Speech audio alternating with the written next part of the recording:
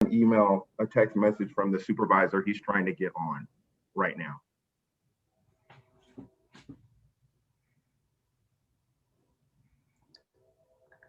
Mr. Phillips, can you do an audio test?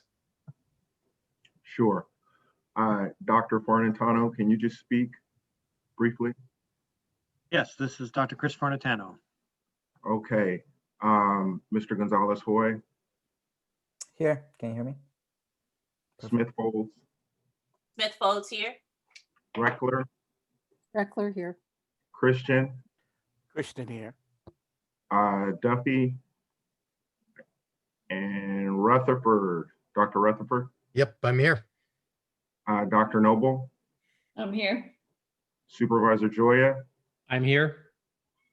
Okay, so I think that is everyone who is going to be speaking tonight, so we can get going. Are we in the meeting right now? We're in an open meeting. Okay, so I was talking like we weren't in an open meeting. Okay. Well, I would like to welcome everyone to the January 20th, 2021 special meeting of the West Contra Costa Unified School District Board of Education. Please rise for the Pledge of Allegiance.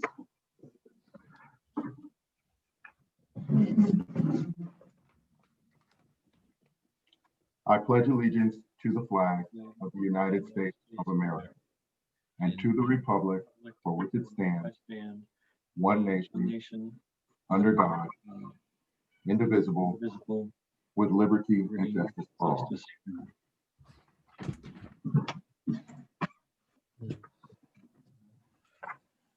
We recognize that we are presently on the lands of the Chochenyo, Mwikma, Karkin, Ohlone peoples and acknowledge them as the first inhabitants of the land we currently occupy.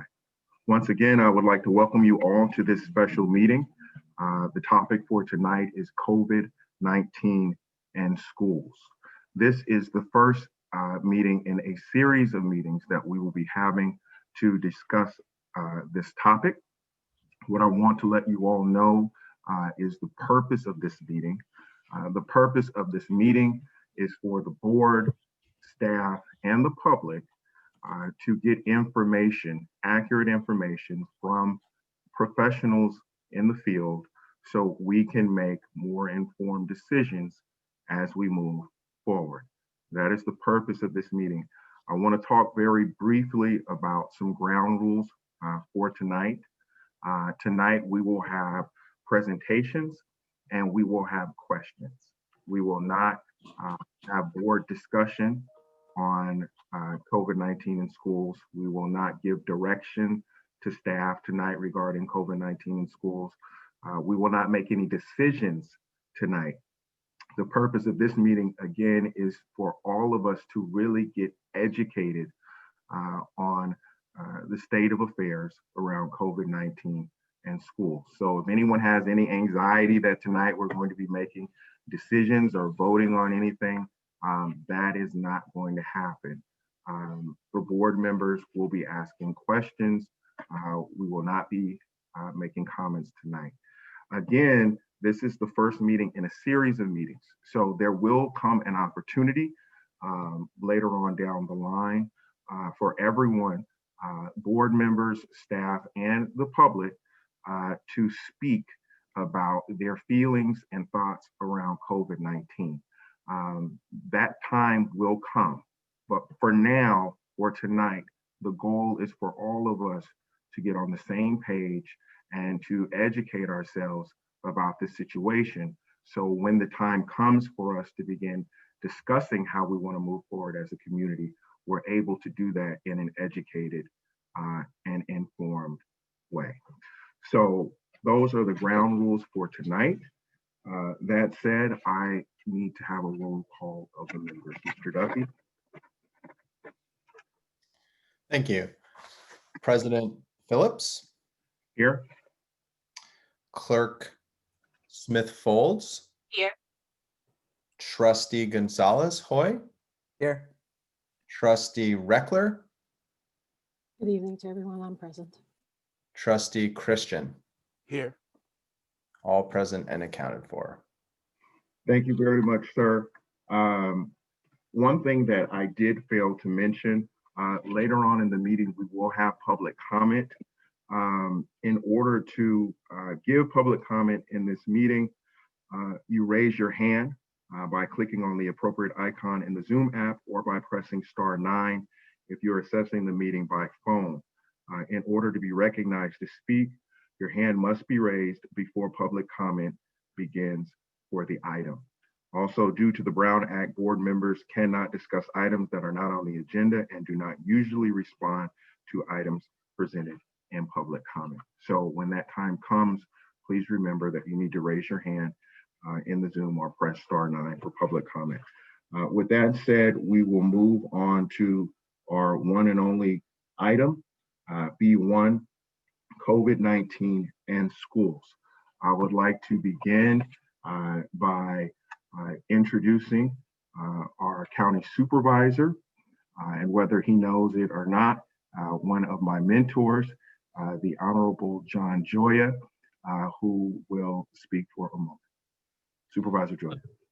Thank you, President Phillips, and thank you for organizing this study session on such an important issue. I know we are all very concerned about looking forward to safe reopening of our schools. I know everyone shares that value.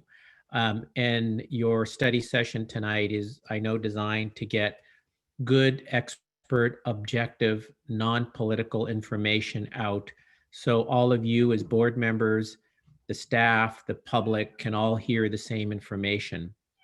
And before I introduce our health officer, Dr. Chris Farnitano, I want to say that I'm really proud that our county and the Bay Area counties have taken COVID-19 very seriously. You may recall that we were the first counties in the United States back in March to order a shelter at home.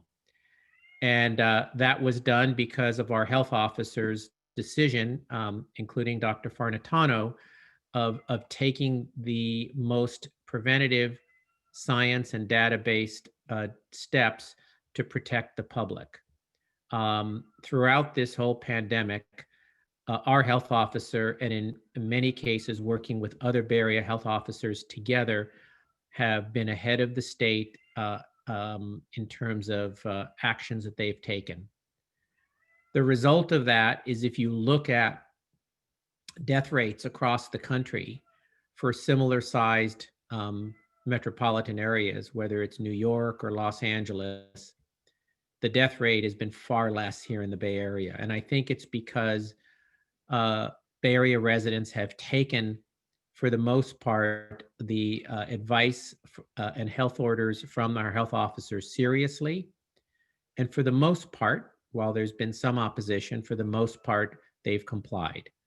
So I think we should all be proud of the actions that have been taken here in the Bay Area. So I know when you hear from our health officer tonight, everything he says is based on his evaluation of science and data, and comes from a place of being protective for the community. So I just wanted to offer those thoughts. With that, let me say a few words. I mean, folks have not known much about health officers until this pandemic. It is these health officers who've been making the decisions about how we should shelter at home or what sectors of business should be open or closed.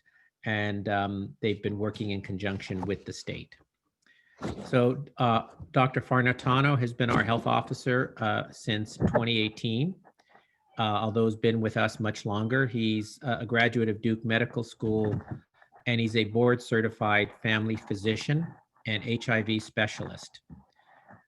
He has completed his family medicine residency at our own Contra Costa Regional Medical Center back in 1994, and has been on the staff of Contra Costa Health Services since then. He has extensive experience in hospital care, obstetrics, emergency medicine, and outpatient care. and he started and staffed the first HIV medicine clinic at our Pittsburgh Health Center.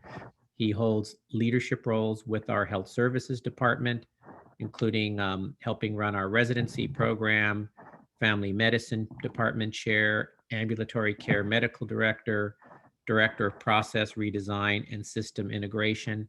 And he, in addition to being the health officer, he maintains a family medicine and HIV medicine practice at a couple of our county health centers. So with that, I will turn it over to our health officer, Dr. Chris Farnitano. Thank you, Supervisor Joya, and thank you, board members, for inviting me. I have a presentation I'd like to go through, and then I can open up for some questions. So I'm going to try to go ahead and share my screen. Just give me a moment here.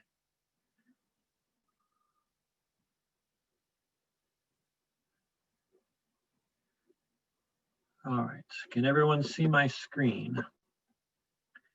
All right, now I'm going to try to move this into presentation mode. And can you still see my screen? Okay, good. We're all set to go.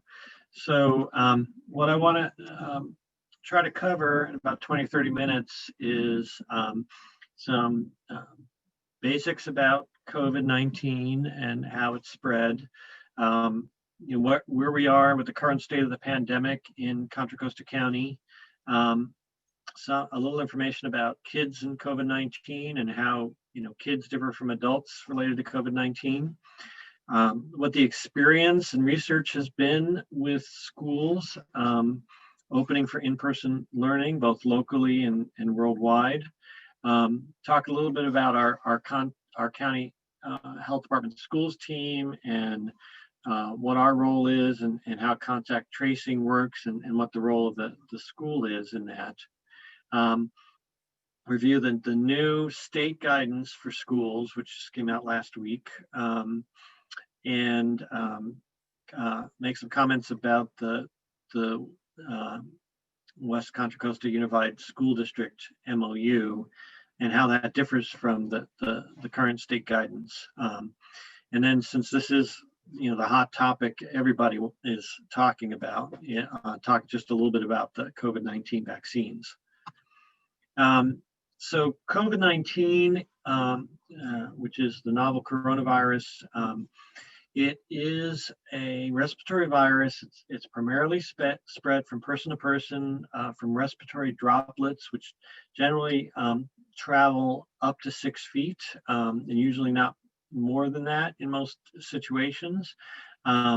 These are larger droplets that can occur by coughing, sneezing, but also can by loud talking or singing, and even small amounts produced just by normal talking. It's less easily spread further through these aerosols, which are for small particles, which just in normal breathing and talking can spread it, but it's much harder to spread through those aerosols, and even harder to spread on surfaces. So it can be, it's theoretically can be spread, but we don't think surfaces is a very common way that COVID-19 is spread. And it's probably the most concern is really about high touch surfaces like doorknobs and door handles and things where people are touching things frequently and in close proximity and time, because the virus doesn't survive for a long period of time on hard surfaces. We do know that most people are infectious starting from 2 days before their symptoms start. In fact, the 24 hours before people's symptoms start is often the most infectious time period. And then people no longer are considered infectious 10 days after the start of their symptoms. And for people who don't have symptoms, we count 10 days after their test date if they haven't developed symptoms in those 10 days. So understanding how COVID-19 spreads helps us know how to stop it. So we know person-to-person contact is most common. That's the importance of social distancing, and because it's spread through, as a respiratory virus, often through contact with the mucosal surfaces, like in the eyes and mouth. So masks are most important. Masks mostly control the wearer from spreading COVID to other people, but it plays some role in protecting other people who are wearing a mask from getting COVID from others. So my mask protects you, but it also may protect me a little bit. And there's different types of masks. So N95s that are fitted to make sure they really fit the person is the best protection. An unfitted N95 is next best. One of these paper disposable surgical or medical masks is next best. And then a cloth mask is next best. And there's different levels of cloth masks. So you want something that's got multiple layers, fairly thick, but not too thick that it makes it hard to breathe. Hand washing is important because you can catch it from surfaces. So frequent hand washing, hand sanitizer, especially after touching high touch surfaces. And then staying home when you have symptoms. We know some people don't have symptoms, but definitely when you have symptoms, you're usually in that transmissible period in that first 10 days, and staying home to avoid spreading it to others. And then testing is a big part of our strategy, and we're testing more and more every day. We've been testing close to 10,000 tests a day in our county in the last couple of weeks, and so we've been trying to test people who are essential workers and people who are out in the community frequently, as well as anybody who has symptoms. And then, if people are ill, they should isolate for 10 days and get tested. And close contacts also who have been in contact with someone with COVID or suspected to have COVID should isolate also for 10 days since their last contact with that person. Quickly to go through the current situation in Contra Costa County and in the Bay Area. We are still under the regional stay-at-home order. The state imposed that December 17th, but the Bay Area health officers actually imposed that a couple of weeks before that because we saw where the trends were heading and the ICU capacity was running short.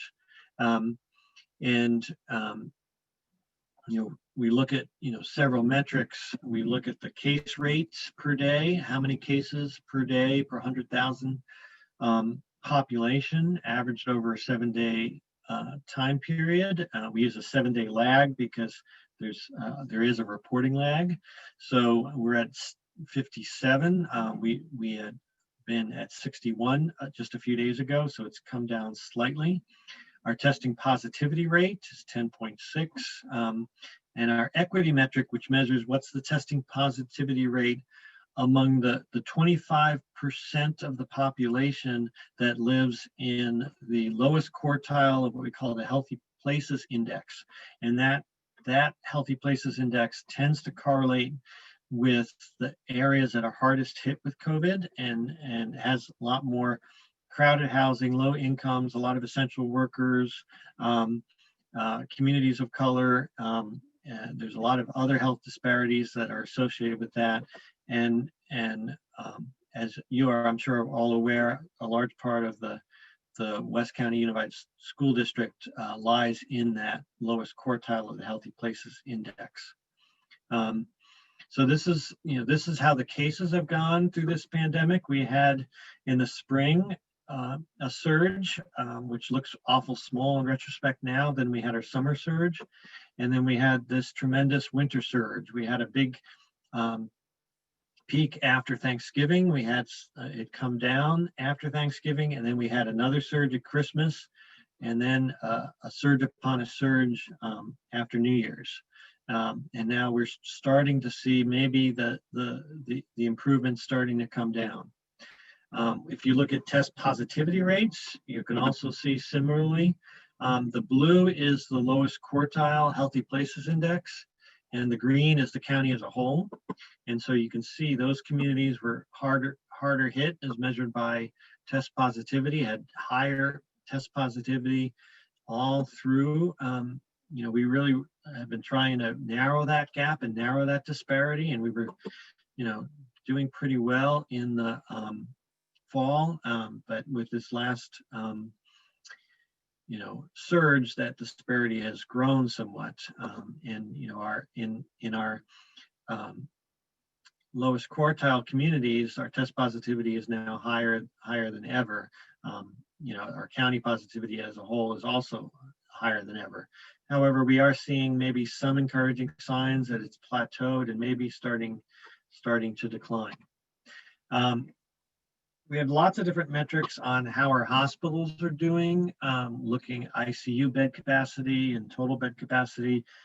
Here's one that we don't often talk about, but it's our surge level. That's a state definition of how full our hospitals are. And you can see in the spring, when people actually were deferring a lot of routine care and elective surgeries were postponed, we're doing pretty well. And then during the summer surge, some of our hospitals moved into mild surge level, based on the number of patients in hospital beds. And then in November, we started getting more into mild surge, and then through December and January into this more moderate, surge level with hospitals 20% or more over their normal census. Again, maybe a little bit of a hint, we've sort of flattened out with the hospital cases. They tend to lag behind the community diagnosed cases, because people take sometimes a week or two before they get sick enough to be in the hospital, and then another week or weeks before they get discharged. So we're seeing a lag there, but hoping that number will start turning around and going down. So that's where we are in this county as far as our numbers, and those numbers are all up on our county health department website, at cchs.org /coronavirus. So let's talk about kids and how kids are different from COVID-19. So kids are less likely to get infected with COVID. And there's been some population-wide studies in Iceland and Spain that used antibody tests to measure this. And they found that the children were having lower rates of infection compared to adults at the same time in their pandemic. We also know kids are more likely to be asymptomatic or mildly symptomatic when they do get infected with COVID. But that's more likely. There's still the cases where, we have seen children die, unfortunately, and children get very sick with COVID. It's much less common than adults, but it still happens, sadly. And there is this syndrome that's been discovered called multi-system inflammatory syndrome that it's rarely seen, but it can occur in kids, and it sometimes develops weeks after a child gets infected, and it can lead to these strange rashes on the fingers and toes, and it can lead to inflammation of different organs, including the heart and the kidneys and other things, and some kids can get pretty sick with that. So kids generally do well with COVID, but there are exceptions. And then teenagers are really kind of in between adults as far as their risk of illness and their risk of spreading COVID. And why are kids different than adults? Well, there may be several reasons. Small children have fewer of these, what are called ACE2 receptors in the lungs that the COVID virus uses to latch onto cells and enter cells. So elementary school students produce fewer of these receptors than middle and high school age students, and they produce fewer of these receptors than adults do. We also know children get exposed to lots of other viruses, including other coronaviruses. The common cold is a series of different coronaviruses. And there may be some temporary immunity from having exposure to these other viruses that may have some protective level. It's not lifelong immunity, which is why It doesn't really seem to play as much of a role in adults.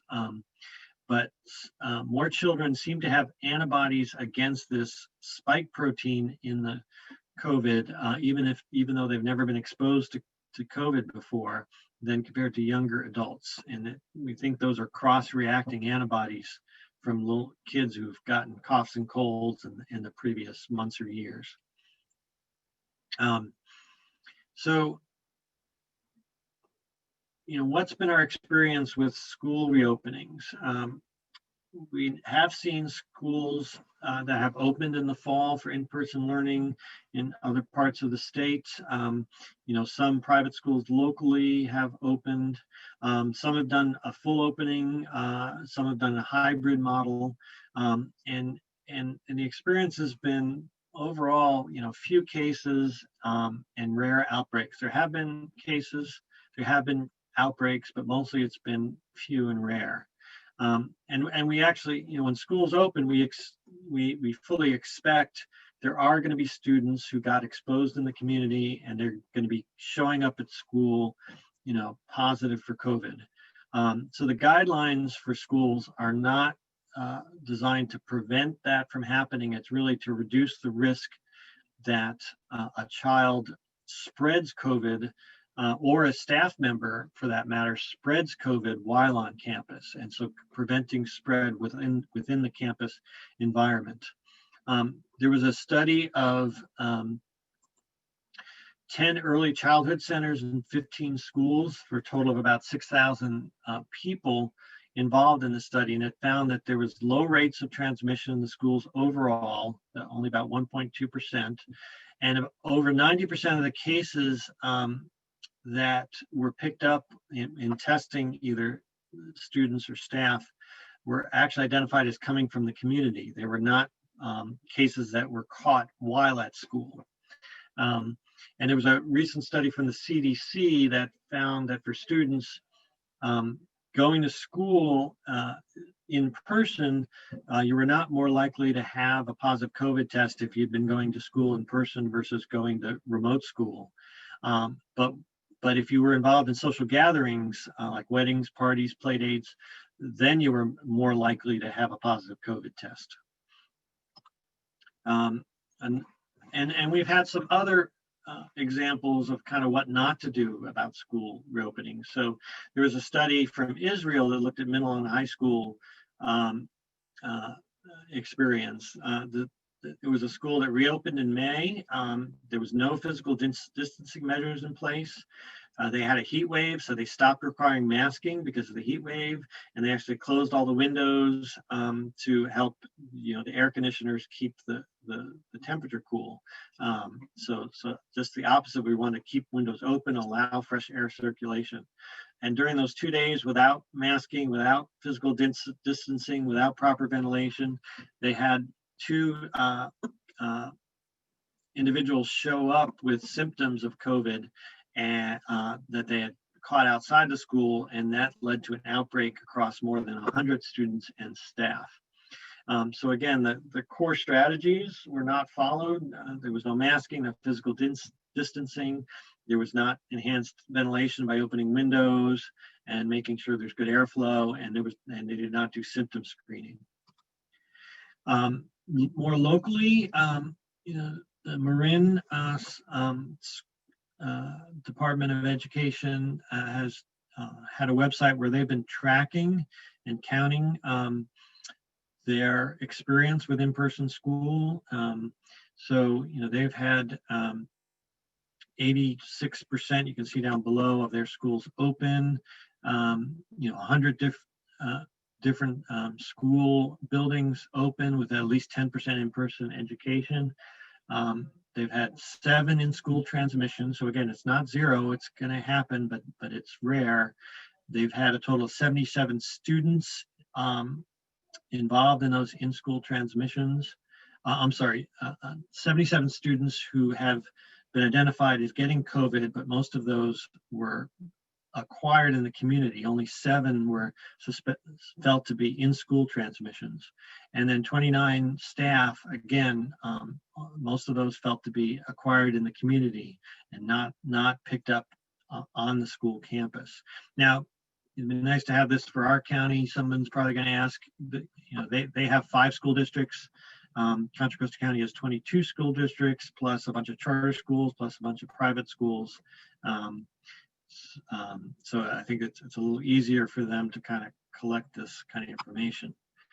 Now, talking about our local experience in Contra Costa County, so far since the fall, when some schools have opened for in-person learning, we've had 2 school outbreaks that we've investigated, and both of them were associated with lapses in prevention measures, whether it was mask removal or spending a significant amount of time less than 6 feet apart between a teacher and a student.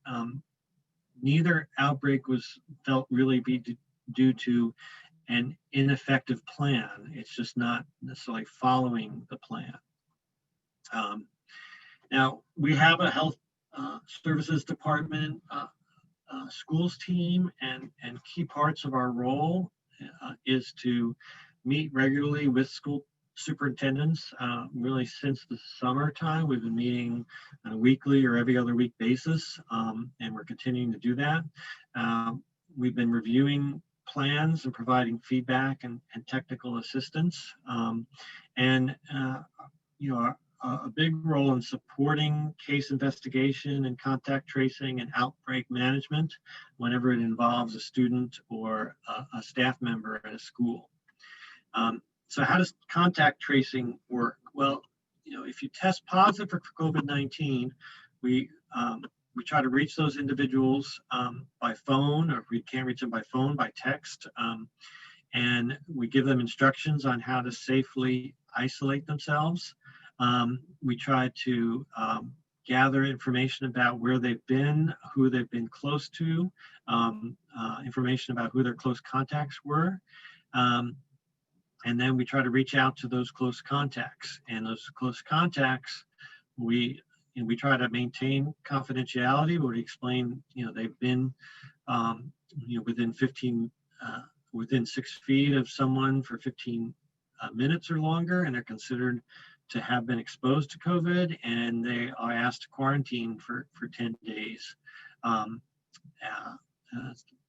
starting from the last time they contacted that individual, monitor themselves for symptoms, and ideally get tested. So when it's involving school staff or a student, if the school learns of the case first, you're asked to notify our schools team for guidance. If we learn of it first, then we'll reach out and notify the school. And again, the guidance for the case is to isolate for 10 days from either your first symptom, or if you haven't had symptoms, from the date of your test. And we ask schools to help us in identifying contacts. You're the ones who best know what the situation was, if it was a student or staff member, who was in the classroom, were they in break rooms, were they in, meeting rooms, other kind of things.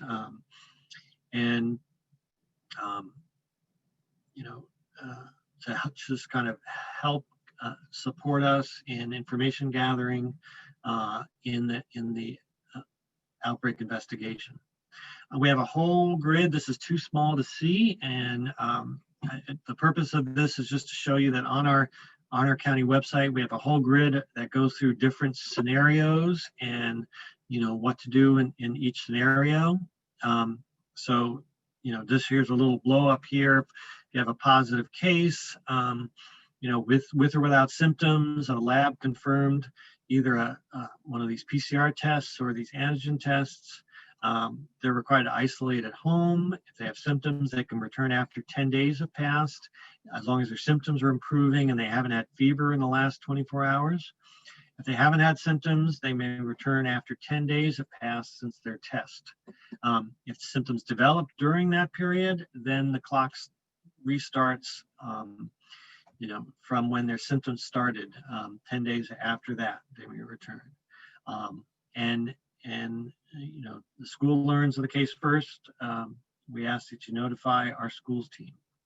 As far as cleaning, if there was a case at school within the previous 24 hours, I just recommend some good, cleaning and sanitizing. Just the main key is just kind of wiping down, frequently high touch surfaces. Oops, let me advance to the next slide. So we have a team can be reached by email, by phone number. We have a whole schools page that is, the website is shown here. That's got tons of resources for schools.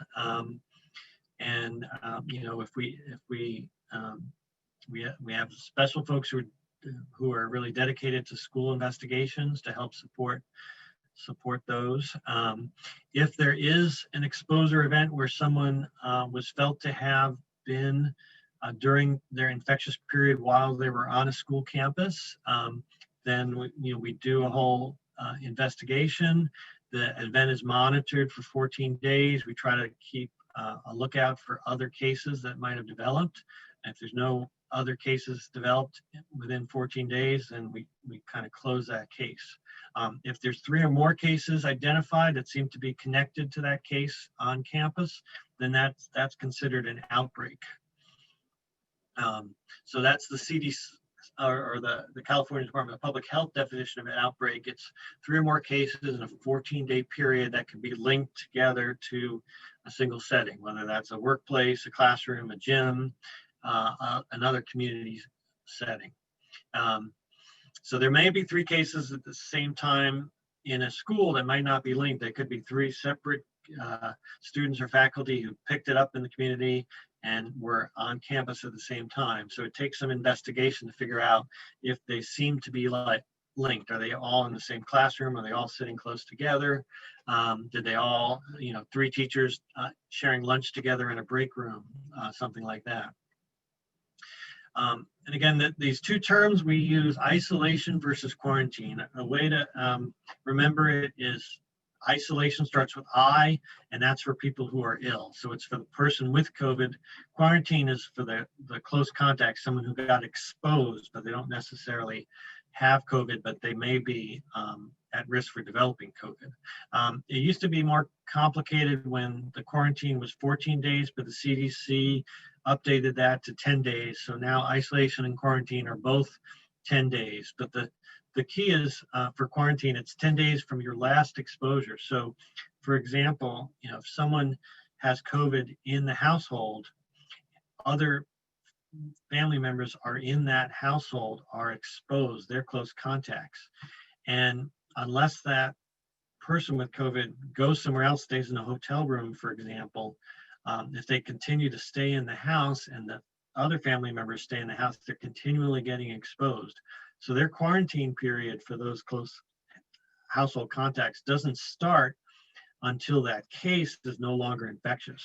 So for example, on January 1st, if somebody developed symptoms of COVID and they stayed at home, they would be considered infectious until January 10th.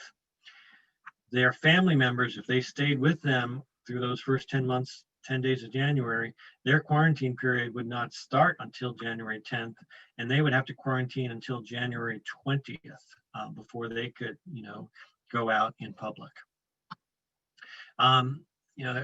Again, we've got a call center for the public. We've got a school site.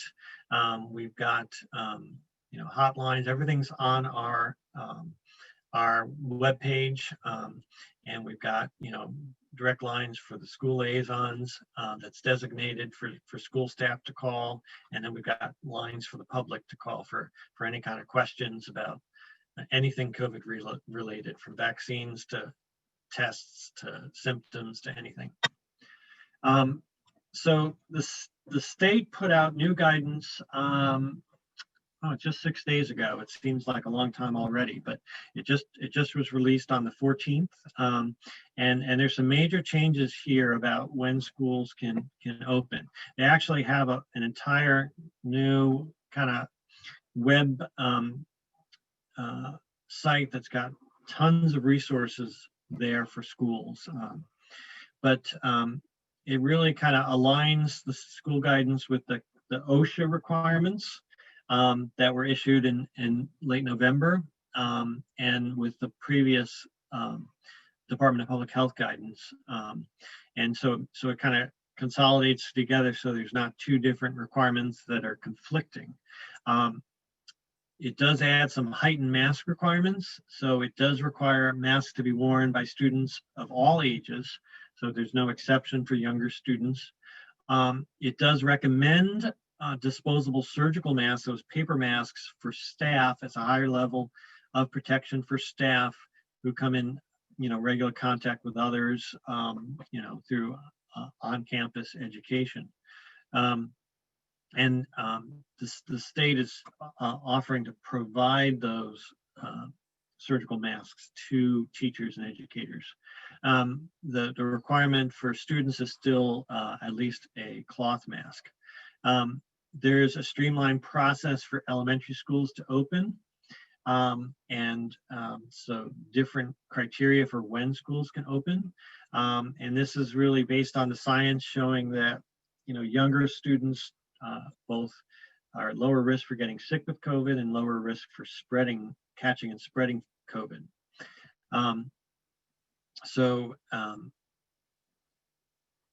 Overall for schools as a whole,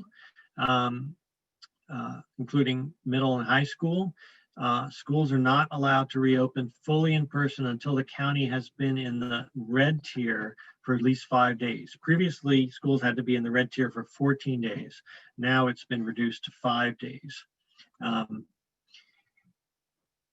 the K through 6 grades can open at a sooner than that. So counties with an adjusted case rate of 25 or less. And again, we are running currently around 50, a little over 50. So, but once that rate drops below 25, then schools are allowed to open at the K through 6 level. They no longer need to request a elementary school waiver. They just all schools have to post a campus safety plan, which the template for that is included on that state school's webpage. So they just have to post that plan, and they can post it in advance. They don't have to wait until the case rate drops below 25, but they can't actually start in-person education until the case rate does drop to less than 25 for at least 5 consecutive days. Now, once that plan is submitted, local health departments have 7 business days to review it. But the process is a presumptive approval. So if the local health department doesn't say they have concerns about the plan and doesn't comment on the plan after 7 days, it's considered approved. The local health department can say, hold on, we have concerns, and request an updated plan. And once the updated plan, then that sets the clock again for another 7 days for the local health department to review the updated plan before the schools can reopen. The state also put some more clarity about what does it mean to be open or reopened.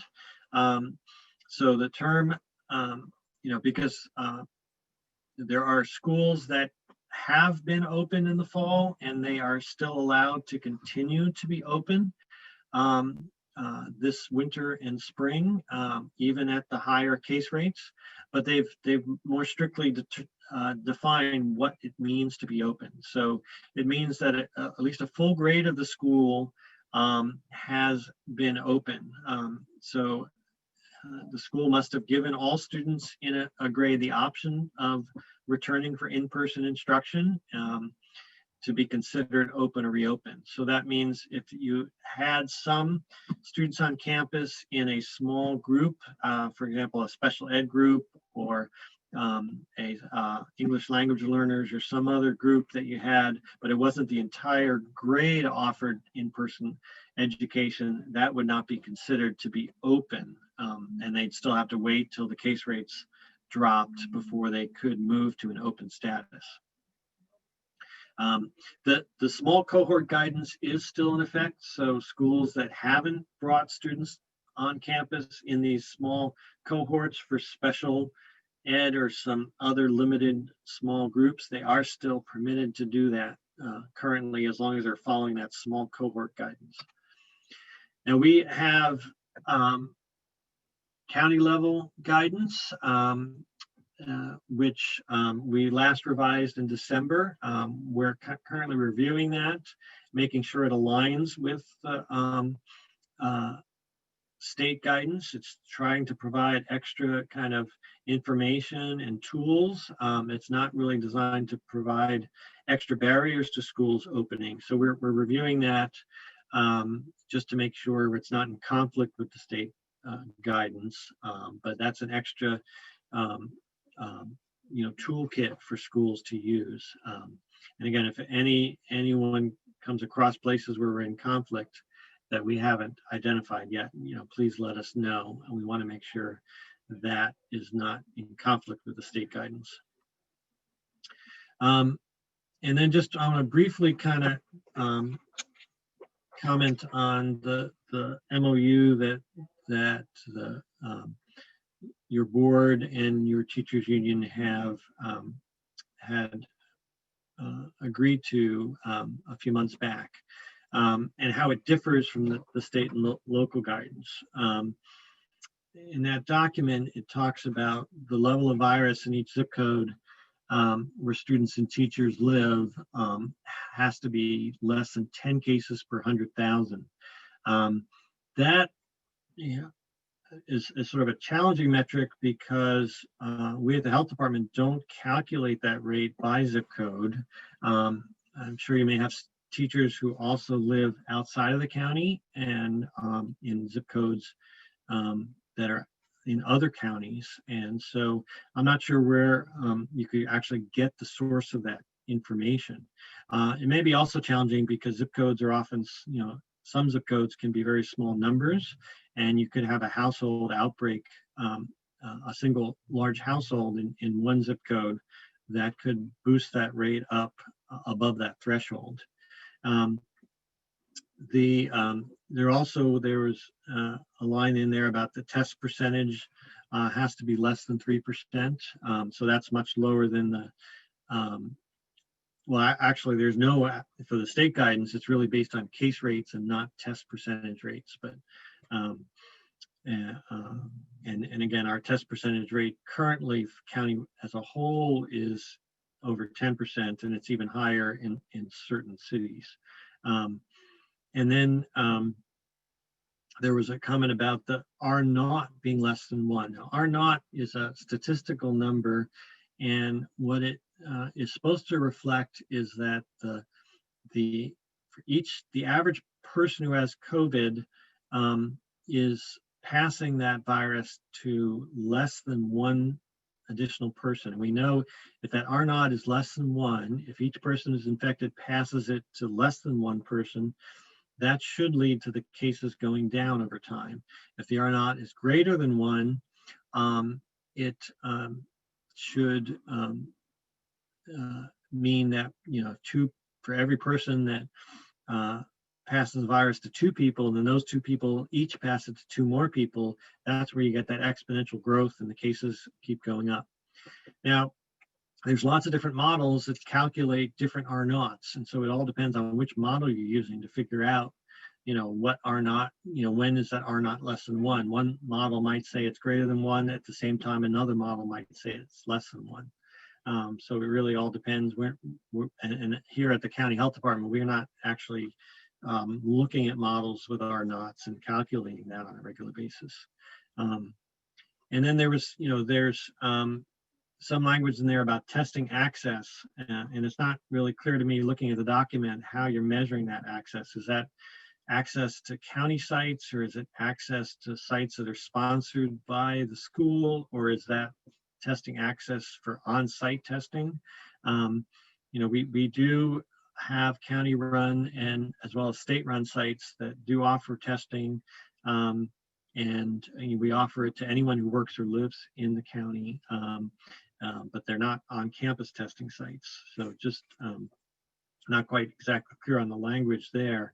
Turnaround time for testing should be less than 48 hours. I'm not sure, again, it's a little unclear of the definition. Do you mean the average turnaround time, or we often use like 90th percentile, like 9 out of 10 tests are about a turnaround time within 48 hours. That's a harder standard to meet than the average or the median turnaround time.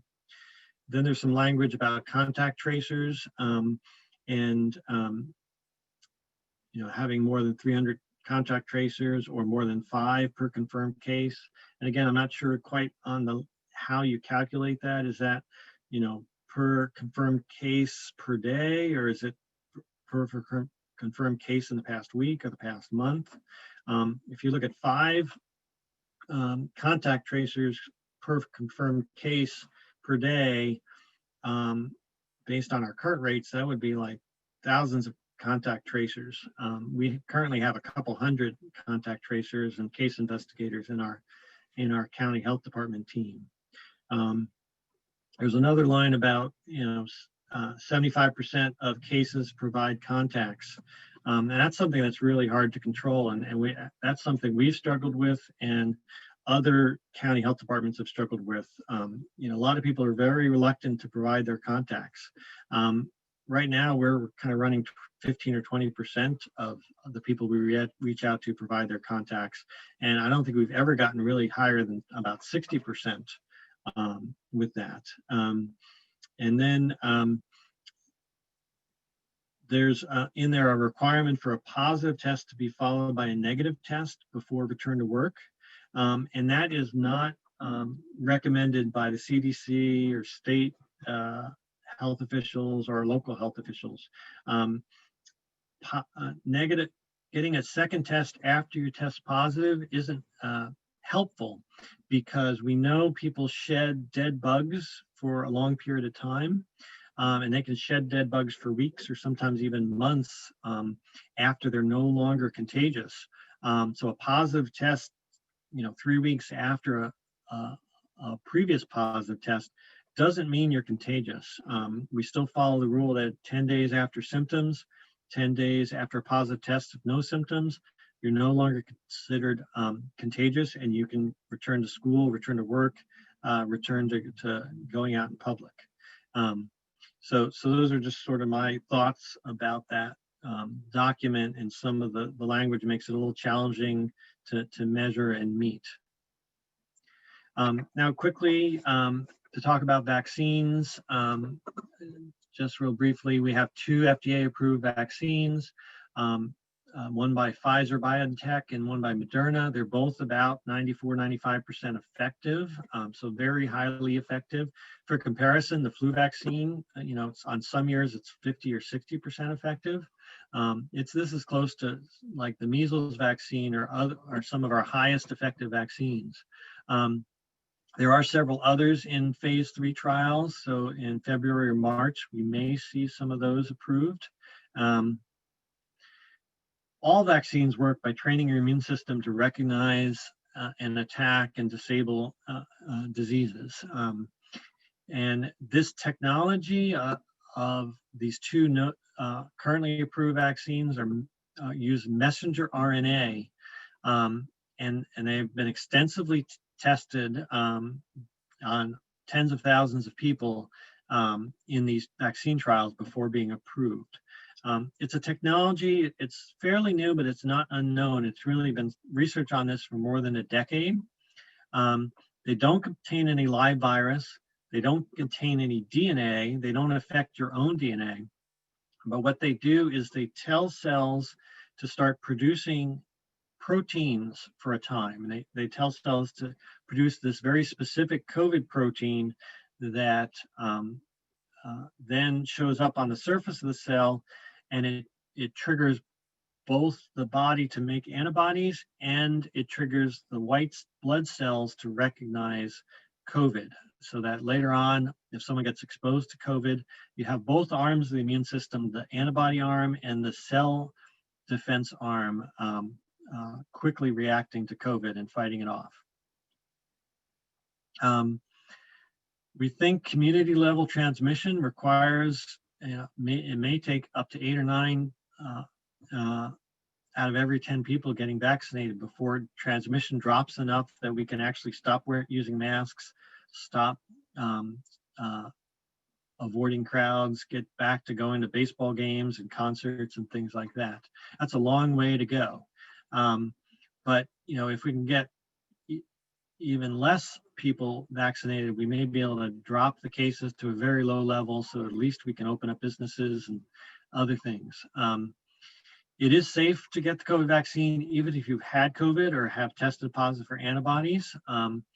We think the vaccine provides much better immunity than if you had COVID. There are cases of people getting infected with COVID a second time.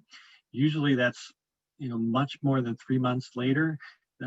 We think a natural infection gives you good protective immunity for the first 3 months or so, but then it tends to drop off. But we think the vaccine is going to last a lot longer than that. And that's true about many vaccines. They give better protection than having the actual infection. The vaccines we have now are 2 doses, 3 to 4 weeks apart. There is a fair amount of protection even just after the first dose, but the full protection occurs 1 to 2 weeks after the second dose. It may be 6 months to a year before we know for sure whether these vaccines last 6 months or a year, and it may be 2 or 3 years before we know if they last 2 or 3 years. So only time will tell. We might need booster shots like the flu shot every year, or it may be like a tetanus shot, we need a booster every 10 years. Again, only time will tell. So there is a phases that the state guidelines that we're following, and they have been updated from time to time, and they will likely be continued to be updated. But we've been working on phase 1A, which is healthcare workers and the staff and residents of long-term care facilities. We're now in phase 1B, where people over 75 years and older. These are the highest risk for mortality, and then people age 65 to 74 are next, and then frontline workers and others. And why age is so prominent is, like in our county, over half the deaths have been people age 80 and older, and 89% of the deaths have been in people age 60 and older. So if we're trying to stop people from dying from COVID, focusing on the elderly is the way to do that. So that's all my presentation, and any questions people have. Thank you very much for that presentation, Dr. Farnitano. So now we're going to move to the question and answer section of this meeting, or with your presentation. We're going to go tonight in order of trustee area. So we're going to go with trustee area 1 first, which is Smith Folds. What I'm asking each board member to do with questions tonight is to limit your question to 3. Okay, and listen where I'm asking. Listen, this is where I'm asking, because we need to make sure that every board member is actually able to ask questions. So when we go through and do 3, we'll start over from the beginning. But I don't want one person to ask all of the questions and then number 5 doesn't get to ask any. So it's not an attempt to have you not ask questions. It's an attempt to make sure that everybody gets to ask questions. Okay, so that's all that is. So that said, I'm going to start with Mrs. Smith Folds. Sorry. President Phillips, you threw me off because, I highlighted 10. I had 30 and then I just highlighted 10, but now I've got to go back and take that down to 3. So I'm going to try to do my 3. What is your definition of a social gathering? Is my first question. I mean, we're really using, anyone getting together with 2 or more people outside of their household for, that isn't involved in, work or business. So anything 2 or more is really considered a social gathering. Okay, thank you. My second question, have there been studies, you talked about Iceland, you talked about Spain, you talked about Israel. Have there been studies specific to the racial background that we have in Contra Costa? And West Contra Costa specifically, we have 89% that would be considered students that would be considered Black or Brown. Have there been studies done specifically to that degree of Black and Brown people in COVID? I'm not aware of a specific study in the school setting that was focused on a Latina or Black community or other kind of minority community in the U.S. No, I'm not aware. There may be studies there. I'm just not aware of them. Okay, and my final question. Have your health service department school team visited any of the schools in WCCUSD? And if they have, which ones have they visited? I can't speak for the entire school team, but I'm not aware that there's been any specific visits. Okay, thank you. That's my 3.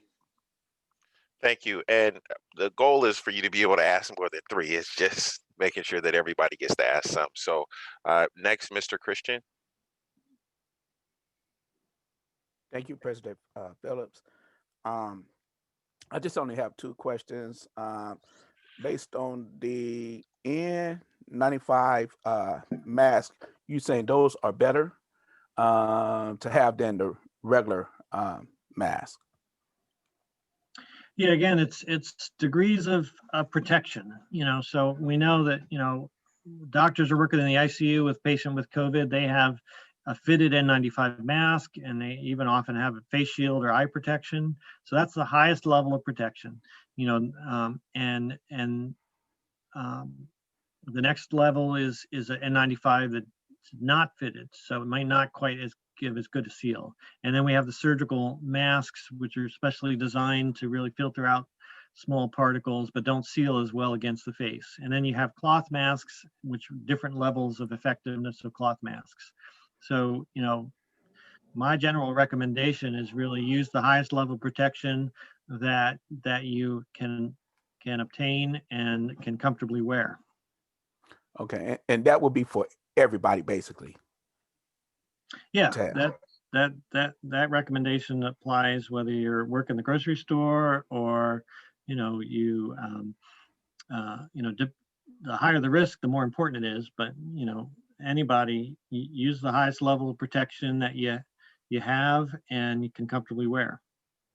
Okay, thank you. And then the next question I have, what role does ventilation plays in a place? It's a minor role. It's not as important as the masking and the physical distancing, because we know it's these droplets are the number one way COVID is spread. But it does play a role, and the main things that are important are just maximizing flow, either through the HVAC systems or just opening windows, and just making sure there's lots of good fresh airflow, that it's a stagnant air that's multiple people in a confined place for a long period of time, and that air being stagnant and the small particles starting to accumulate there. That's the concern. So lots of fresh air, either being pulled in from outside through the ventilation system or just through open windows. Okay, thank you. That's it. Thank you, Mr. Christian. Next, Mr. Gonzalez-Hoy. Thank you, President Phillips. I also got thrown off because I have 30 questions. So I'm bringing it down to my top 3 at this moment. Thank you, Dr. Farnitano and Supervisor Joya for being here. I appreciate it. My first question is, how many total children have tested positive in our county? And would you mind breaking it down by ethnicity? I don't have those numbers on my fingertips. We do have on our county website, we do have cases broken down by age and ethnicity, but we don't have kind of subdivided. So we don't have kids broken down by age and ethnicity. So I can tell you there were 1,623 children 4 and under who've tested positive. And I can tell you that there were 3,110 kids between 5 and 12 who've tested positive. And then for the 13 to 18-year-olds, there were 3,762 positive cases to date. Now that compares with, you know, the highest age group for testing positive is our 19 to 30-year-olds, because there are a lot of our essential workers who are, you know, in the front lines there and really out in the community. And so the 19 to 30-year-olds, there's been 11,938 cases. So that's the breakdown by age. If you look at ethnicity, one of the limitations in our data is we have a significant portion, 35% don't report their ethnicity, but people who report Latina ethnicity, that's 32% of our cases, even though they only represent 26% of the county population. So at least 32% plus some number who didn't report their ethnicity are Latina in the case mix, which means they're bearing a higher burden than the non-Latina population. If you look at cases by race, we look at the African American community, which is 10% of our county population, and they represent 7% of the cases. Now that might suggest that the African American community is less impacted by COVID, but if you look at the fact that there's another 17% of cases don't report their race on these cases, and we assume that a certain percentage of those are African Americans, they're probably getting a disproportionate burden of COVID. So just for comparison, the white population in our county is 65%, yet they only make up 23% of the cases. And then there's a high percentage of cases that report their race as other. So there may, they may be multiple races, or they just are choosing other rather than stating their race. So we think that the African American community is definitely harder hit, even though the stats don't show it as clearly as we would like. Thank you for that. So my next question kind of follows what Trustee Christian mentioned. We have 2 high schools that don't have windows. So you mentioned that ventilation is not really as a big of an issue as other things when it comes to the spread of COVID. Would that change your answer thinking of some of our schools, like the 2 high schools that I just mentioned? Yeah, I mean, it depends on what their ventilation system, and hopefully if they don't have windows, they have some other kind of ventilation system, some other way of bringing in outside air into the classroom. So that, you don't need windows to have good ventilation, but that's one of the ways you can provide ventilation, good ventilation to a classroom. Okay, thank you. And then my last question for now is about Trustee Smith-Foltz asked you about other reports that might look at ethnicity. I was recently reading 2 days ago about the report in Britain about the new strand of COVID. And in it, they talk about how this new strand affects children more than the past strand.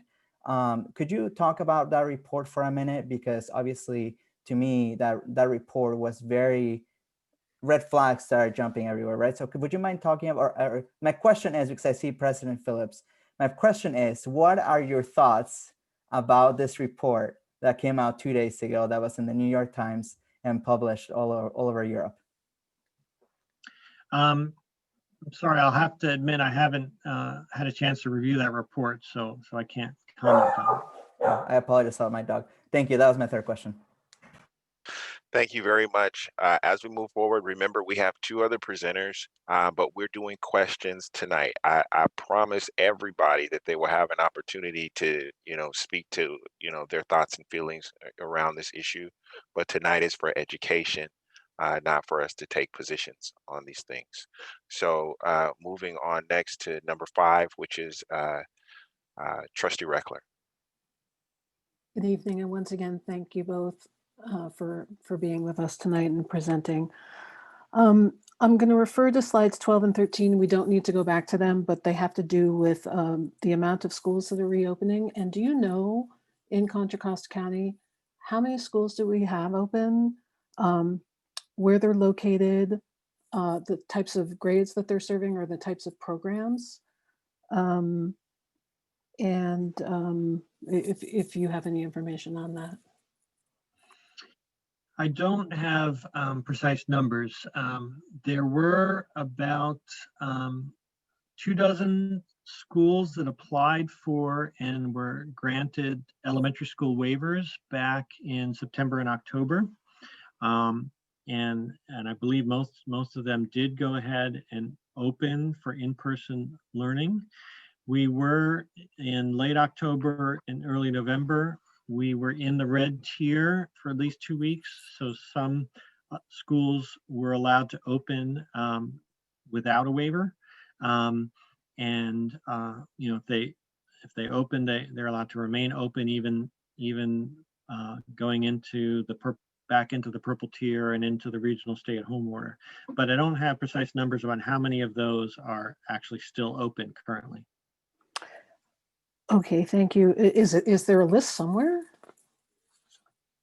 I do not know. One of the new requirements with the at the state level is for schools to now report when they are open, either in a hybrid or full open mode. So I believe the state will be kind of building that data tracker going forward, but it hasn't been captured in one place up till this time. Okay, thank you. The next questions have to do with slides 26 and 27. Once again, you don't need to go back to them, but I'm just trying to understand a little better what the pathway would be for opening. So we would have to drop into the red tier, and then we'd have to get to 25 per 100,000. And then could you just timeline out for me, like when do we think we're going to get into red, and then what, like how long would it take? Yeah. From there, if you could just timeline it. Sure. It's hard to say for certain, but if we looked at our past experience with the summer surge, it took about 6 weeks to go from the top of the summer surge for the case rates to drop by 50%. Right now, our case rates are a little over 50. So to get to 25, and where K through 6 schools would be allowed to open, that's about a 50% drop. So it could take 6 weeks this time as well for it to drop to that level. Now, what's different now? What's different now is we have vaccines. And how much will rolling out vaccines help that drop quicker? We don't know. We also have these new variants, like that UK variant, that may be spreading more easily. How much will that slow the decline of our cases? So there's a lot of unknowns there. But if we follow the path that the summer surge followed, 6 weeks to drop to half of where we are now, it could be another 6 weeks. Then to get into the purple tier, then we're talking not going from 50 to 25, but going from 50 down to 7 cases. So that's dropping it, almost over 80%. So that might be, another 6 weeks or longer to get to that level. So for middle schools and high schools to open. Again, the vaccine could be a real game changer in that, but we know the vaccine has been coming out very, very slowly. Hopefully we got a new administration that in Washington starting today, and hopefully they can accelerate that vaccine rollout. And that could change things dramatically, but we just don't really know, and we have a hard way of estimating exactly. Right now the vaccine's focused on saving lives by going at targeting the very elderly, but that may not play that big a role on community case rates if the folks, those 20-year-olds and 30-year-olds and 40-year-olds who are spreading a lot of COVID, but not necessarily getting in the hospital themselves, if they're not vaccinated until later. Okay, thank you. And I'll just hold there since that answer was very long. Thank you. Go ahead and ask your third question, Trustee Reckler. Oh, I feel honored. You had some data. You talked about school closures. What triggers a school closure? Did I see that correctly? Yeah, there is some criteria on when to close a school, and it's based on the number of cases. So if there's multiple cases in a classroom, then that classroom would need to be closed. If there are multiple classrooms that have outbreaks, then that would trigger the school being closed.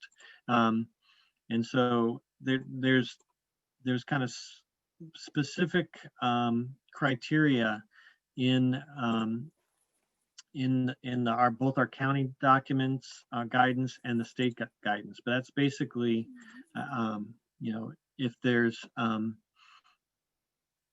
multiple cases in a classroom, that classroom would likely need to close. And then if you get multiple classrooms having to close, then you may need to close a whole school. Okay, great. Thank you very much. Thank you, Mrs. Reckler, for that. I have two questions, and then I'm going to give my third question away to the supervisor who has it. I see, yes, I'm giving it away. He has his hand raised and he helped set this up. So I'm gonna give him my question. I'm sorry. So my first question is this: under the MOU that is currently in place, when would we be able to open schools, in your opinion? I think it's hard to say because, again, a lot of the measurements are a little vague, and it's really hard to know who's actually doing the measurement and how are they measuring it and how they telling when those criteria were met. But just to kind of focus on the case positivity rate of being 3% or less, that's a very difficult metric to meet. And the way, if I read the MOU correctly, it says that each zip code that a student lives in or an employee lives in, each individual zip code would need to be less than 3%. Now, if we just assumed it was more broader than that, and it just was saying the county rate as a whole was 3% or less, we got down to 3% briefly in October for about a month, and then we got over that. But our summer peak was in July, and so it took 3 months to get down to that level from our summer peak in July. And now, of course, our test positivity rate is much higher now. So our county as a whole, we peaked at about 7-8%. Now we're running 10 or 11%. So we've got to get down to that 7-8% and then get down further. So again, if we use the past as a predictor, if it took 3 months to get down to under 3% from where we were in the summer, it could take 4 or 5 months to get there as a county as a whole. And then we know, we don't measure test positivity rate by zip code, but we do measure it for the whole, lowest quartile healthy places index. And we never got below 3% even in the fall. For that index, we didn't get below 3% in between our spring and summer surges either in that quarter of the county that's hardest hit, which includes West Contra Costa Unified School District. So just to meet that one test positivity metric could be a very long time. I'm going to ask a follow-up question to that. So when you say a very long time, what do you mean by that? Or can you be a little more specific? Well, I think based on, again, the past as an example, it'd be unlikely we'd get to that metric in every zip code before the summer. Okay. Thank you very much. I'm going to go to Supervisor Joya and let him have my third question. Thank you, Mr. Phillips, and really appreciate my line of questioning is exactly your line of questioning. I think we're thinking similarly about the information we're trying to understand. So let me ask really the question that I think I hear most from the public.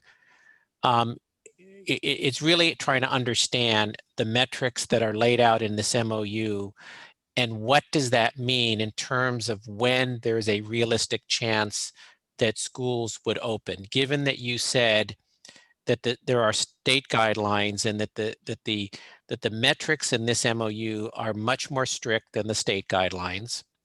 There are some metrics that apparently are hard, that may not even be measurable.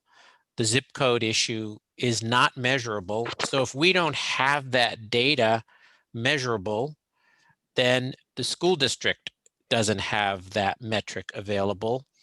The turnaround time for test is not within the control of the school district. It's in the control of others.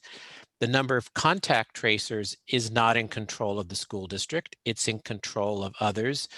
So I want to get from you your best analysis, given the fact that state metrics are different than these metrics. These are much more stringent, and that some of these metrics may not even be measurable or within the school district's control. What is your best analysis of even whether schools are going to open in September or not? Well, I mean, I think your analysis is correct that there's metrics here that it's unclear who's would be doing the measuring, how it's going to be measured, and other metrics that don't seem are achievable at any time. And when you say at any time, what do you mean by that? Well, again, my one example was, 75% of cases share their contacts.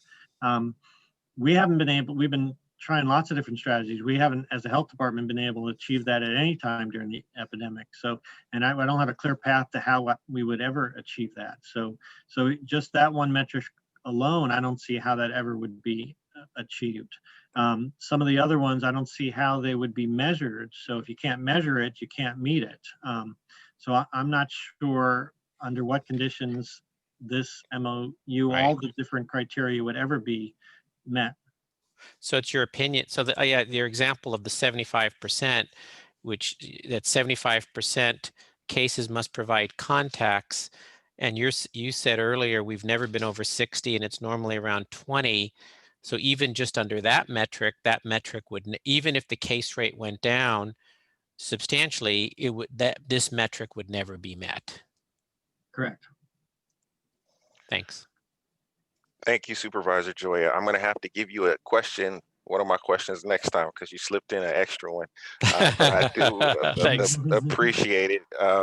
So what we're going to do is we're going to start back from the top. I am probably not going to ask anything in the next round, just so everybody's able to do what they need to do. So we have about 20 minutes left before the next presenter is supposed to go on. So Trustee Smith-Folds, I'm going to let you ask 2 questions, and then we'll do 2 through everybody. And then if we have more time, we'll wrap around again, okay? This is just so everybody can ask questions and be heard tonight, okay? So Trustee Smith-Folds. So as a teacher, I don't want anyone to leave here confused. Do we have someone here to answer his questions about the MOU specifically that he brought up? Do we have someone who worked with the MOU, worked on the MOU to answer these questions? I don't want any confusion. That's my first question.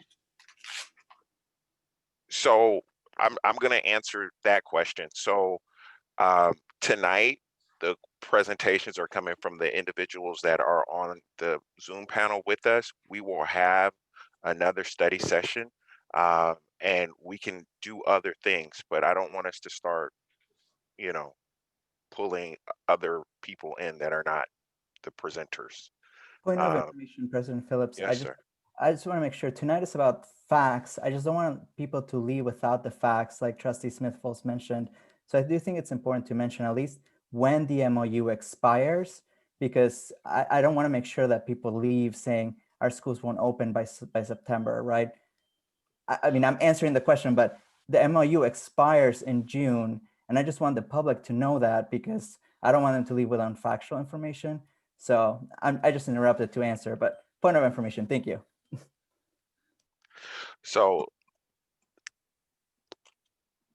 let's stay together. Let's stay focused on what we're here to do tonight. We will have a discussion meeting.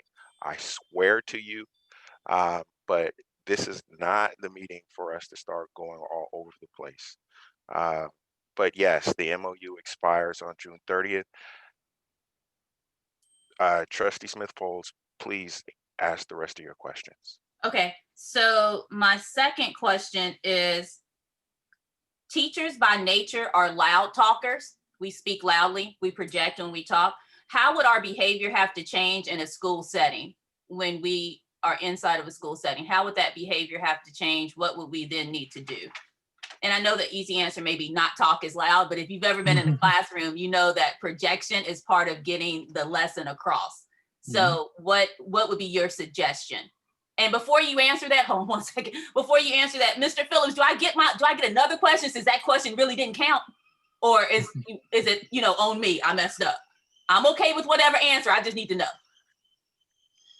This is your second question, ma'am, and Okay. we will have more questions that you'll be able to ask in just a minute. So let's not. Okay, I'll take it. That's my second question. Okay, Mr.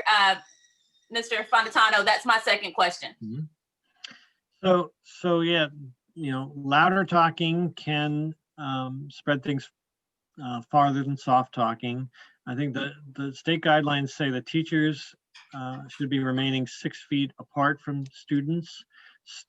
There's a little more flexibility where students, ideally 6 feet apart, but the desks could be as close as 3 feet apart, so that the students are a little bit more than 3 feet apart, but the edges of the desks are 3 feet apart.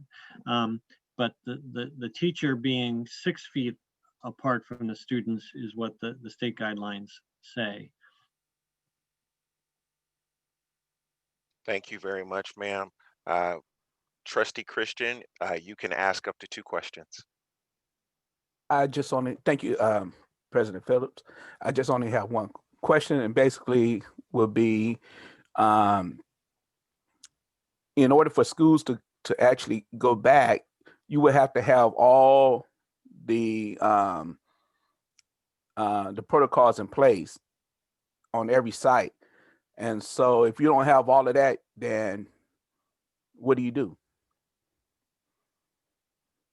Yeah, I mean, there is a safety plan that has to be, not only in writing, but actually in practice. So the schools have to submit their safety plan. Just if I can add to my reply to Ms. Smith-Folds, having the teachers have a higher standard of the surgical masks also helps with that issue about loud talking. So that is an extra level of barrier to help prevent those particles from a loud talker spreading further than your typical cloth mask. So that's another additional level of protection, not only for the teacher, but even more importantly, protecting that loud talking teacher from spreading their particles to the students. Okay, thank you. Thank you very much, Mr. Christian. To Trustee Area 4, Mr. Gonzalez-Way. Thank you, President Phillips. And thank you, Dr. Farnitano, for answering all of our questions. So my first question kind of follows up what Trustee, I believe, Smith-Folds asked about the distancing. Were you referring to the old guidelines or the new guidelines? Because as I'm looking at the new guidelines in my screen, it says 6 feet apart, unless it can't be helped, it has to be 4 feet to facility. So were you referring to the old guidelines or the new ones? Thank you. I may have misspoke, but I was trying to refer to the new guidelines where it says, 6 feet is ideal, but at a minimum, it's actually 4 feet, not 3 feet. So thank you for correcting me. No, thank you. I just want to make sure I was looking at the right ones. Thank you for that. My next question is about the disparities on the data in our county. Could you talk a little bit? I'm trying to understand of why that happens. We have more cases in our community, for example, San Pablo compared to Pleasant Hill. Could you talk about the reasons why that is, and maybe how our community can work towards combating that data? Mm-hmm. Yeah, and this is a pattern that's been noticed, throughout California and certainly other counties in the Bay Area, that our Black and brown communities are the hardest hit, and there's multiple reasons for that. There's a lot more essential workers in these communities. There's a lot more people who can't work remotely. They have to show up in person to work, whether it's a restaurant or a grocery store or, a manufacturing plant or, a food production facility.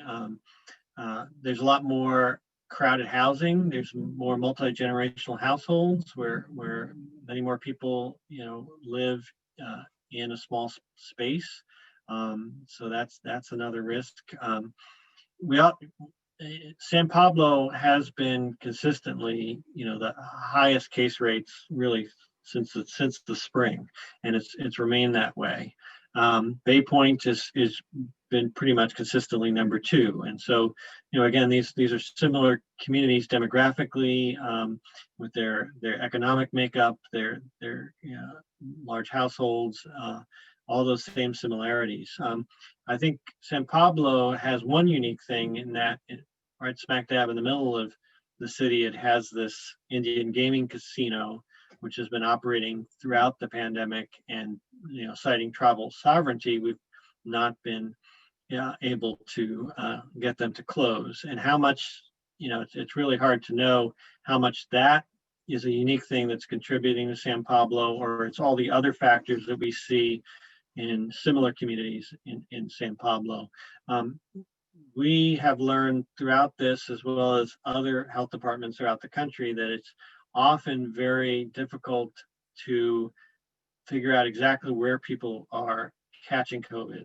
And when the community rates get higher and higher, it gets even more difficult. Someone has COVID, but they've had, first of all, again, the problem of people not sharing who their contacts are, and that makes it difficult. And then, if people have been, they went to the grocery store, they went to a restaurant, they got together with friends, they went to work, they traveled on public transportation all in the last week, trying to figure out where they caught COVID can be very, very difficult. So, but I think those factors that are common in hard hit communities, we see that across our counties and across California. Thank you, Doctor. And my last question, I only got 2 questions this time around, so I'll wait for the next ones. Thank you. I hope everybody realizes that by collectively asking questions, we've actually asked a lot of questions. So the next person is Trustee Reckler. We're just giving you a hard time. So this has to do with vaccines and, understanding that we have some gaps in the distribution and the delivery, but would you be open to partnering with us in a massive rollout of some sort? Has the county looked at that in any way of relying on community partners rather than everybody going to Kaiser in a line that's 375 miles long? I would say absolutely yes. We'd love to partner with schools, use school sites as vaccination sites. The limitation we have right now is actually just vaccine. We have plenty of sites to give vaccine. We have plenty of vaccinators, although that's, we've had to, beg and borrow and steal from other parts of the organization in the health department and steal firefighters, paramedics to give vaccine, but we actually have enough vaccinators to give vaccine. We could borrow if the handful of school nurses that schools have. I know you don't have very many, but it's not even vaccinators that is a shortage. It's really vaccine. So we could open up lots of vaccine sites at schools, but have no vaccine to provide them with. So right now it really is the vaccine. We get a 7-day shipment every 7 days, and we are at the point now where we go through that supply in 5 days. So we don't have enough vaccine, and that's really the limitation. We're focusing on trying to build vaccination sites in the hardest hit communities, knowing that people with insurance, people with more access, they can go to Kaiser, they can go to John Muir, they can go to Sutter Health, and they can get vaccine there. But we want to make sure that the hardest hit communities that often don't have as many choices for vaccine, they have, when it's their turn to get vaccine, they can get, we can provide vaccine to them. So we've got our West County Health Center, we've got our Contra Costa College as vaccine sites, we've got the Richmond Auditorium as vaccine sites, and we're discussing, and those are all, we consider high volume sites. They're doing at least 250 vaccines a day, and we could scale them up several fold above that if we get vaccine to do that. And we're looking at more sites. So once we get more vaccine, we may be coming to you and saying, hey, can we open a vaccine site on one of your school sites? But it really, right now, it's the vaccine that is the rate limiting step. Thank you. And the follow-up is, the answer is probably nothing, but is, as a board or as a community, is there anything we can do to advocate for that? Or, probably. I don't know. I mean, I think we're all, as a whole nation, advocating for speeding up of the process. Again, I have my hopes set on the new Biden administration that, if nothing else, there'll be more transparency and understanding what's happening in the vaccine production pipeline. Right now, we only know how much to expect 1 week out.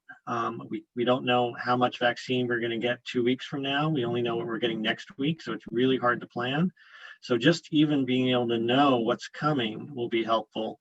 And then even better if they can actually speed up the production so we can get more vaccine into more arms is better. Thank you. Thank you, sir. Thank you, ma'am. I am going to ask one question. What assistance or guidance can county health give us in the development of a reopening plan? So there's sort of a template on the California State Schools guidance, and so that that kind of lays out the key elements that are needed in putting together a school plan. Our school site, our schools team is willing to review any plans, any draft plans, and give feedback as to, yeah, this looks like a good plan, or no, this is missing some key elements and things like that.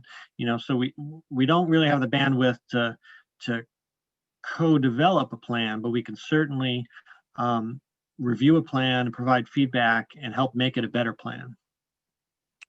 Okay, thank you very much.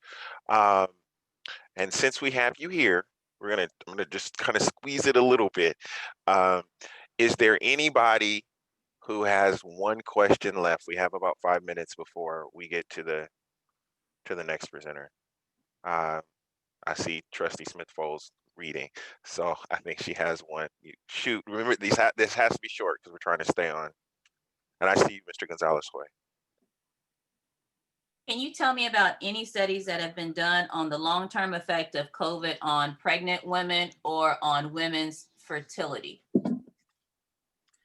Yeah, I mean, there's not a lot yet known about COVID and pregnancy, but there's starting to be some things known. So we do think that COVID can increase the risk of complications of pregnancy and leading to higher risk of preterm labor, preterm delivery. Or babies being born a little earlier, a little small, and those kind of pregnancy complications. Clearly, some pregnant women can get very sick with COVID, just like non-pregnant women, and can lead to, respiratory failure and needing to be in an ICU, and which can threaten both the life of the mother and the fetus. So definitely.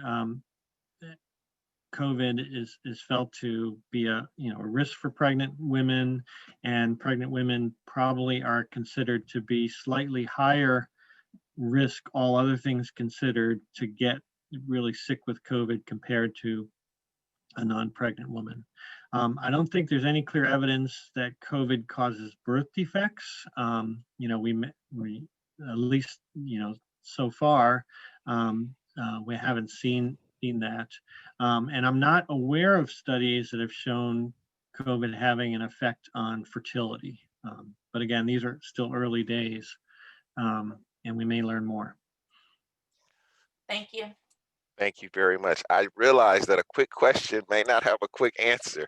We're going to go on to number 2, which is Trustee Christian. If you just have a quick question. Yes, thank you, President Phillips. It's a quick question. What about sports in school? That's something we forgot to ask because our students love sports. Mm-hmm. And what about like outdoor sports? What are the guidance for that? Yeah, and the guidance, I think if I got my timing right, it was really the state guidance was last updated in the middle of December. And it basically saying that for counties in the purple tier, which includes where we are now, that the only kind of sports activities that are allowed are outdoors and non-contact. So where the students are at least 6 feet apart from each other, and not sharing equipment other than like balls. Like playing catch or something like that, but you have to be, at least 6 feet apart, which eliminates a lot of different sports. Eliminates football, eliminates baseball, eliminates, soccer, but it allows for some, practice activities or conditioning activities where students can consistently be at least 6 feet apart. Nothing allowed indoors, not even conditioning exercises indoors. And then when we get into the red tier, then more contact sports are allowed. Okay, thank you. Thank you very much, Mr. Gonzalez-Hoy. Thank you, President Phillips. My question's about, are there county resources that people in our community can access if they have lost loved ones due to the virus? I myself am privileged enough to access services through my work, but are there services for people that might need them that the county offers for support for lost loved ones? I think we do have, mental health counseling and bereavement counseling available for people who are getting their care through the county health system, either through Contra Costa Health Plan or through our county-run clinics, like the North Richmond Health Center and the West County Health Center. So there are kind of behavioral health, counseling services either on site or we can refer people to contracted counselors for people who are getting their care through the county health system. Thank you. And last but definitely not least, Trustee Area 5. I'm good, thank you. Okay. Well, Dr. Farnitano, I would like to thank you very much for coming and speaking with us today. We really appreciate your time. Supervisor Joya, we also want to thank you very much for reaching out to the good doctor and helping set this up for us. Both of you are a great benefit to this community. So with that said, that was also a lot to digest. And if you all don't mind, I would like us to just take a brief 5-minute recess before we move on to the next person. Can I have a motion to just recess for 5 minutes? I move. So moved. Thank you so much, ma'am. Can I have a second for that, please? Christian second. Thank Second. you very much, sir. So just quick vote. Trustee Smith-Foltz, Yes. Christian, Yes. Gonzalez-Hoy, Yes. Reckler, Reckler, yes. Phillips, yes. So we're on recess. I have 7:19, so we'll just come back at 7:25. Okay. Thank you so much.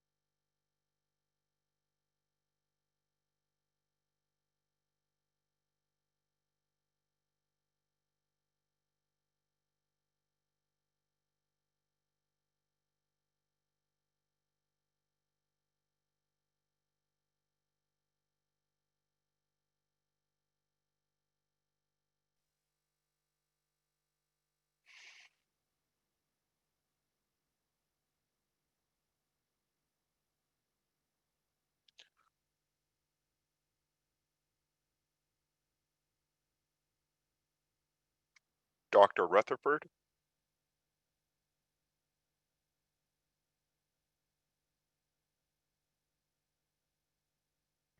There I am.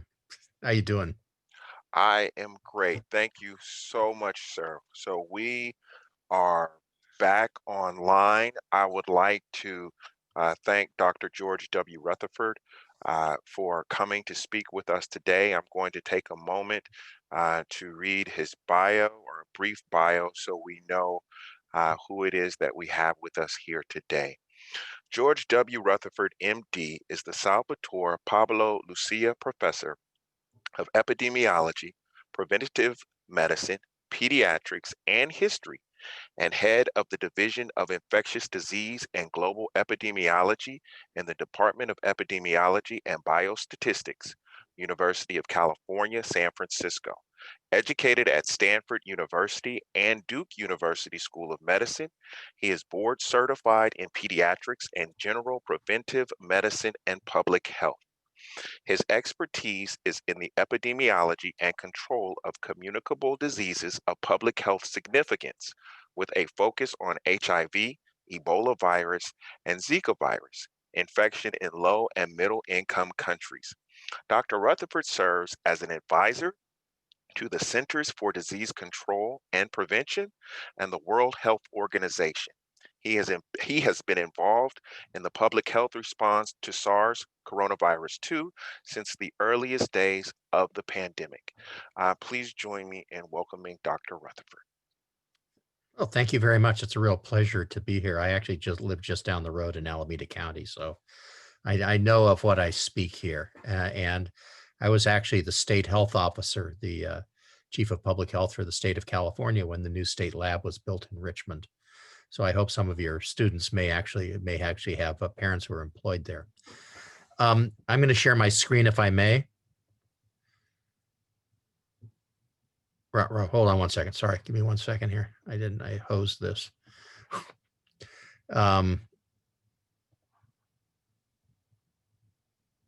There we go. Close that, open this. Sorry. All right. You wouldn't know that I do this 5 times a day. So, there we go. Okay. So,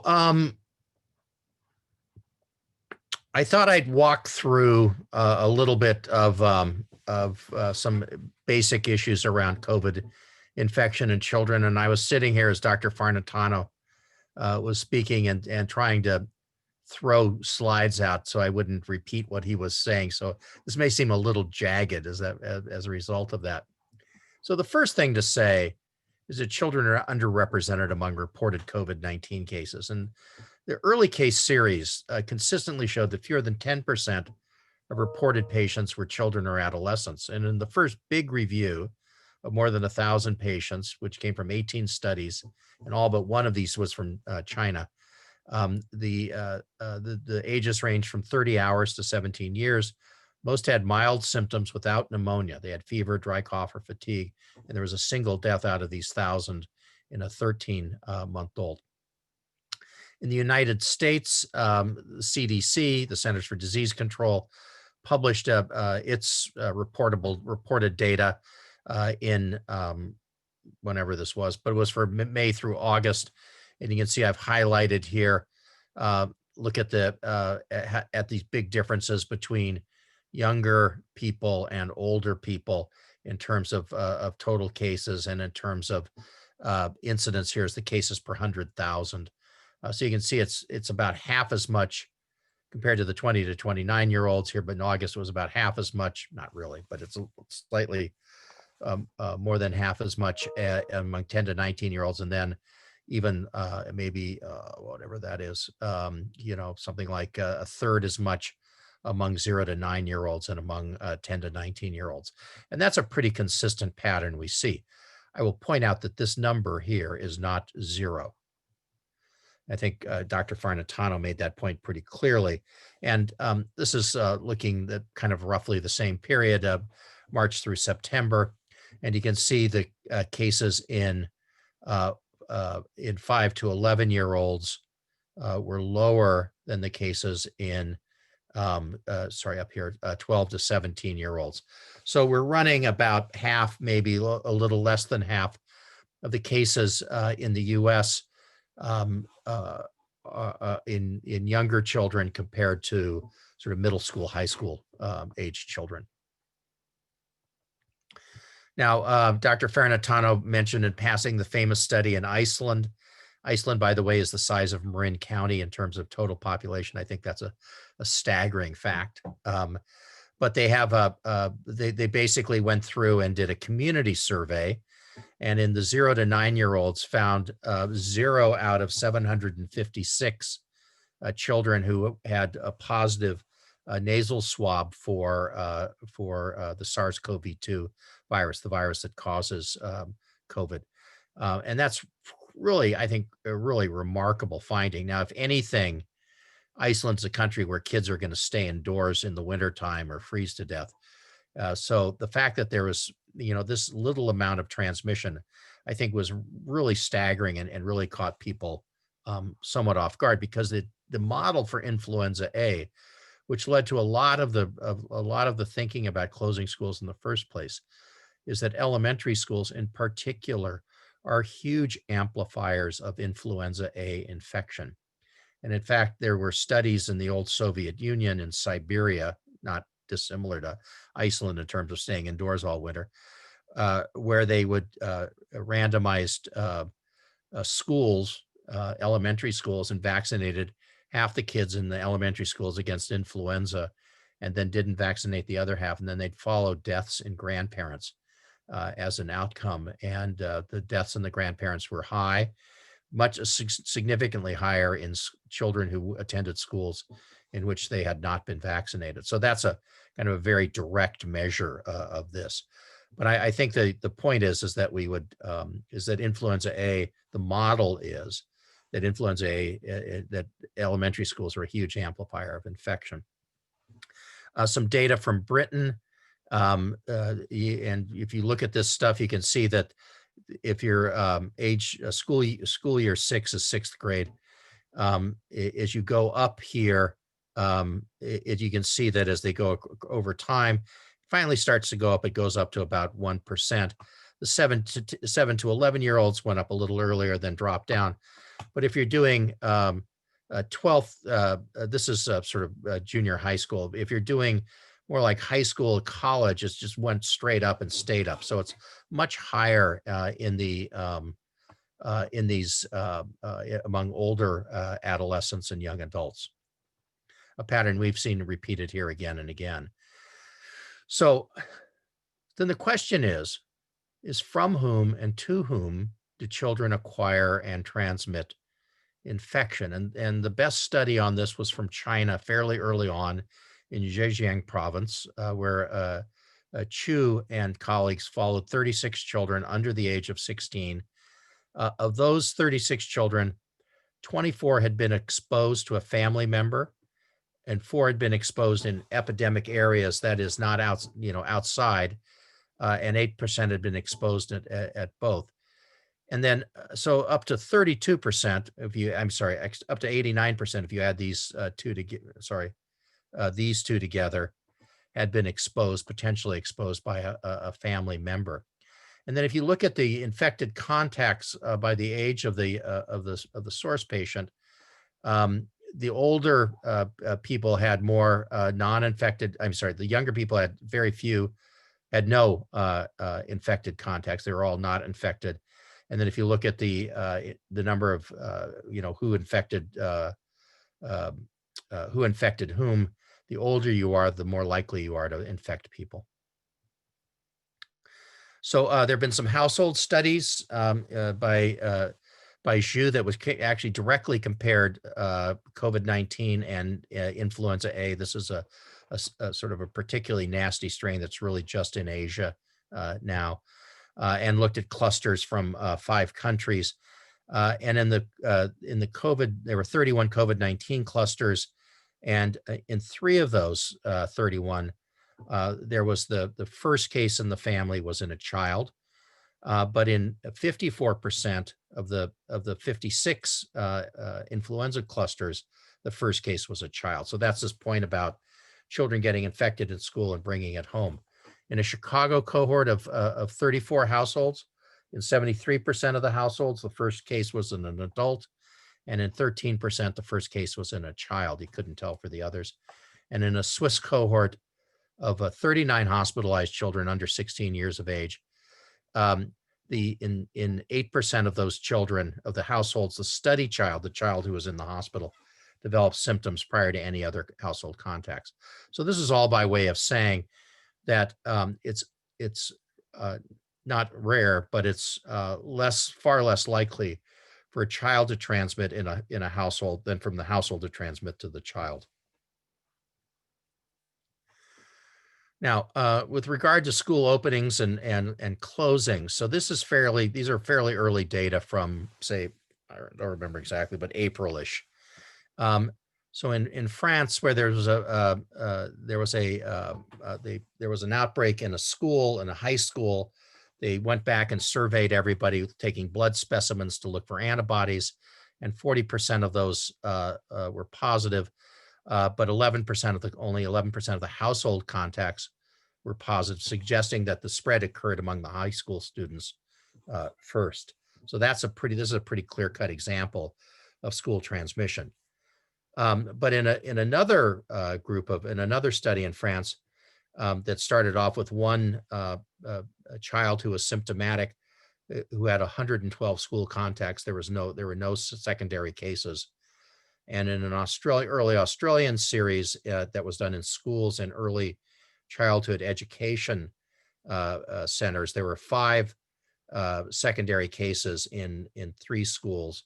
There were no secondary cases in the early childhood education centers, in 9 of them, but in one of them, there was a fairly large cluster with 6 adult and 7 child cases. And the references for those are over here if you want to review them. So I think that the point I'm trying to make here is that child-to-child transmission is relatively uncommon. So the YMCA this summer provided emergency care for 40,000 1 to 14-year-old children of essential workers in 1,100 sites. And their interventions were social distancing. They taught them how to have these wings and keep 2 arm lengths apart, and having the children in 9 child pods. And in a survey of 983 of these 1,100 sites, the prevalence in 27,000 children was 0.15%, and in the 9,691 adults was 1.1%. And moreover, there was no evidence of child-to-child transmission or child-to-adult transmission. These were all cases acquired outside of the school. So Dr. Farnitano touched on this briefly. I have expounded on this a little bit more. But why are children less likely to get infected and to transmit compared to adults? It's because proportionately they have fewer of the kinds of receptors on the cell surface that lines lines your throat and down into your lung than older people. That the proportion of the number of those per is square millimeter of surface area goes up as you get older. So the thought is that if you have fewer of those receptors proportionately, you're going to be less likely to get infected, and if you're less likely to get infected, you're going to be less likely to spread it. So it's a bit of a have to walk into this one backwards, but that's the evidence base for that. So why don't children transmit as efficiently? So there's one reason: they have fewer of these receptors. But you can't believe the sort of stuff that people put out. So smaller lungs. So this is like little kids, right? So they have smaller clouds of viral particles because they're little. They have less severe disease, right? We know that. So there's less coughing, and that means there's less spread. My favorite one is that children are shorter than adults. So duh.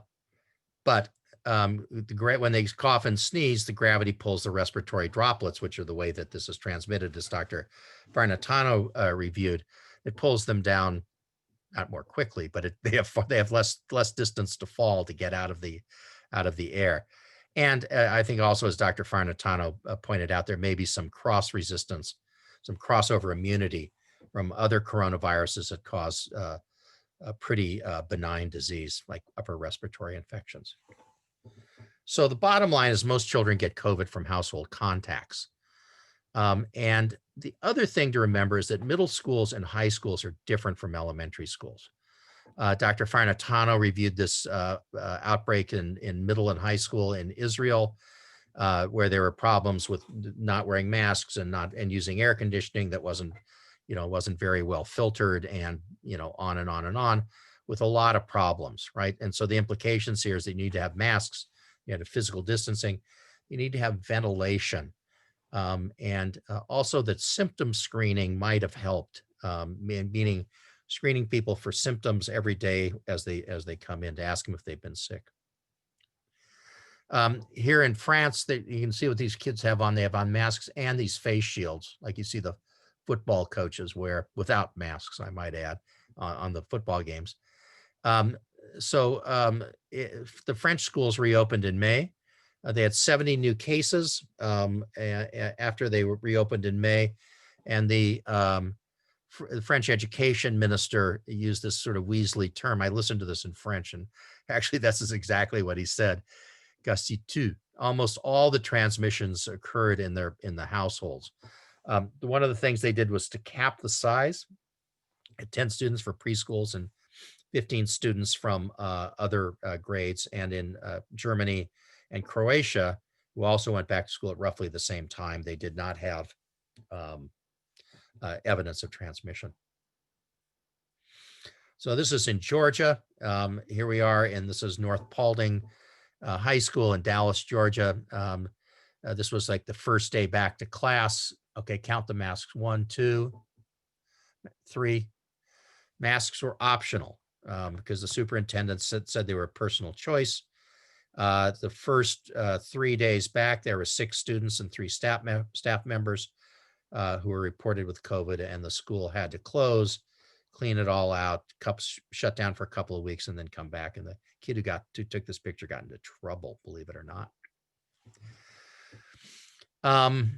So this is I think this is a really good report. This seems like pretty distant from West Contra Costa to the Norwegian Public Health Institute, but they summarize this. We've not found any research reports that have calculated the effects of school kindergarten closures during the COVID-19 epidemic. There are a number of systematic reviews. These are these big reviews where you try and find the whole literature on this issue, but they're mostly based on studies done in connection with influenza epidemics. It is highly uncertain how relevant the experiences from the influenza epidemics are in connection with the COVID-19 epidemic, as it's quite possible that children play a small role in the transmission of SARS-CoV-2, as opposed to what is the case in influenza with the influenza virus. And I have to say, I agree with that. I follow this literature pretty closely, and it's crystal clear for influenza. It's much, much, much less clear for SARS-CoV-2. So the latest school experiences, I think this is about colleges. This is like, whoa, you don't want to be near a college, which I guess I guess this is Alameda with Berkeley. And these were counties in the United States where they had large residential universities. I don't remember exactly what the cutoff was, but it was like more than 10% of the population were students living in residential universities. And so you could see that the, basically in the non-university counties, this is what happened, right? Down here. In counties with in-person instruction, this is what was going on, this dashed line. And in university counties with remote instruction, it looked a lot more like the regular line, except for this one. I don't know what went on here. So be thankful you don't have a big residential college plopped in the middle of Contra Costa. These are brand new data. These next 2 ones I'm going to show you. This is the experience from Norway.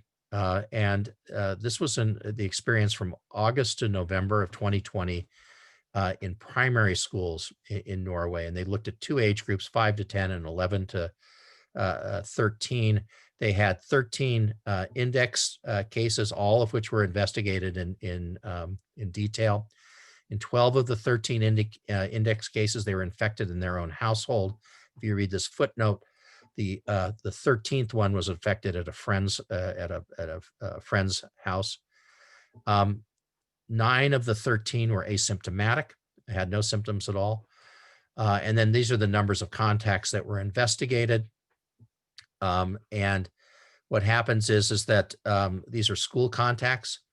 So there were 2 children in the schools who became infected during this period of time and were tied back to one of these index cases, and 1 adult who was tied back to one of these childhood index cases. And then there were no secondary infections from these people here. And then this just came out, and I think Dr. Farnitano didn't get to this one, but this looks at not the first 9 weeks of instruction in 11 school districts in North Carolina, with more than 90,000 students and staff attending in person. There were 773 cases of SARS-CoV-2 infection acquired outside of the schools. And when they did contact tracing, they found an additional 32 cases. Now, remember, the denominator here is 90,000 over 9 weeks. There were no cases of child to adult transmission. 6 of the 32 occurred in pre-K, 11 of the 32 in elementary schools, 6 of the 32 in middle schools, 5 in high schools, and then this is rural North Carolina, 4 in K through 12 schools.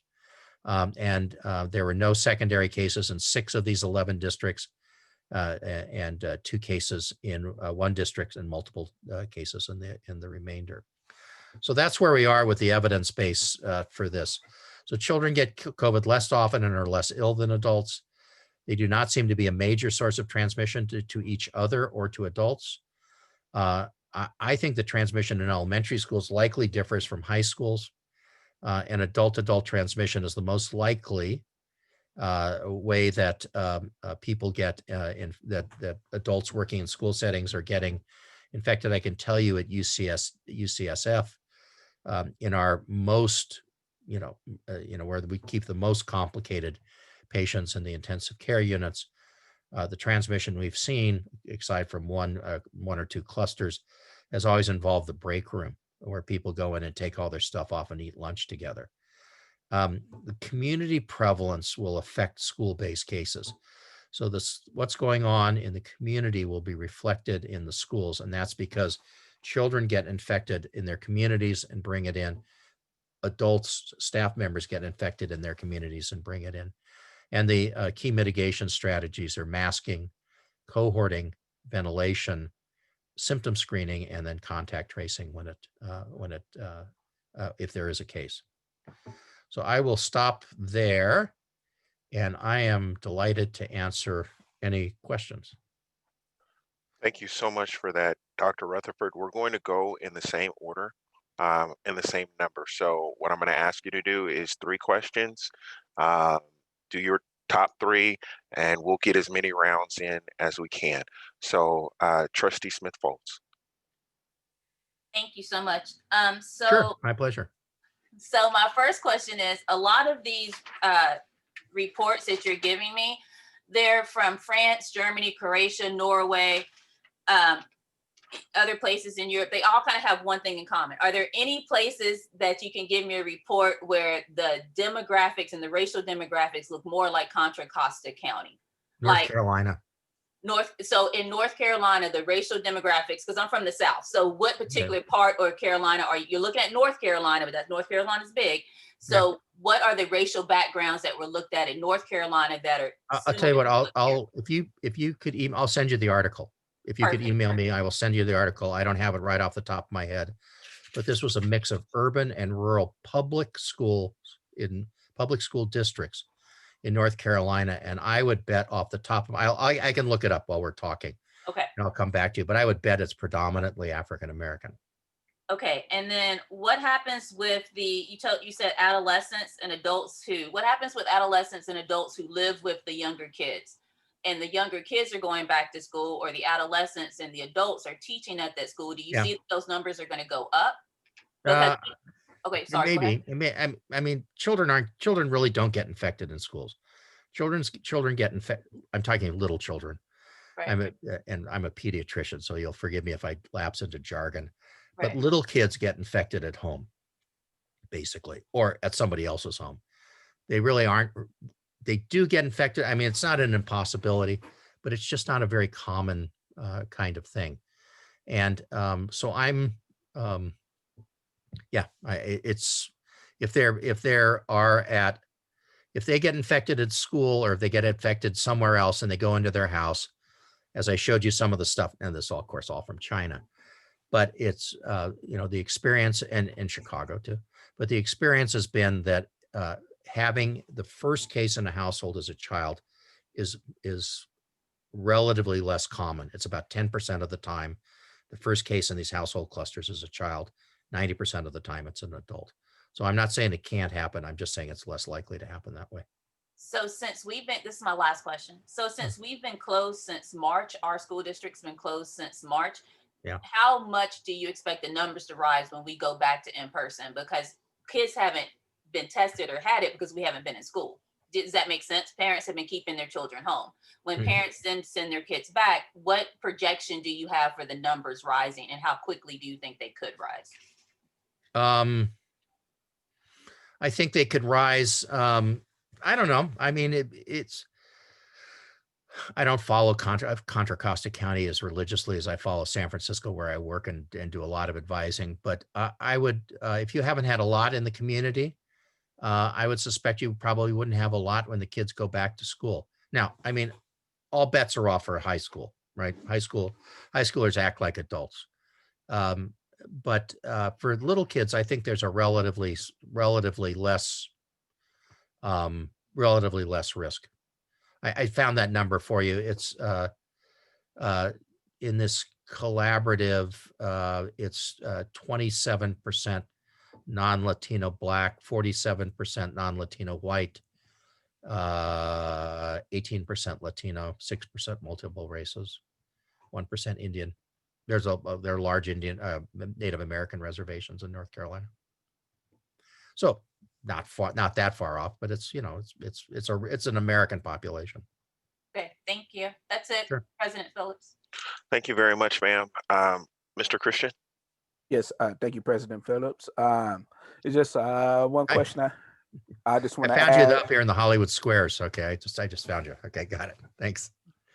Yeah, one question I just want to ask is, well, basically what you were saying is, like middle school and high school are more of a spreader, right?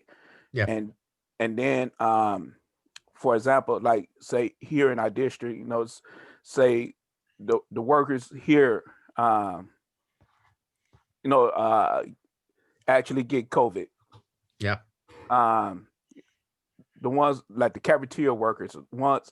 So if on a small scale, if we had the bigger scale of people being back on the campus, so it'd be really major. I don't think anybody really knows until it happens. Unfortunately, I wish I could say here's a completely comparable school district. You can literally go to school on how they've done, but we're left trying to extrapolate from Singapore and Germany and places like that. I mean, this North Carolina study was, I think, one of the better ones. I love that. I didn't know about the Marin County dashboard. I think that, and I realize Marin, the size of Iceland and, blah, blah, blah. But I think that might be, that's kind of close. Alameda, some of the schools have gone back in Alameda, not very many. And San Francisco really hasn't gone back yet, except for some private schools. So it's tough to extrapolate. Somebody's going to have to go first. Right. All right. Thank you. Sure. Thank you very much. Mr. Gonzalez-Hoy? Thank you, President Phillips. And thank you, Dr. Rutherford, for being here My tonight pleasure. with all of us. So my three questions. My first one is around the information, the case studies that you presented. You talked about the YMCA case study, and then you talked about France. And you talked about how there were 9 students per pod in the YMCA one, and then 10 to 15 in France for their cohorts. My question is, if or when we reopen, what would be your suggestion for us about numbers of Sure. kids per cohorts that you would recommend Yeah. that we have? Yeah. So there's no magic number. I mean, this isn't a calculus problem where you can maximize this and figure it out. The way I think about it is how many people can you put into a room and have the desk 6 feet apart? So say that that's 15, right? Then that's your pod size. And you may end up doing half in person and half distance learning or something like that. But it's the space is the rate limiting step. Thank you very much. Sure. I appreciate that. So my next question is, you talked about a lot of case studies, and I wanted to hear about this Britain case study that you're bringing up, but the new variant that is going on in Europe, now we have it in California. What do you know about this new variant that you could share with us, and what does it have to do with children? Yeah, the British were, so this is a variant that has a number of mutations on it. It's kind of interesting in the fact that it has so many mutations. Viruses mutate all the time. Every time they reproduce, they mutate. Some of the times the mutations live, some of the times a lot of the times they don't. They're fatal mutations. So it is no surprise whatsoever that we start to, as we look for these, we find mutations. Now the British looked for them. They had 125,000 specimens fully sequenced, which is a major sweat, by the way. When they had about a quarter of the number of cases we did, and we had 25,000. So they'd kind of done, whatever it is, 20 times more. So it's no surprise that they were the ones finding this. Now we're starting to do it. And we're starting to find sequences, sort of different sequences than we'd expect. This variant so we had a major shift, by the way, in March and April, where the Chinese strain was replaced with the European strain. And that was all over the world. And the press didn't get it or didn't get excited about it. So there was just sort of, that's kind of gone over everybody's head. But this new British variant is a maybe somewhat more transmissible, and that's based on how rapidly it spread in southeastern England and Greater London. There's a large cluster in San Diego County with it's up to 40 cases in Southern California as of today. But it's no surprise that we get these variants and these mutations. The people who reported this at Britain didn't do anybody any favors by saying this is more pronounced in young people, and they used 20 as the cutoff. Okay, so that's what the report says. It's under 20, and everybody's taken this to mean elementary school children. It doesn't say that at all. It says under 20. And I could show you a picture of Regent Street in London the Saturday night before Christmas, and people are shoulder to shoulder with about 20% with masks on. And they probably have a median age of 20. So it's no big surprise to me that this could get spread around in a, sort of, Thank you so much. Unseeking population, shall we say. Yeah. Thank you so much for sharing that. Sure, of course. My last question is about community spread in schools. You mentioned that in most of the case studies that you've studied, really students and kids are getting it not really from each other, but from an adult, either from within or that brings it to them, right? So in our community, we have very high cases in our community specifically. So what strategies would you recommend that we take when it comes to our thinking of reopening, because we have such high cases in our community compared to the whole county? Yeah. It's a tough question. And I'm tempted to say you want to let the case counts fall. And I heard that the state, I didn't know this, I thought it was 28 per 100,000, but apparently they've dropped it to 25 per 100,000. I think that's, I mean, it's not, that's going to be, I mean, and they, you can get the data by zip code. I hope he's not on still. But that's not a big sweat, but it's, it's hard. It's going to be difficult to do if there's a lot of background transmission, because you're going to end up with cases, and then you're going to get into this, start and stop. And prove to me that they didn't acquire it at schools, and, and they're two adults sick at home. It's not, it's no great mystery where they got it. But I think you might want to wait until the case rates come down a little bit and give yourself a little bit better shot at not starting to find the kids sick at school. Thank you so much. That was my last question. It's a hard question. It's tough thing. You guys are here to ask the hard questions, and you got the right people to ask them. So answer them. So moving on to the next person, and that is Mrs. Reckler. Hi. Thank you so much, and thank you for being here. Of course. So the data, this is brand new, the data is new, but are there epidemiologists or scientists or medical professionals that have different viewpoints on the data in the studies that have been presented so far to date? And has there been any peer review? And, is there? Yeah, sure. Everything I've shown you is there is peer dissension in the viewpoint? Yeah, everything I've shown you is peer reviewed. I think it's pretty. I think we're a pretty uniform way of thinking that this is barring strain differences. Okay, that's the wild card here. That this is relatively less transmissible to children. That children are more asymptomatic, and that I think there's a pretty much of a consensus. What one does with that is another issue. I mean, there are, and I think Dr. Noble will speak to some of this. There's some who think we should just, and I'm not putting words in their mouth, I hope, that we should, move forward. There are others who might be a little bit more cautious and say, let's wait for, like I was saying, let's wait for the rates to drop. I can tell you in Los Angeles, they're petrified of opening the schools, the city school system right now, because the case rates are so astronomically high. So I think we're all pretty much of the same mind with the data. The question is, what do you do with them?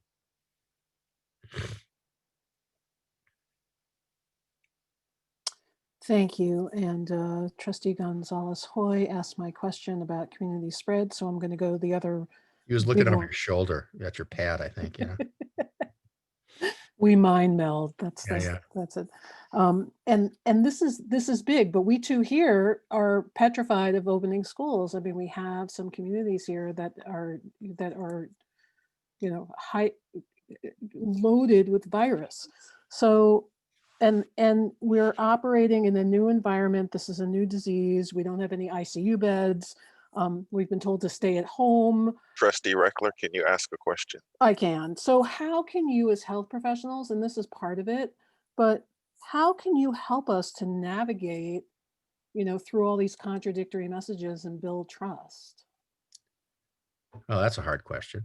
I think the way we can, I try and play it straight when I tell people what the data show. I think I can draw the edges of the data pretty clearly and say what can contribute to decision making and what's just extraneous. But I think we just have to be straight with people and tell them what the data show. If you have if you're asking me, how do we get the schools reopened? If that's where you want to go, then I think I could give you a handful of tips: class size, social distancing, ventilation, masking, screening of potentially screening of teachers or staff, doing swabs for screening, temperature checks, symptom checks on the kids as they come to school. I mean, you could do stuff like that. How well it's going to work, I don't think anybody really knows against the background of against the amount of disease in the community. You're going to find a lot of kids who've been infected, who are infected, and the trick is to get them in isolation for a period of time. It's now 10 days, so that they don't spread it to other children, even though that's relatively unlikely at the elementary school level. But still, I think everybody's going to demand that happens, and it is the standard of disease control. So, I mean, if you want, I think that's the best way to build trust, is to get out and talk, and to tell people what the facts are. I thought Dr. Farnitano was very straightforward. But he went to Duke too, I found out. I didn't know that, so, Thank you very much. Sure. Thank you, Mrs. Reckler. So I have a few questions, 3 questions. So did I hear you correctly when you said the transmission from children to children at school is unlikely? It's uncommon. Yeah. Uncommon. Okay, and let me phrase this. So when I'm talking about children, I'm talking about elementary school. Yeah. Okay. Okay. Yeah. Yeah. Okay, I so just sort of assumed that. Sorry. okay, so that's uncommon. Is the transmission in elementary school from child to staff member uncommon? It's even less common than child to child.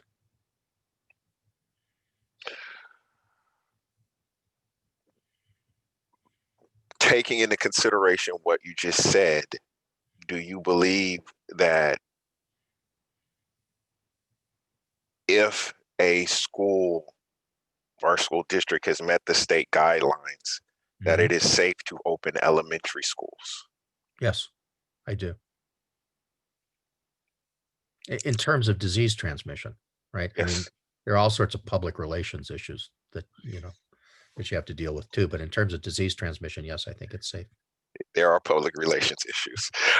Those are my 3 questions. So we're going to wrap back around to the first person. So that would be Ms. Smith-Bowles. 2 questions. Okay, so I wish I would have went to law school. You asked very good, like, lawyer questions. I need to do better with that, Mr. Phillips. I'm gonna watch Matlock and get better. The question that I have is, what is the impact on teaching at elementary schools with teachers? Because teachers in elementary school, we teach to the height of the child. So there's an itty bitty kid. We get down there and we talk to the itty bitty kid. Yep. So what impact is that going to do on the cases? And when you have the teachers in there, because if you do smaller class sizes, you need more teachers. Right. So what is the impact on opening an elementary school when the teachers teach to the height of the students and you have more adults on campus because you have to spread out the number of students? So I can tell you, as a pediatrician, we also, I wouldn't say teach, but we also get down to the height of the student. And as long as you have a mask on, and I would also suggest strongly, you're ahead of the game here, is to wear glasses. The conjunctiva, the stuff that gets red when you get pink eye, that's part of the respiratory epithelium and has the same receptors on it. There's a wonderful study in China, my new favorite study, where they actually went to a city in Hubei province, which is where Wuhan is, the big epicenter. And they asked the question, what distinguishes people who were admitted to the hospital with the disease versus their controls versus age-matched controls on the other side? The people who went into the hospital were 13 times less likely to have myopia, right? So that meant they were 13 times less likely to be wearing glasses. So glasses are 13 times more protective. So I would say if you're getting down in kids' faces, you should either have a face shield or glasses. In the hospitals, we wear safety glasses with sides on them. But even when my kids fly back and forth across the country, I tell them wear wear an N95 and glasses. And I don't care if that's the only glasses you have are sunglasses. Remember, you're from California, so you can look cool with sunglasses in the middle of the night. So my second question is, as a pediatrician, what's the impact on kids if we're testing kids with the nasal swab? What's the impact? Because as a parent, I know going and having my kid get a shot freaks me out. So I walk out of the room and their daddy does it because I don't like the screaming. What's the impact? How do kids react to the nasal swab? Are they like little kids, elementary school kids? So I have a colleague at Stanford who did it on a newborn baby, and the newborn baby didn't wake up. Okay. Kids put stuff in their nose all the time. As a mother, you're aware of this.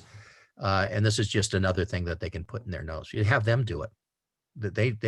So this woman, there's a wonderful pediatrician named Naomi Bardach, Bardach, who's a UCSF faculty member, but has now gone full time to advising the state on school reopenings. And she has this picture. She has a little clip, a little video of her 6-year-old putting this thing in his nose and digging it around and getting these great specimens that I I couldn't believe that this, you know, I wouldn't have been able to do it. But yeah, I think that you know, I don't think it's a big deal. Thank you so much. Those are my two. Thank you, ma'am. Moving on to area 2, Mr. Christian. Yes, thank you, President Phillips. The question to you is, will it take like a lot of money just to get our school, I mean, to get everything in operation on all the sites, to have the proper protocol, the safety measure? Yeah. Yeah, it's going to be, I mean, you know, the question, so there's, some of this is logistics, okay? If you have to have plexiglass screens, if that's part of your, you know, that's part of the deal, that's going to cost some money. If you're going to have, if you're going to have, need more space, like temporary buildings or tents, because you're going to cut the class sizes down to achieve spacing, but you want everybody on campus as opposed to half distance learning and half on campus. That's going to cost money. I will point out, though, we have the great outdoors, okay?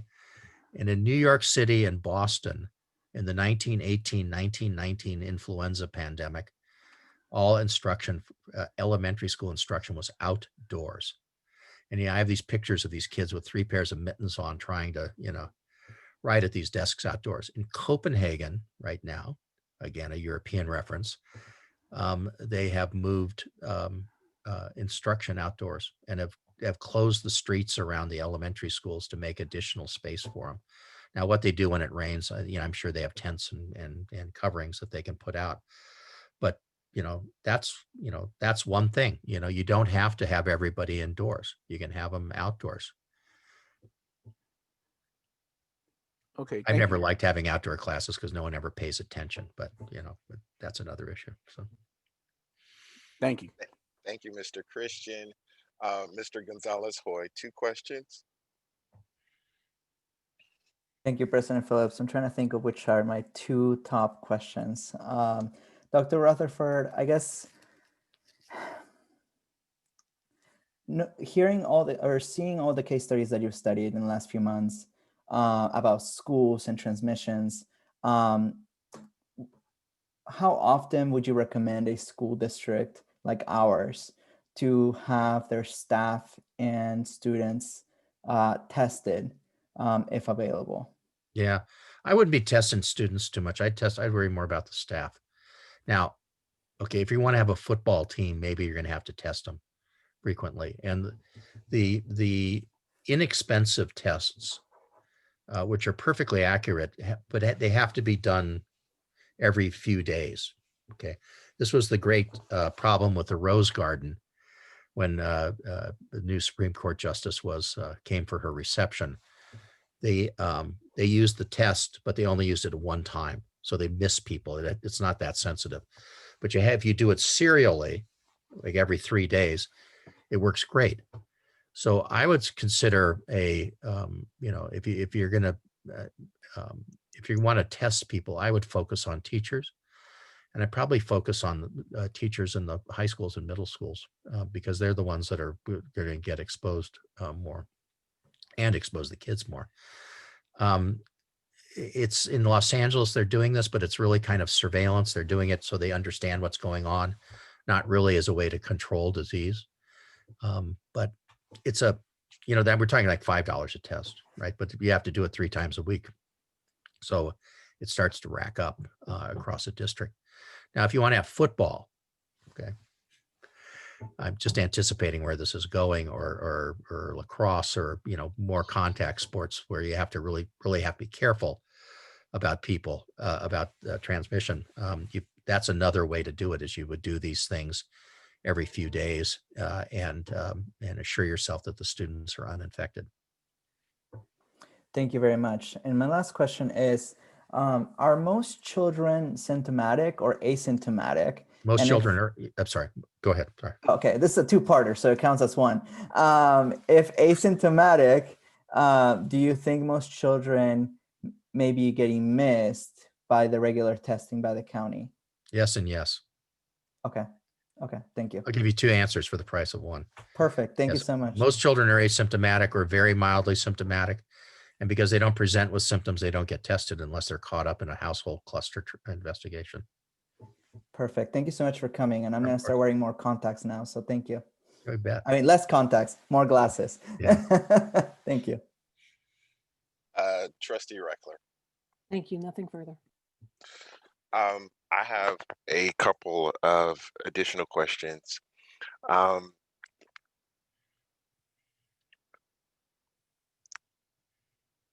Is it accurate? Did I hear you correctly that the majority of transmissions in a school environment are actually staff to staff? I think that's probably the right interpretation. I can't prove that to you, but that seems to be the predominant thing that happens. It doesn't happen very often. So you get into very small numbers and it's hard to reach big generalizations, but that appears to be the case. And it's because of lunchrooms, right? Everybody comes in and takes all their stuff off and starts to share sandwiches, right? So in a district like ours, where schools have been closed to students since March, Mm-hmm. and staff members are still getting COVID, Mm-hmm. what do you suggest the board, cabinet level, like the superintendent, what do you suggest is done to stop these transmissions between adults? Understand that if you have 100 infected adults working at a school, 99 times they will have acquired it at home. Okay. So if you want to stop the one at school, you basically get rid of the lunchrooms, right? You make them eat outside. You stagger hours so they don't congregate. I mean, it's hard. It's hard to eat with a mask on. In case it's not something I would suggest doing. But it's those are the kinds of things you're left with. Now you could also say you could also require teachers to be vaccinated before they return. Okay, now nobody's done that. We're not even doing that in the in the UC system. They're not doing that for nursing home staff, but that's something you could consider. You could you could test them serially, like as I was saying, to catch the 40% of infections asymptomatic in adults. You get to catch the asymptomatic infections. There are those kinds of things you can do, but it's always going to be a little bit, it's still going to be up to individuals to avoid getting infected. And the way to avoid getting infected is to wear masks religiously, and to avoid congregating in places where transmission might occur. And in our experience at our school, UCSF, that goes on in lunchrooms. So that's where our experience is. And as if you have to get down in the child's face and talk to them and stuff, that's complicated, right? Then you want to have a face shield or glasses or whatever. But that's a different kind of thing than if everybody goes to the lunchroom and and you get 12 teachers in there, everybody sharing sandwiches and stuff. So, I mean, that's our experience that where things break down. Thank you very much. That was 2 questions for me. We have a little bit of time, so I'm going to squeeze it out while we have Dr. Rutherford here. Trustee Smith-Folds, do you have another question? One question? I do. So by nature, school is social. Teachers, staff, students, it's a social place. Because we're not Lord of the Flies and kids are not on an island, kids have to be taught, and at school is run and operated by adults. So because the school is run and operated by adults, you told us to look at the lunchrooms. Where else do you think that infection rate is going to go high when you have full staff and full teachers coming back? I don't think the infection rate's necessarily going to go high. I was answering the question of where transmission might occur. I don't necessarily think that it's going to go, you might have a few people who get infected in the district, I'd say that's probably the most likely, that would be the most likely place where people go in and take their masks off and you know, and it's time for social, you know, social interchange. So bathrooms would With the staff teachers? staff restrooms, because you go in, you take your mask off, it lingers, somebody goes in and out. Would that be a possible location? Possibly, as long as if they got within 6 feet of you and coughing and sneezing, sure. There's no reason not for it not to be. Thank you. But it's, you know, but again, it's, you know, it's about maintaining distance and keeping your mask on. Thank you. Thank you very much. Remember, we're doing questions, good people. Mr. That was Christian, a do you have? question. I thought it was a question. Thank you, sir. I appreciate you, Dr. Rutherford. That was a question. I Well, appreciate look, it. There was he's a not question mark charging. at the end of it. He's not charging us to be here, so I'm gonna say that's okay and agree before we get a bill. So I'm gonna move on to Mr. Christian for area 2. No questions at this time. Okay, Mr. Gonzalez, you got another one? Thank you, President Phillips. I always have another one, so I appreciate that. Mr. Rutherford, I'm trying to understand a little bit of the transmission that happens at schools. I definitely want to read more of the research. My niece, I have a niece, goes to school in Texas. She's 8 years old and she got COVID at school and she came back home and then gave it to her parents. Could you explain to me, according to what you have shared here tonight, so that I'm able to then share this with families, in that situation, would you say that she then got it from another staff member at that school or from a parent, or could she have gotten it from a student? She could have There's gotten no way it of from any, knowing she it. could have gotten it from a student, she could have gotten it from the bus driver, she could have gotten it from anywhere. I'd make sure that that's the right sequence though. I mean, I'm not saying this doesn't happen, I'm just saying it's uncommon. Got it. Okay, thank you for that. Thank you very much, Mr. Gonzalez-Hoy and Mrs. Reckler. Nothing further, thank you. Okay. I don't have any additional questions. Dr. Rutherford, I want to thank you very much. You've been very generous with your time, and we greatly appreciate you coming here this evening to speak with us. It's my pleasure. And you guys should tape these sessions and send them to the Congress and with a little note about civility. And it's just so civil, you know. So congratulations. Thank you very much, sir. Take care. You too. So that said, I have 8:23. We have one more speaker to round us out, and that is Dr. Jeanne Noble. Are you here? I am indeed. Okay, there she is. So like I did with Dr. Rutherford, I'm just going to read her bio so we know who we have here with us today. Jeanne Noble, MD, MA, is Associate Professor of Emergency Medicine at UCSF and Director of COVID Response for the UCSF Emergency Department. She has led a large emergency department through times of inadequate PPE and limited access to testing with 0 cases of patient to provider or provider to provider COVID transmissions. Her strategy for COVID response was published in the British Medical Journal entitled Emergency Department Preparation for COVID-19, Accelerated Care Units.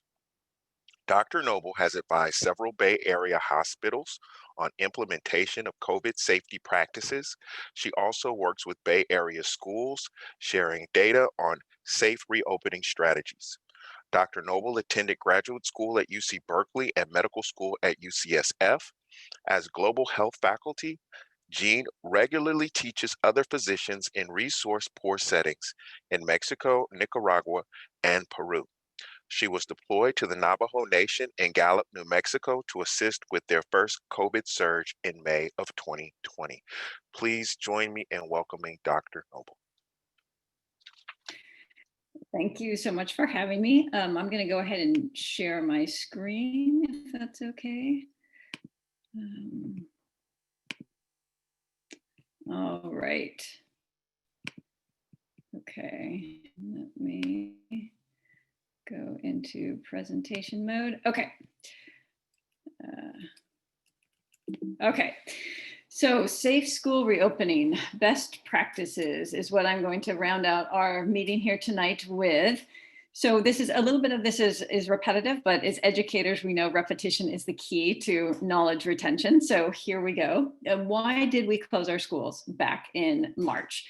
We closed our schools because we thought kids would be the primary drivers of COVID. We thought they would get COVID more often, that they would get sicker than adults, that they were more likely to transmit. We thought schools would be super spreaders, and we thought school closures would save thousands of lives. And now we know that we were wrong. What we know in January 2021 is that adults are the primary drivers of COVID. So kids are extremely unlikely to have severe COVID disease. There have been a total of 6 deaths for people under the age of 18 from COVID in the state of California since the onset of this pandemic. That's compared to 33,000 deaths above the age of 18. And compared to 16 deaths among kids in our last flu season from 2018-2019, which was not a particularly bad flu season. Back in the right-hand corner of this slide, you see 80% of COVID cases are considered mild, and then just the death rate from COVID by age. So from newborns up to about age 49, the death rate from COVID is about equal to the flu or quite a bit less for the 0 to 19-year-old age group. For people who are age 50 to 69, it jumps up to 0.5%, which is definitely higher than the flu. And then we see this really large increase above the age of 69. 70 to 80-year-olds have a 5% chance of dying of COVID if they get it, which is quite high.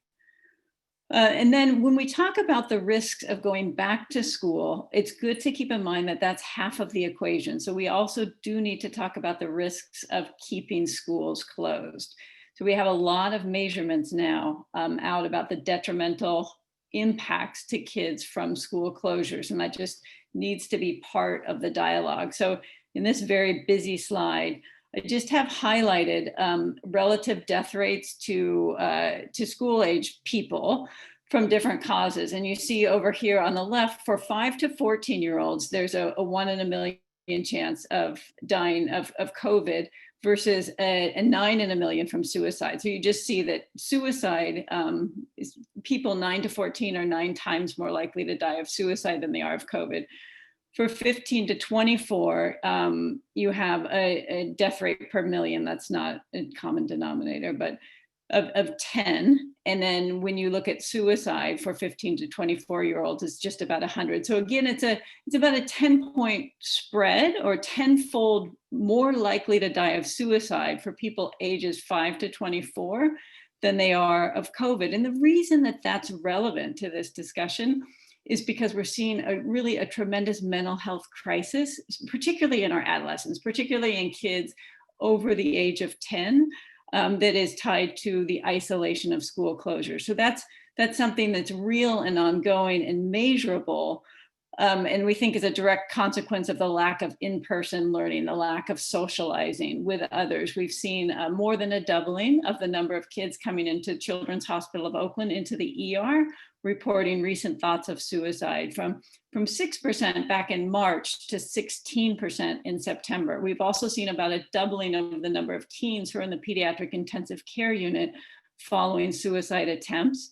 And we have also about a doubling of the number of kids who are hospitalized at the Children's Hospital of Oakland with eating disorders, all compared to last year or pre-school closure time. So these are measurable ongoing harms that we just need to keep as part of the dialogue. So what do we know about COVID in schools? So we know that the key mitigation strategies are masking. It's really all about masking, plus social distancing and symptom screening. Much less important are the cleaning of surfaces and the reducing of shared objects. We thought early on that this was really going to be a fomite disease, that, kind of going along with thinking that it was going to behave like the flu, that shared objects would easily spread it. We actually have very, very little evidence of COVID being spread through shared objects. So much less attention to disinfection, much more attention to proper masking.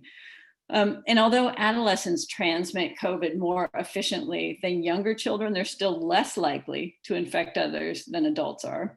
And then adult to adult transmission, as we've already talked about, is the most likely source of campus transmission, which in some senses is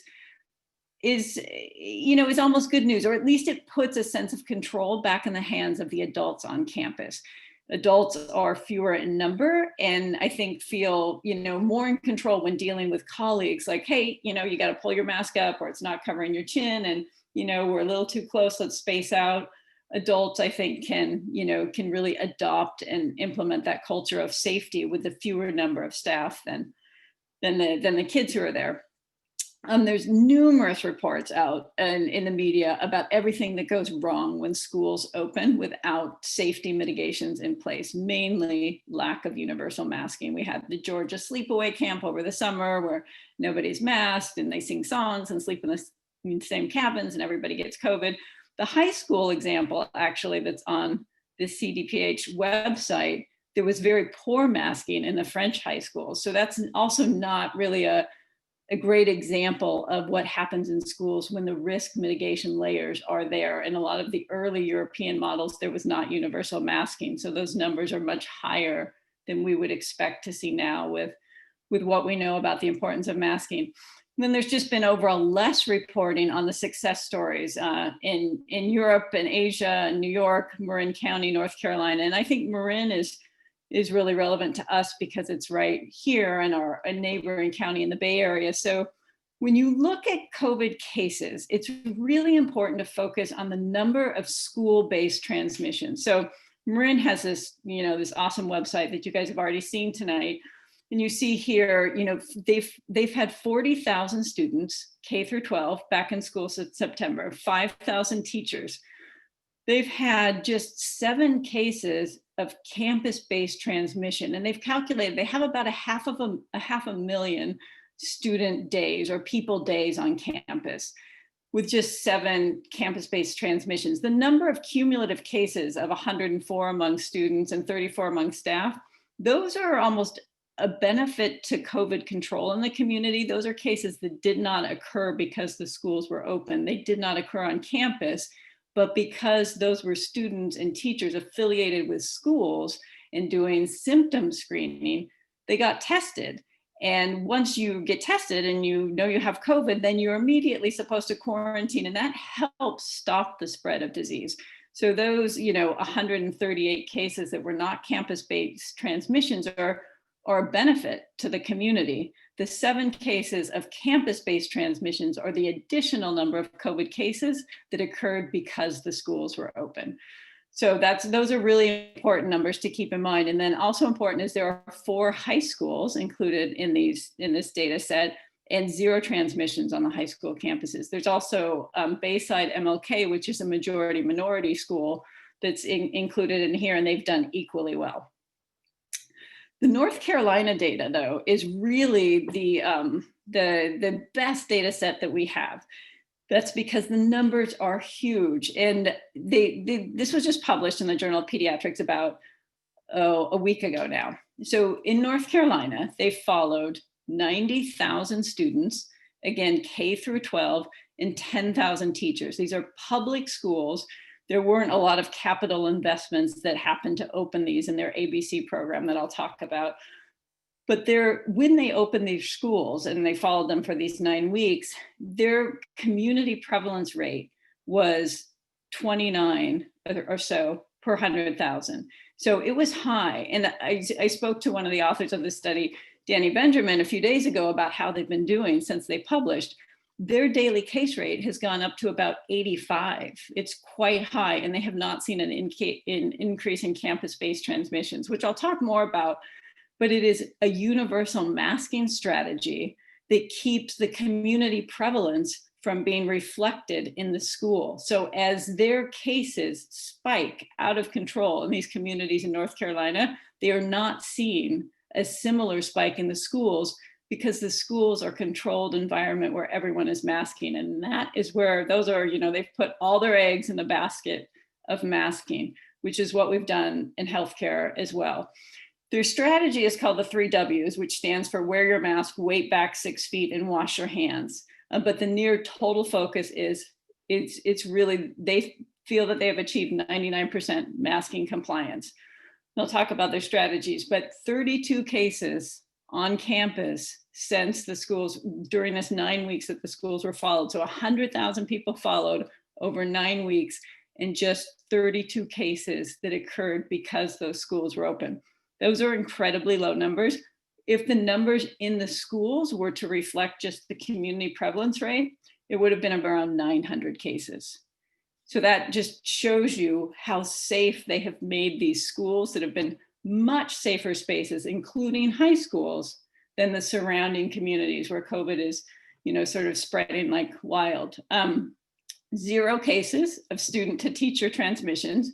The middle and high schools have done just as well as the younger grades. And in fact, so they had 3 outbreaks among these 32, and an outbreak in North Carolina is defined as 5 cases or more. Here in California, we use the number 3, but there it's 5.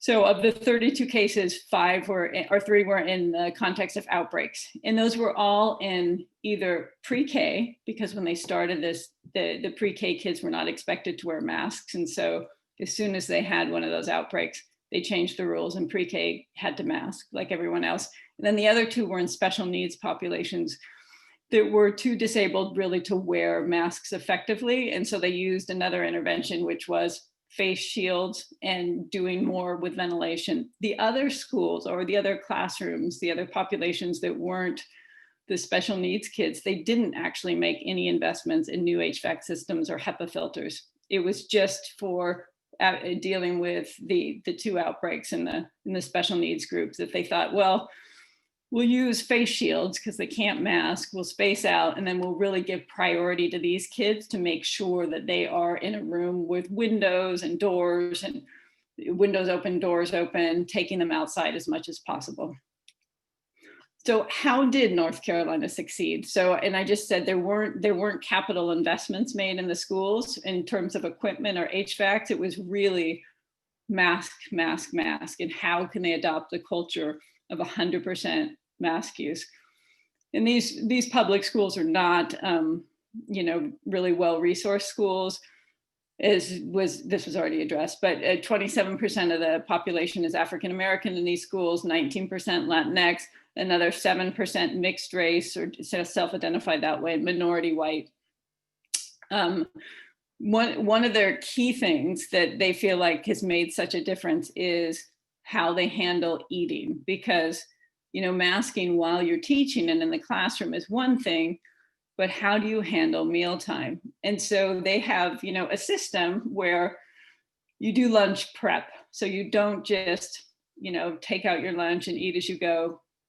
There's an announcement that, okay, it's gonna be lunchtime, whatever. Everybody gets out their food, and then they have 15 minutes to eat. And that 15 minutes, masks are off and there's no talking. And then masks come back on and that's it. But they feel like that, how they handle their eating and how they handle their lunch breaks, is really key to their success. And then just this culture of safety. So teachers reminding teachers to wear their masks properly, and realizing that teacher to teacher spread is the most likely. There's really a close supervision of break rooms that George alluded to too. That's really important. So no congregation in break rooms, really supervising lunch. And so because they've operated with such high community prevalence rates, they assume everybody who steps foot on campus has COVID, just potentially infected, which is what we do in the healthcare setting. So we mask all the time, and their priority is, okay, assume everybody has COVID and make it your highest priority to protect the most vulnerable on campus. And those are your older adults. And everybody should realize that, and that's who gets preference for staying back, spacing. If you do that, they didn't do plexiglass, but if you do plexiglass, give it to your older teachers. Recognize there is a big difference between your 25-year-old teacher and your 65-year-old teacher.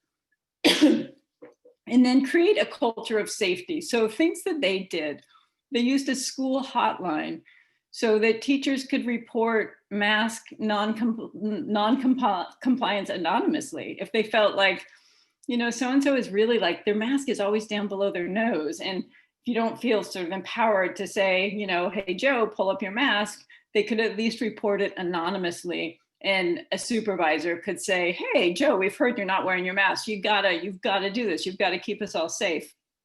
And then regular walkthroughs through the campus by school leaders, doing spot checks on mask compliance, seeing what percent of people, teachers and students, were not wearing masks correctly. And then reporting that and going back and trying to figure out, well, why, you know, do you need to, you know, like we can go over what correct mask use is. We've got to do this, you know, positive reinforcement. And then analyzing anytime there was an outbreak, what went wrong, who wasn't masked. And then for building trust, the cases of campus-based transmission were adjudicated by the local health department. So it's really important that teachers feel like nobody is sweeping cases of COVID on campus under the rug. They need to know, you know, they're operating in high prevalence. They need to know when there are cases, and that nobody's trying to hide things, and that they are not, you know, they're not exposed to more danger than is advertised.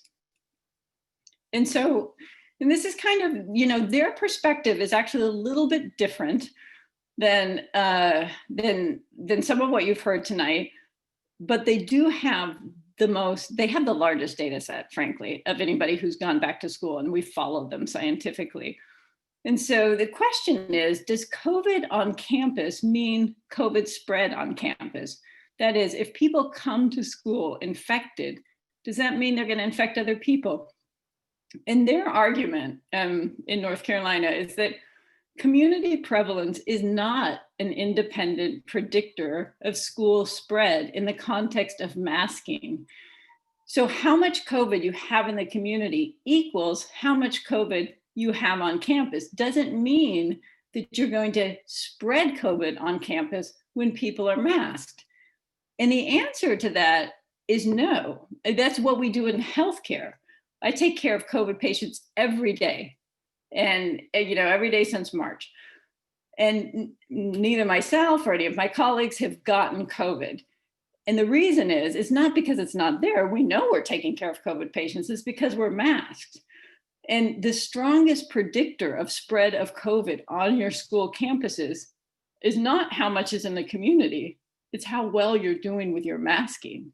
And that's really what the North Carolina data shows. Their COVID rates are sky high in their surrounding communities, but they've kept their schools safe with this laser focus on proper universal mask use. And then just, you know, sort of one other interesting note, in healthcare, we do contact tracing, you know, meaning that was a high risk exposure, tell the people involved about it. If you were around somebody who tests positive for COVID, less than 6 feet from them for more than 15 minutes, and either you as the healthcare provider weren't masked or the patient wasn't masked, there has to be a breach in PPE in order to get contact traced. So in schools, we're using a much more conservative, a much stricter way to contact trace. So less than 6 feet for more than 15 minutes, even if both people were masked, the exposed person and the COVID positive person. And the researchers from North Carolina are kind of arguing that that's the wrong message. We're saying that masks work and masks prevent transmission. So even the, you know, sort of contact tracing of when you have two people who are, you know, were within 6 feet for more than 15 minutes, but they're both masked. The idea is that we have from the healthcare arena, where we've been on the front lines all this time, is that blocks transmission of COVID. And so it is kind of this mixed message of, yes, you got to wear your mask, it really works. And, oh, but you were exposed and you had a mask on, so you're still at risk. It's a harder message to sort of to make as a public health campaign. So masks block about 70% of COVID transmissions. And then you back up your 3 to 6 feet and you get at least another 20% drop from that. So the reason we don't contact trace in the healthcare setting is because you have, a far less than 10% chance of getting COVID when you're masked and you're distanced, which is on par to the efficacy we see in transmission reduction with vaccines. And then symptom screening is important too. And, we know that 40% of people are not going to have symptoms, and it's probably even higher than kids. But still, keeping symptomatic people off of campus is low-hanging fruit. You don't want coughing people who are more likely to spread COVID when they have it on campus. And this is just a chart of how symptoms vary a little bit by age group. So, and just to be aware that adolescents are more likely to have headache versus cough than adults are when they see it. So, just making sure your symptom tracker is good and you're going through all the symptoms, and kids and faculty or teachers who have any of these symptoms should not be on campus and should be getting tested. And then ventilation, we've talked about this a bit. The most important piece is really keeping your doors open. And those can be classroom doors that open to an internal hallway. It doesn't have to be. I mean, outside in a breeze is of course great. You'll get more circulation that way. But it is really, the idea is you don't want your classroom to be hermetically sealed. You don't want a bunch of bodies in there and all the doors, windows closed so that everybody has this tightly shared airspace. So opening a door, windows if you have them, you want to, maximize airflow, but it's primarily a droplet disease. So droplets are, prevented by masks, and then the 3 to 6 feet and droplets fall to the ground. If I'm sitting next to somebody with COVID and they cough on me without a mask, it doesn't matter if I've got a great HVAC system going, I'm still going to be really high risk for getting it because they're right there. The ventilation systems are for airborne. So those really tiny droplets that are not attached to water at all, but just on a little bit of dust, can potentially hang in the air for a long period of time. And that's what your HVAC system does. But that's a real small portion of COVID transmission is airborne. So you don't want to divert attention to the mask is always important, no matter what kind of ventilation system you have, and just keeping doors open is adequate, fine ventilation. And that's what we've seen in North Carolina. That's what we see in healthcare. So in the ER, when we see a COVID patient in a room with no windows and not negative pressure, no special room, we see them, discharge them, wipe the table down, and the next patient comes in. We have not had any without a downtime. We only do a, 1 hour wait time between COVID positive to COVID negative patients if we've intubated them or done what we call an aerosol generating procedure. But otherwise, we just clean the surface and have the next patient come in. And that is really because this is primarily a droplet driven disease. So why reopen schools now when the vaccine is on the horizon? Masking and distancing bring a really high level of protection that's similar to vaccine. But really, there's evidence of significant ongoing harm from lack of in-person education that, as I started this talk out, is really got to be part of the equation. So we have an adolescent mental health crisis that's going on now that's closely tied to school closures. And, anybody who's the parent of a teenager knows that teens especially are really hypersensitive to feelings of social exclusion and social interaction. And developmentally, it's incredibly important for them to be around other people. And because they aren't with closed schools, we're really seeing signs of severe distress. And that's just got to be part of the dialogue. And then there's, a lot of data about academic slide, despite the incredible heroic attempts to teach remotely by teachers, which is, I know, so much harder than in-person teaching. And it's, I think if the safety data, which is now here and reassuring, once people are really aware of that and embrace that data, I think everyone will be relieved to go back to in-person instruction.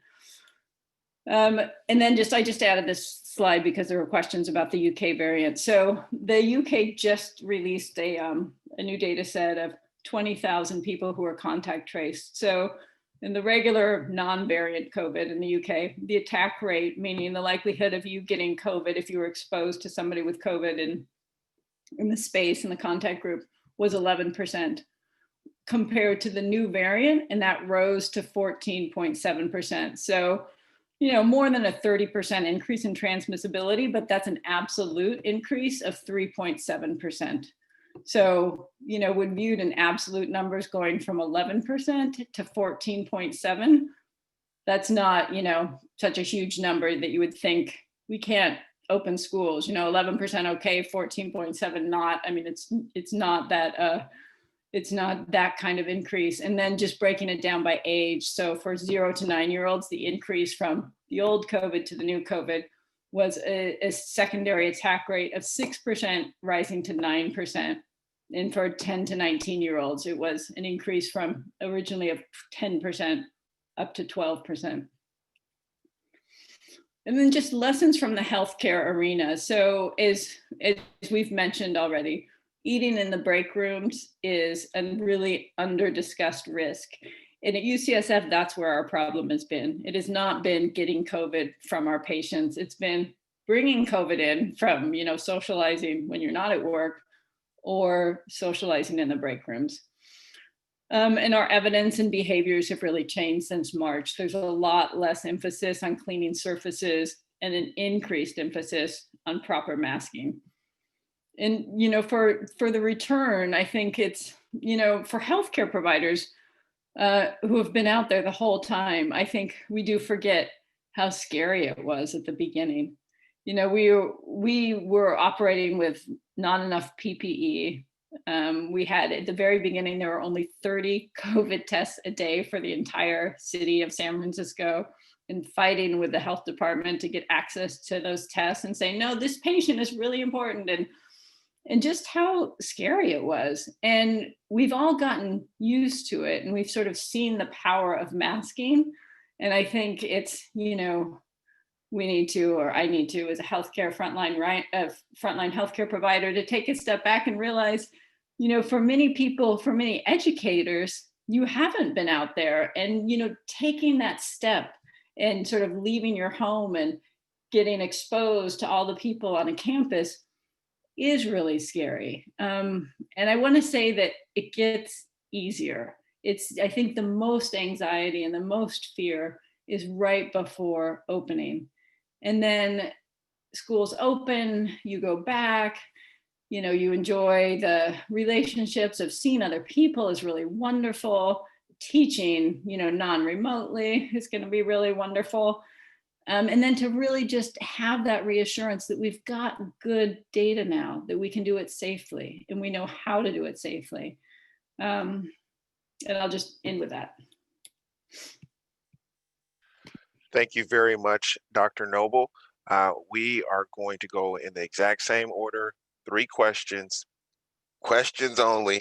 And before we start, I just want to say this. There are going to be things said tonight, and there probably have been things said tonight that we personally don't agree with or don't like. But that's not the point of tonight, right? So if you hear something you don't like, if you hear something you personally did, question it, right? That's why we're in this question it while you have these people here, all right? But remember, we're on question. So, Doctor, I called you. I'm gonna go with it. Dr. Smith-Bowles, go ahead. I like it. From your mouth to God's ears, we're gonna put it out there. So we're gonna go 3 questions, 2 questions, 1 question. That's the plan. Okay, great. First question, are we tracking what the mental health impact is of students or teachers who have gone back to school and have had teachers or colleagues die, or parents or grandparents who have passed away from COVID? Are we tracking that? I don't know that there's been sort of a separation of the mental health trauma, which is real for sure for people who have a family member who's died of COVID, or, know somebody who's died of COVID. I mean, those are real. That's a real mental health concern too. The reason the numbers are so big for, all the kids who aren't in school is just because that's almost everyone. That's almost all of the students we have. I mean, there's so few kids who are back in school and in person in California now. So it's not to say that there aren't mental health repercussions for being exposed to COVID and for losing a loved one. Of course, those are there too. And those would be part of the data. They're just because deaths from COVID are so much smaller than the universe of kids who aren't back in school. And school closures are often named in the signs of distress when the kids come into the ER and identify that way. That's a lot of what we're tracking, but that does not mean, of course, that there's not mental health distress from the very real, sickness and death from COVID.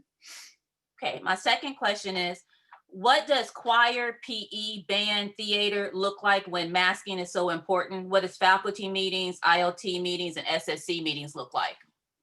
So I think you said choir as in like chorus is not something sorry, I don't want to misunderstand. Choir shouldn't be done. People shouldn't be singing. And then faculty meeting, just in terms of PPE, it should be just your surgical mask or your mask over your nose, down your chin. And then, schools can't, the state guidelines are not requiring face shields, but if people, choose to wear goggles or cover their eyes, I think that's a great idea. It's, I'm not quite sure why that's not in the state guidelines. It wasn't used in North Carolina, which is really now our best data, but I think it's important to do everything we can that's, relatively painless to decrease our risk. So, people wearing, just buying non-prescription glasses and having their eyes covered, I think is a great idea. But by far and away, the most important thing is just masking and distancing. So minimum of 3 feet, ideally 6. So Dr. Noble, you said choir should not be done or chorus should not be done. PE, band, theater? Oh, got it. Okay. Yeah. So PE outside, it would be definitely the safest way to do it. And I don't think the regulations are allowing it inside, at least if it's not modified PE. So anything where people are really breathing hard, and so their respiratory droplets will project farther, you want to take outdoors. People are masked, so that's super protective, but we don't want to push it. I mean, most of our mask data is when we are breathing and acting, normally. I mean, talking loudly is fine, but that's different than really singing or playing basketball. So sports that are cardiovascular should really be, you've got to be more careful about that, backing up the distance and taking it outside whenever you can. And chorus has been recognized. I mean, choir has been recognized as a particular problem. So if a school is going to sponsor choir, if that's allowed, if that's part of the regulations, doing choir practice outside, I think would be a really wise thing to do, not to do something like that indoors, not to do cardiovascular sports indoors. Okay, thank you. I thought I froze for a minute. Everybody froze. I was like, oh my God, I froze. My last question is. Trustee Smith froze. That was 2. This is 3. Trustee, you are asking questions that we say are subset questions, which means that you are asking 4 questions in one. We're going to go to the next person, and then you will be able to do what you need to do. So, see, Mr. Christian agrees. He's over there grinning. So, Mr. Christian, you're up next. Thank you, President Phillips. It's just one question that I noticed in all the reports, but no one never talked about keeping things clean, sanitizing throughout the day, making sure things are wiped down, making sure that from the classroom or the restrooms, the facility itself. So it's going to take, people. So, but that was never mentioned. Yeah, it's funny. So hand washing is definitely important, and wiping down surfaces is great, but we don't actually have evidence of spreading COVID that way, or very, very few cases of that. We had some early cases, we had people, I mean, some of the very earliest cases were at Travis Air Force Base, and HHS health workers came in and they thought, oh my God. And, you know, they picked up dead, basically RNA, probably non-infectious COVID particles all around. And an early assumption was made that we were going to get COVID from touching things. And, you know, maybe happens a little bit. And of course we want to hand wash and we want to clean. But the problem with kind of focusing on this, and one of the things that I've told schools, like this deep clean Wednesday that a lot of schools want to do, you know, okay, we'll have half the school there Monday and Tuesday, we'll do a deep clean Wednesday and the other half Thursday, Friday. You really don't want to divert attention to what's important. And you really want to put all of your effort, or 95% of your effort, maybe 92, into masking. And, you know, to really enforce good masking behavior is not, I know it sounds simple, but it's not that simple. I mean, we still like work on it at UCSF. And that's, you know, developing protocols for like how you support each other and like, no, your mask isn't on right. You know, that's the second time this week I've told you that. You gotta like fix it or we're gonna get sick. You gotta focus efforts on that. And I'm not, you know, protocols for wiping everything down is just fine. We don't have much data that does anything. I'm not against it. Hand washing important for sure, go at it, but just don't let it divert attention to what's super important, which is covering from the nose to the chin. Okay, thank you. Thank you. Thank you very much, sir. Trustee Area 4, Mr. Gonzalez-Hoy. Thank you, President Phillips, and thank you, Dr. Noble, for being here. And I just want to thank you for what you do every day and taking care of COVID patients. I really do appreciate the work you do on a daily basis. So thank you for being here at night as well. So to my questions, my first question, you know, before this meeting to prepare, I saw in the Washington Post that majority of school districts in North Carolina have closed in the last 2 weeks because of the spread of COVID. So could you please give me your understanding of why that's happening when 60% of districts have closed last week?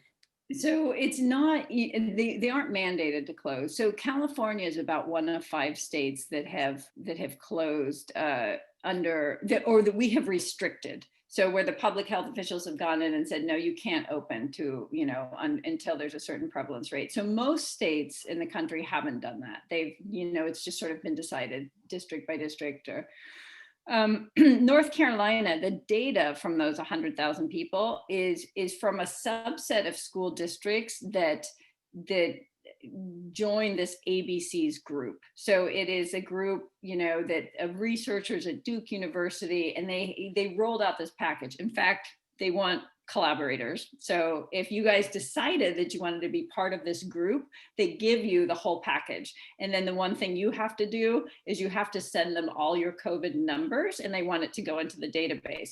But their ABC's program, you know, they coach you through, which again is really like focused on masking. They coach you through all the interventions to do to stay safe. And you are going to assume that there's going to be COVID cases on your campus, and you're going to assume that you're going to be so good with your masking that it's not going to spread. So the ABC schools, these districts have stayed open. And they've got this, you know, and they've got these Duke researchers who are sort of supporting the school safety program.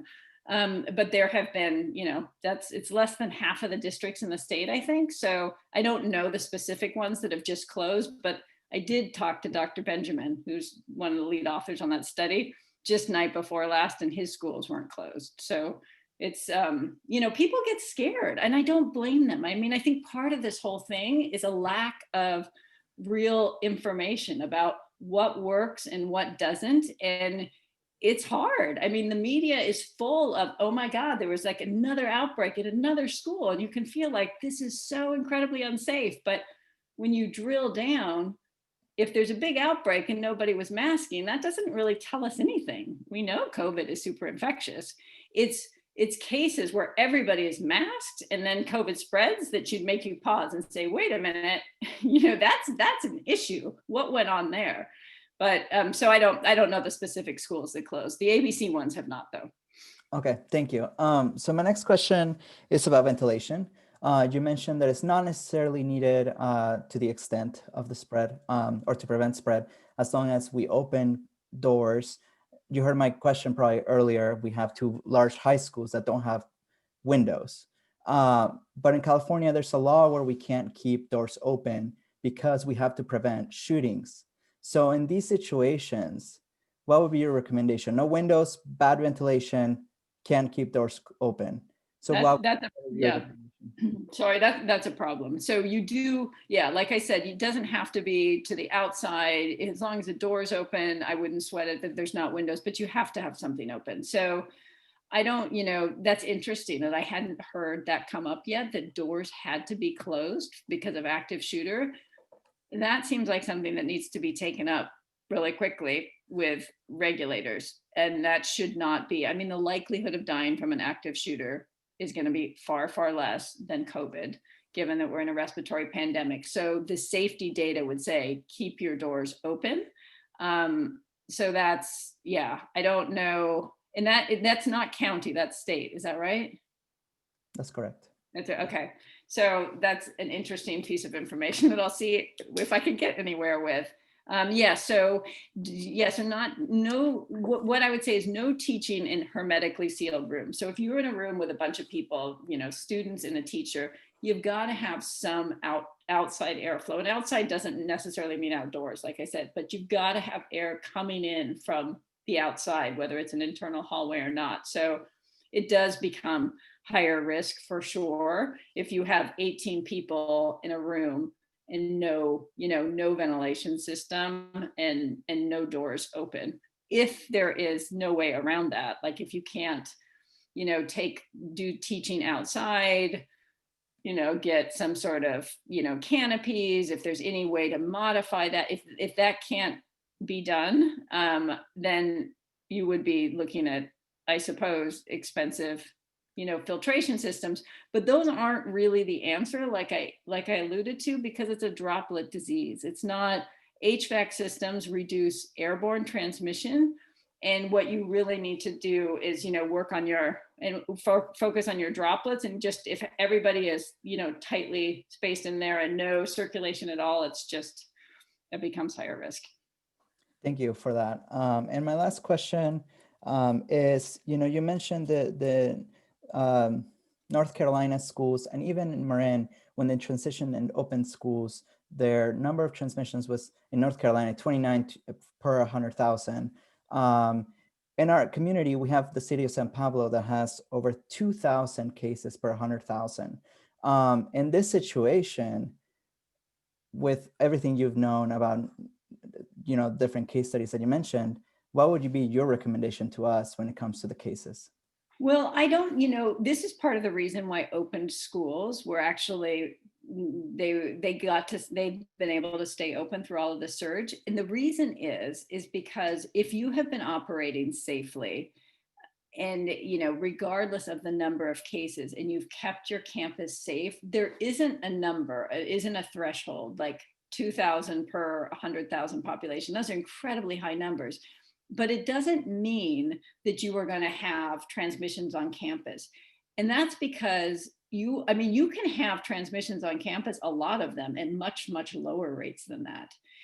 You don't get transmissions on campus if everyone is masked all the time. So, and that's like the analogy to the ER. When we see COVID patients all the time, I saw, 8 patients with COVID yesterday. And that would be outrageous if that was in a school setting. I mean, if you had 8 kids in a classroom or something who are all COVID positive, those would reflect incredibly high community prevalence rates. But we don't expect any transmission from the patient to me because the patient is masked and I'm masked. So you don't need to have a cutoff. And Dr. Rutherford and I think maybe feel a little bit differently on this, but it's based on the North Carolina data, that the community prevalence is not as much of a predictor as whether there will be spread at school as how good your masking is. And so the North Carolina data, in those 9 weeks, their community prevalence was, around 29 or so per 100,000. But since then, it's gone up to about 85 or 90. So it's much higher now, and their campus transmission rate hasn't increased. And that's just because they are not letting up on the masking. So you don't see this tight relationship between community prevalence and campus infection because masks work and because they have spent all this time making sure that they are at 100% mask compliance. Thank you, Dr. Noble. That was my last question. Thank you very much. Thank you very much. So I'm going to move on to the next person, which is Trustee Reckler. Thank you. And Trustee Gonzalez-Hoy answered my questions. I do have a question about masking, though, and the types of masks. If you would. Yeah, so I think the most, about that. I'm sorry. Yeah, I think the most important thing is the fit of the mask. So you don't want to have big gaps. So, the surgical masks, I think one of the reasons they're more effective, we call them surgical masks. You can buy them on Amazon. I mean, they're just the thin masks. They have an aluminum bar right here, and that you can mold it. So you don't have much of a gap there. And they're just, they're tighter fitting. The cloth masks that people use, there's not good studies on them being less effective, but if they are less effective, it would be most likely because the fit just is not as good. So, and I think that that's part of the new CDPH, the California Department of Public Health guidelines, that they will furnish schools with the surgical masks. They're actually also, really cheap. I mean, I think you can buy a box of 40 of them for $7 or something, but I would recommend those just because they fit well, and masks, and focusing on masks, because that is really, really where the money is, having a well-fitted mask and making sure everyone has masks that work. So no, and other sort of basics, no sleeves, none of those things that you can just pull up and that are super thin, no bandanas, no masks with valves. The valve masks that people have for the fires in California don't filter when you breathe out. They only filter when you breathe in. So those don't do anything to stop the spread of COVID. So those are some basics, but I would advocate just getting those, what we call surgical masks that you see people wearing in hospitals that you can just, buy online, and they're pretty cheap. And that's what we have all the data on for healthcare workers. Okay, thank you.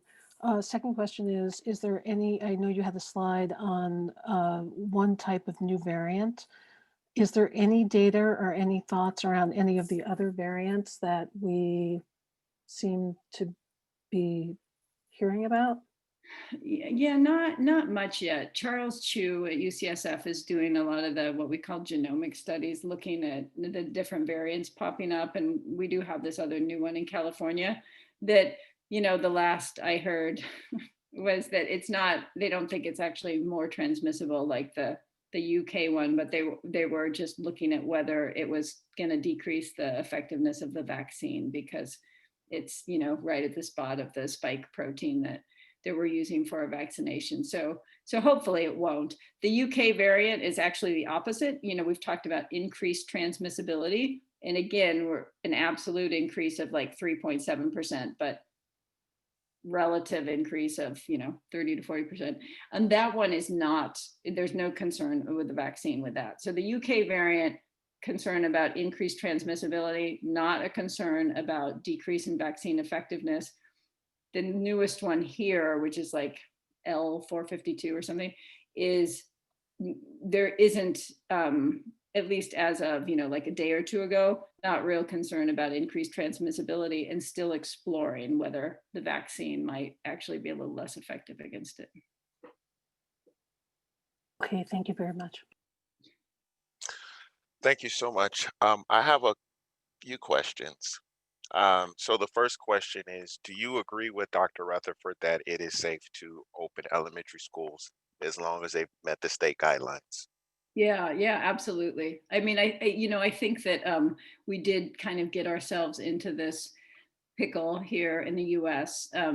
We have the longest school closures in the world right now, and like we sort of all said tonight, schools were closed based on flu models, and kids really are the drivers for the flu. I mean, flu in the technical term, snotty nose disease, kids drive it.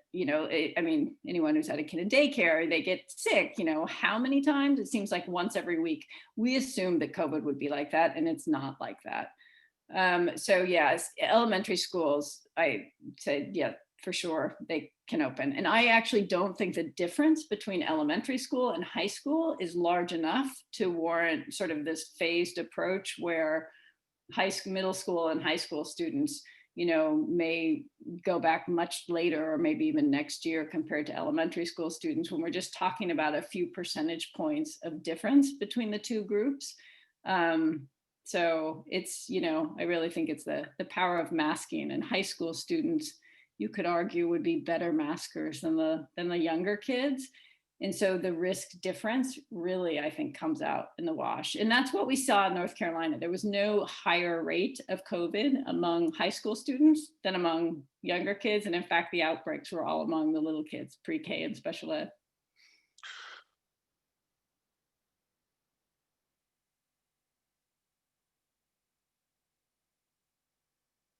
Dr. Rutherford seemed to be of the opinion that high school was less safe.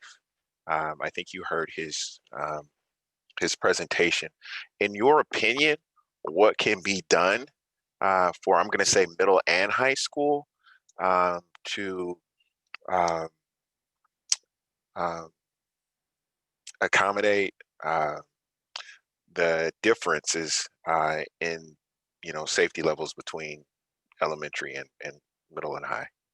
Yeah, I think it really is, for the risk of sounding like a broken record, the masking is even more important because high school kids will be closer to adults in their rates of transmission and infectivity. So, there really needs to be a zero tolerance policy for improper masking, period. But that has to be true for high school and middle school. I mean, they just, you don't, the last thing anybody wants is for kids to spread COVID to teachers. I mean, that's the worst case scenario. Kids, we know, will pretty much be okay with COVID, but it's the adults on campus who we're all worried about. And so I think for, high school, if you are a high school teacher and you feel like, I can't get my students to wear masks and I can't get them to do it consistently, you need to have the support to say that kid can't be in class. There really needs to be administrative support for the teacher to, liberally be able to say that's not okay because, this is a health risk for me. And so having systems like in North Carolina, I think they got basically like one chance. And if the kid had to be reminded that their mask was on improperly, the second time they got sent home. And all sorts of funny stories about how mad the parents were at the kids who had to, take the day off work because their kid, Johnny got sent home again because his mask was down below his nose. And then parents really buying into that really quickly. It impacts them. This is not a joke. You can't be in school. It's a privilege right now in the time of COVID. And if you don't use your mask, you're not going to be here. And I think that's really the fundamental, the fundamental strategy to reduce the risk among older kids. Thank you. My third question is, you just mentioned special education, and depending on the level of severity that the child has, there is a lot more hands-on. We have kids who have to get diapers changed. There's a whole just continuum of services that some of these children need. So I want to move away from the general population of child for a moment and ask you, how do we accommodate for or plan for the moderate to severe special needs child in the COVID environment?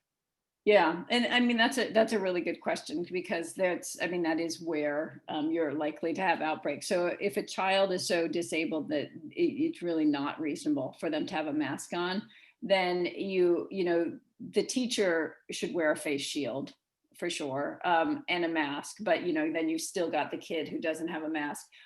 I would say, depending on kind of the risk profile of the teacher, I don't think it would be unreasonable for a special ed teacher to want to wear an N95. I mean, N95s are not comfortable, but we do it in healthcare, and I have gone around to schools and fit tested teachers for N95s, and it's a really, really low tech, easy thing to do. It takes about 5 minutes a person. The downside, the reason I think the medical community has not sort of promoted N95 use outside of the medical setting is this real fear that people will feel like they're too uncomfortable and they'll take them off. And the moment you're maskless, you are at a much higher risk. So the idea that if we give people N95s and they don't wear them correctly or don't wear them the whole time, we've actually done a lot of harm instead of done any good. But when you're talking about a much smaller group and special needs children and a smaller number of teachers, and if that's something, that the school district wanted to do, that's an achievable goal and something I'd be happy to help with. Thank you very much. And all of you who are saying you're going to be happy to help, we're going to call you on that. So we're going to go back to the first person, which is Smith Foles. One question, not three wrapped in one, but go ahead. So are we to 2 questions now because we just did 3? Two questions now. 2. Okay. So could you give me more information on the North Carolina study and their discipline measures with when you were talking about zero tolerance policy, and what's their matrix? What happens first, what happens second and third? That's my first question. Okay, so yeah, they have one warning. I think it's a one warning system, and then the kid goes home. And I don't know when that kid can get another warning and not go home, like when it backs up. I don't think that it could happen. I think it's like at least within a week. Like you cannot get a warning more than once in a week and not get sent home. After you've already been sent home, there's some algorithm, and I can send you the whole executive summary, they call it, for the ABC program, because it's phenomenal. I mean, I think even if you didn't want to join their group, it would be worth it reviewing their documents, because I don't remember exactly like what happens at each level, but they do, warning and then go, and then how soon the kid has to get sent home again, I'm not quite clear on, but they are not, a repeat offender is definitely losing the privilege to come back to school for some period of time. I don't know exactly how many days it is. And then when there is an outbreak, they have a fair number of cameras in classrooms in North Carolina for whatever reason. Dr. Benjamin was telling me it's kind of traditional, I think, for security and discipline, he said, and not exactly clear on what that means, but there's cameras in schools, and they review the footage whenever there's an outbreak, and they look and they see who didn't have their mask on, and they identify in any of those cases where the lack of mask compliance was, and sort of re-educate everybody. Like, why did this happen? How, this person, this student, this teacher, whatever.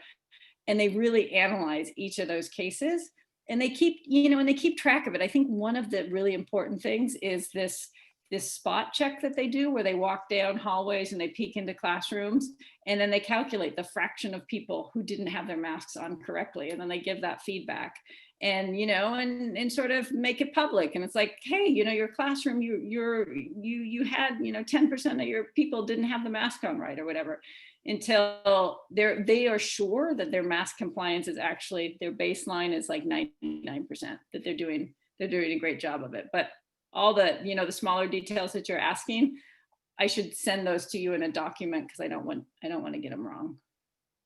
Okay, so my second question is, what is the school climate impact on teachers reporting on each other, staff reporting on each other, and volunteers reporting on each other?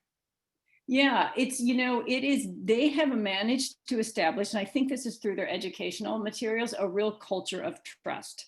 So the fact, like starting from the get-go, that we are going to do this in-person stuff, and we know that it is risky if we don't have each other's backs. Like, this is a total team sport. If just one of us doesn't, play this game and doesn't buy into them,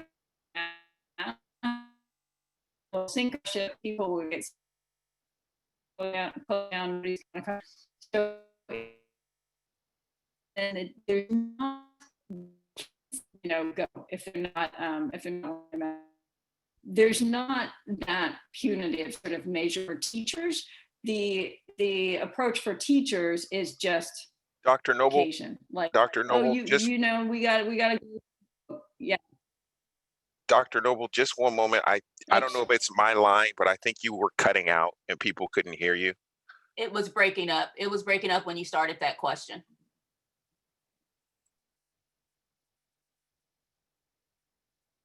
We're getting the tour. You are getting the tour. I was just gonna run to another room, but can you hear me again? Okay. Yeah, so not, there's not the punitive effect on teachers don't get sent home. That probably sounds really unattractive, but teachers are not, teachers are just, it's reinforcement of why it's so important to wear masks, and, just reviewing that. And then with kids, it is more of a, I already told you that, you're out of here. And they have had, from the reports and speaking to the, the study leaders, they have a really solid group. It has not created a lot of dissension or teachers leaving. I think the group consensus, I'm sure there's always, this isn't 100%, but I think the group consensus is they're very proud of what they're doing. And they feel like they have a really solid team. Thank you. Thank you so much, Trustee Smith-Folds. We're going to move to Mr. Christian. Mr. Christian, you could ask up to, or now I'm getting confused. We're at 2 questions, right? Right. All right, you got up to 2 questions. Okay. It's been a long day. Okay. Thank you, President Phillips. I just wanted to go back to the part where I mentioned about cleanness or cleaning. Say if the student takes off the mask and sneeze, cough with the mask off, and then you have the droplets in the air and so forth on the desk, or it's floating in the air. And then it also goes back to the ventilation, and if the ventilation's not, the air's not circulating through the room and the stale air.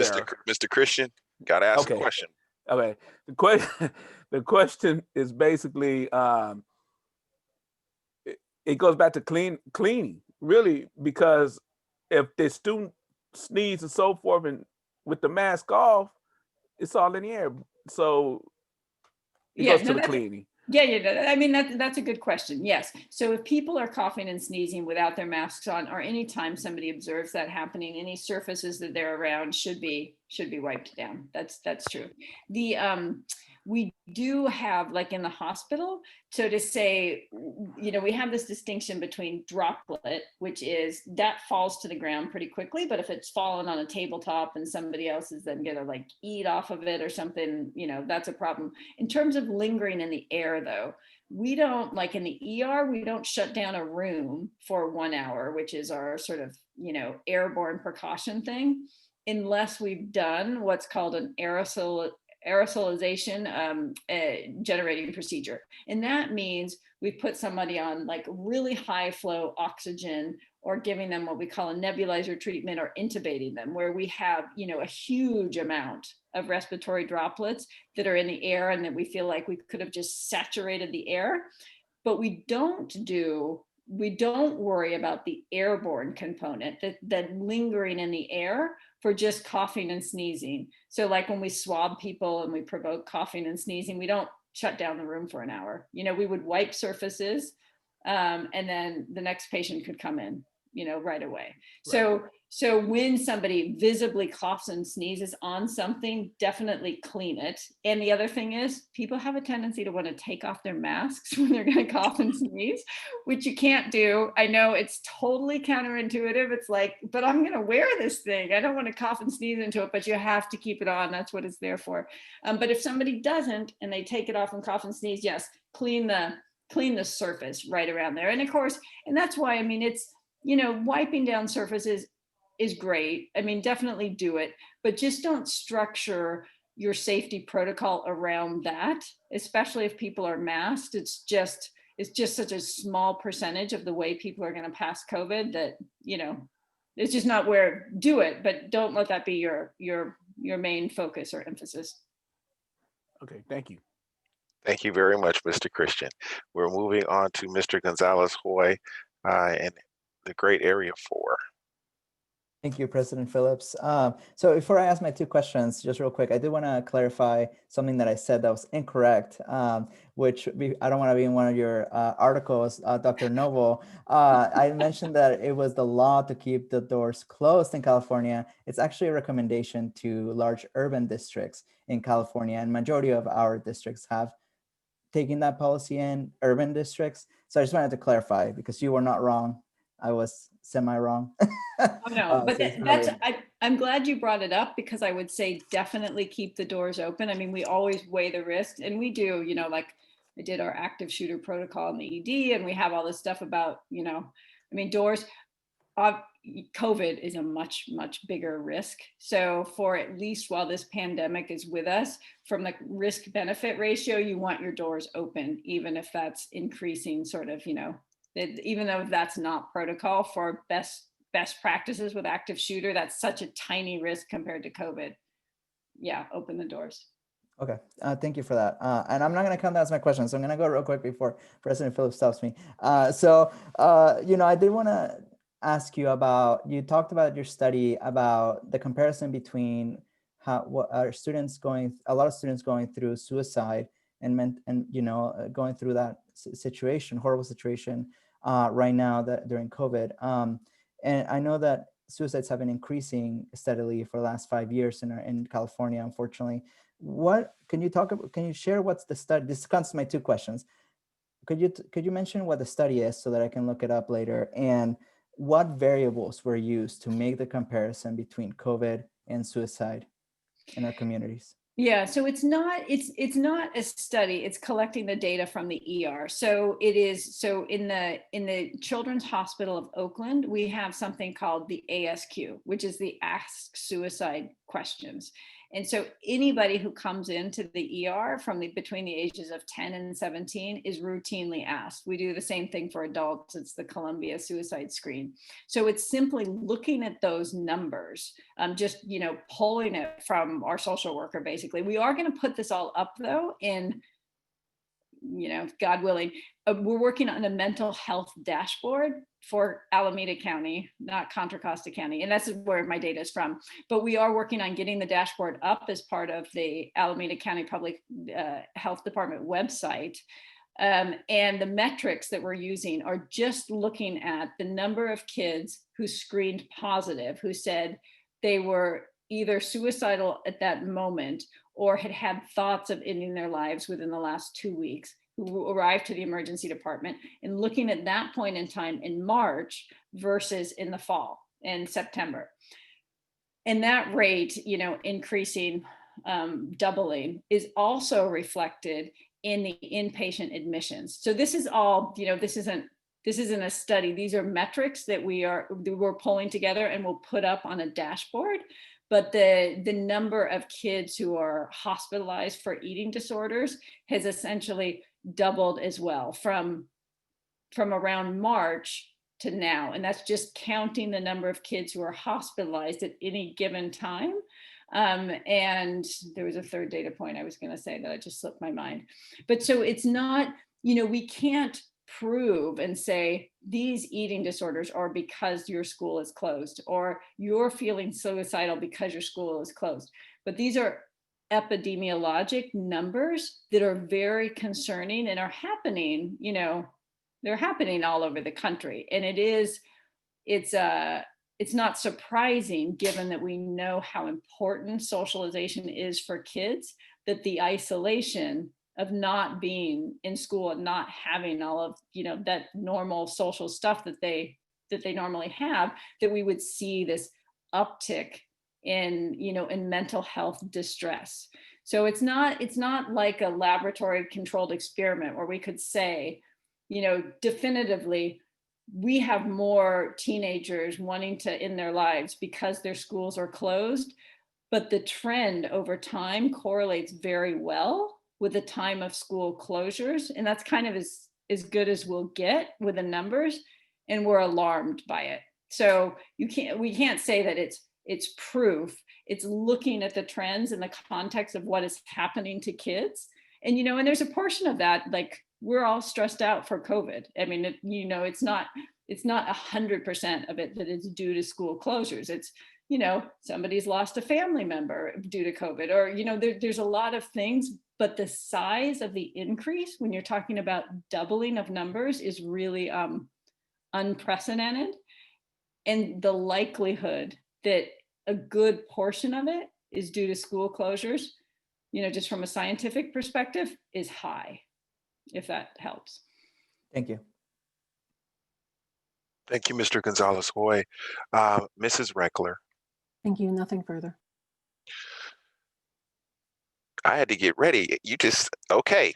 So it's my turn. All right. So anyhow, I want to go back to the comment that you made about case rate versus transmission rate. And I was thinking about this and trying to make sure I understood it for myself. And so I'm going to use an analogy, and it may seem really silly, and I don't want anybody to write this analogy, but I want to know if I'm kind of thinking about it in the right way. So there were like all of these herpes commercials, right? Where people had, I see Trustee Reckler, but this is how I started thinking about it. So I'm trying to make sure that I'm thinking about it the right way. So there are all these herpes commercials about people with herpes, right? And the idea was not that people didn't have herpes. It was not to transmit the herpes. And so go ahead and laugh, Trustee Reckler. I see you, just let it out. It's okay. But the idea was that people did not transmit this STD. And so when I'm hearing you, people kind of see how my mind works, but when I'm hearing you talk about this, that is kind of the analogy that I was hearing. Am I off base about this? No, I mean, I think that's analogous. The difference is, so what we've assumed, and what a lot of the, I think, I don't know, the state regulations, at least up to this point, have assumed that the amount of COVID in the community is automatically going to be equal to the amount of COVID that's spread by schools opening. And that would be true if we didn't mask, or if everybody in the community was masked 100% of the time. And so they were in the schools, and then you could say, okay, it's probably going to look the same. But we know that the COVID spread in our communities is because people aren't doing that. In fact, there are some studies that have shown community rates falling when schools open, because now you've got this subset of kids who are well supervised and who are masked for 6 hours a day, when before they were running around and weren't supervised and weren't masked. So the idea is that there could be a lot of herpes in the community, but you're not going to spread herpes if people are keeping to themselves. So it doesn't really matter if everybody out there has herpes. If you come into school and you keep your clothes on, or stay away if it's this kind of herpes, it doesn't matter if everybody has it, you're not going to spread it. So as long as you don't engage in the behavior that's going to spread the disease, the fact that there's a lot of it there doesn't matter so much. So with COVID, you can have a ton of it in Contra Costa County, but you couldn't have 0 cases spread on your campus if everybody has a mask on, if that makes sense. It makes sense. And for everybody who is laughing, I am sure there are people who are watching who it makes more sense for now because they got my analogy. So my last question is Marin. So Dr. Rutherford brought up Marin. You brought up Marin. How can our district apply lessons learned from places like Marin? Yeah, so I mean, it would be, Marin has, they've got a great website, and Mary Jane Burke, I think, is the superintendent there, who's very happy to sort of share lessons learned. So I think, seeing what they've done, and, maybe even doing a tour and looking at their, what are their higher risk schools where they've been successful, or less resourced schools, and what have they, what have they done specifically? I think that there's a lot in that. Dr. Garcia, who is the superintendent of Marin City, is really, I think he would probably be somebody who would be willing to come speak and share lessons learned, because they're right here local, and their transmissions have not really tracked or increased as Marin's community prevalence has increased. So they're clearly doing it right there. And then just giving another shout out to the North Carolina group, because they're in so many schools and they've done so well that I think, and I can send on, some of their materials that are designed for schools, like that might want to join their collaborative, just to go over what they're doing as well. Thank you very much. So that was 2 questions for me. We're going to do the last round, and we're going to, you know what? Supervisor Joya, did you want to ask a question? No, I'm just listening and learning as well. This is very helpful. So thanks for the offer, but no, I'm listening. Okay, thank you, sir. I like saying it now. Dr. Smith-Foles, go ahead. Well, I didn't think I was going to be able to follow up after herpes, but I think I'm going to give it a try. So I have just one question. Dr. Noble, what does school look like when everyone is apart and cannot be in contact with each other for fear of getting it, for not having the mask? And what does that social aspect of school look like then? Yeah, I think it's not perfect. But I think it's a lot better than what's going on now. So for the little, I heard a friend whose kid went back to high school the other day in the city said, "Oh my God, it's the first time I've seen my 15-year-old smile in a year."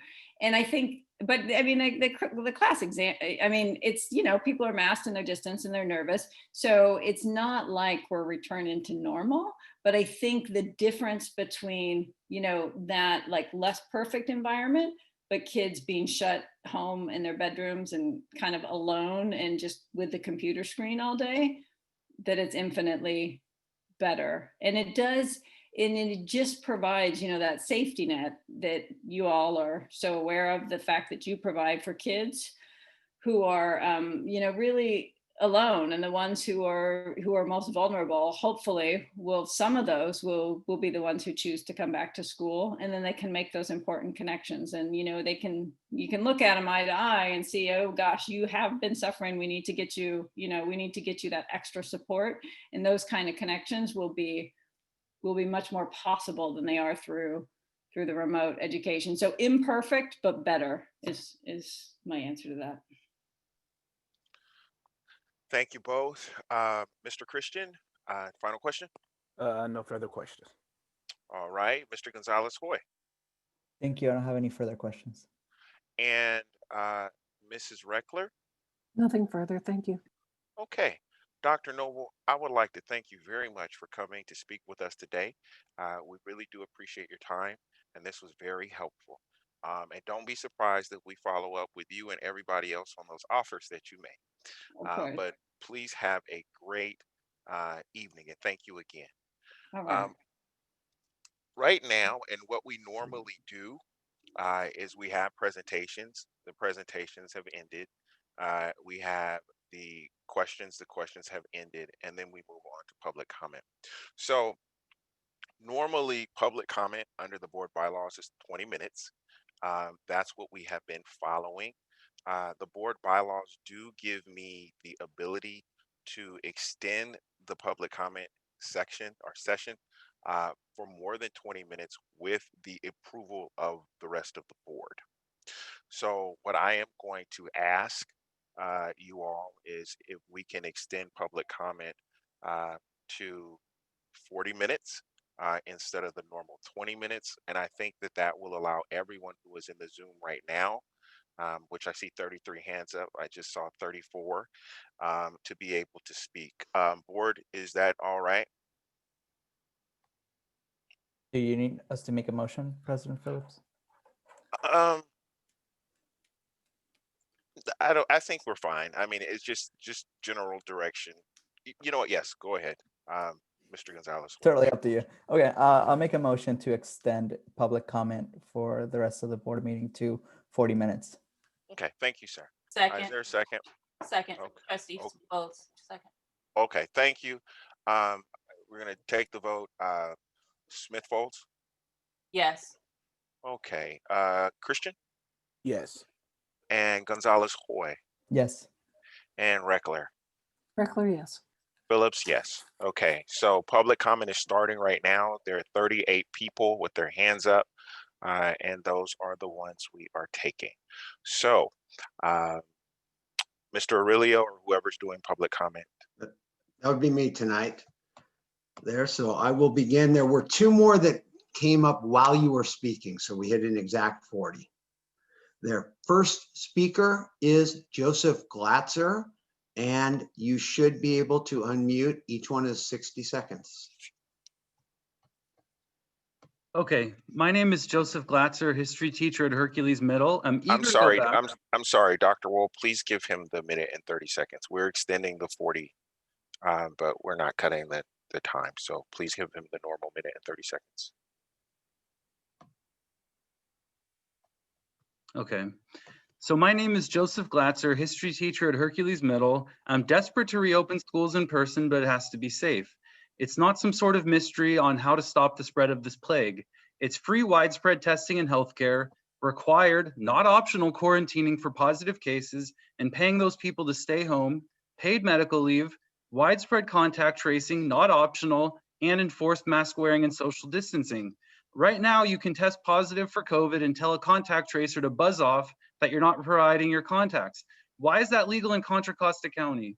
We urgently need our county to take these measures, serious measures, so we can safely and equitably reopen schools in person. Other countries who have instituted such measures, such as New Zealand, Singapore, and China, have done much better and are largely back to normal life. California, richest state in the country, is third worst for new cases after Arizona and South Carolina. Federal, state, and county governments have all failed miserably in stopping this virus and implementing the vaccine.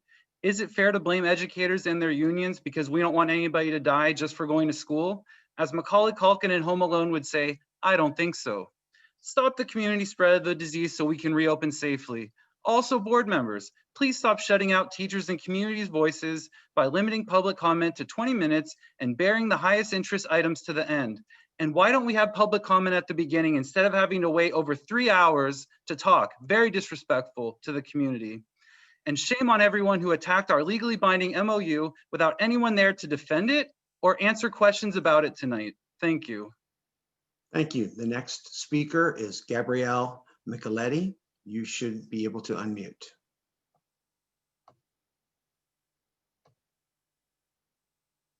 I had a completely different speech written, but listening to these speakers made me change my mind. My name is Gabrielle Micheletti. I'm a first grade teacher at Verde Elementary.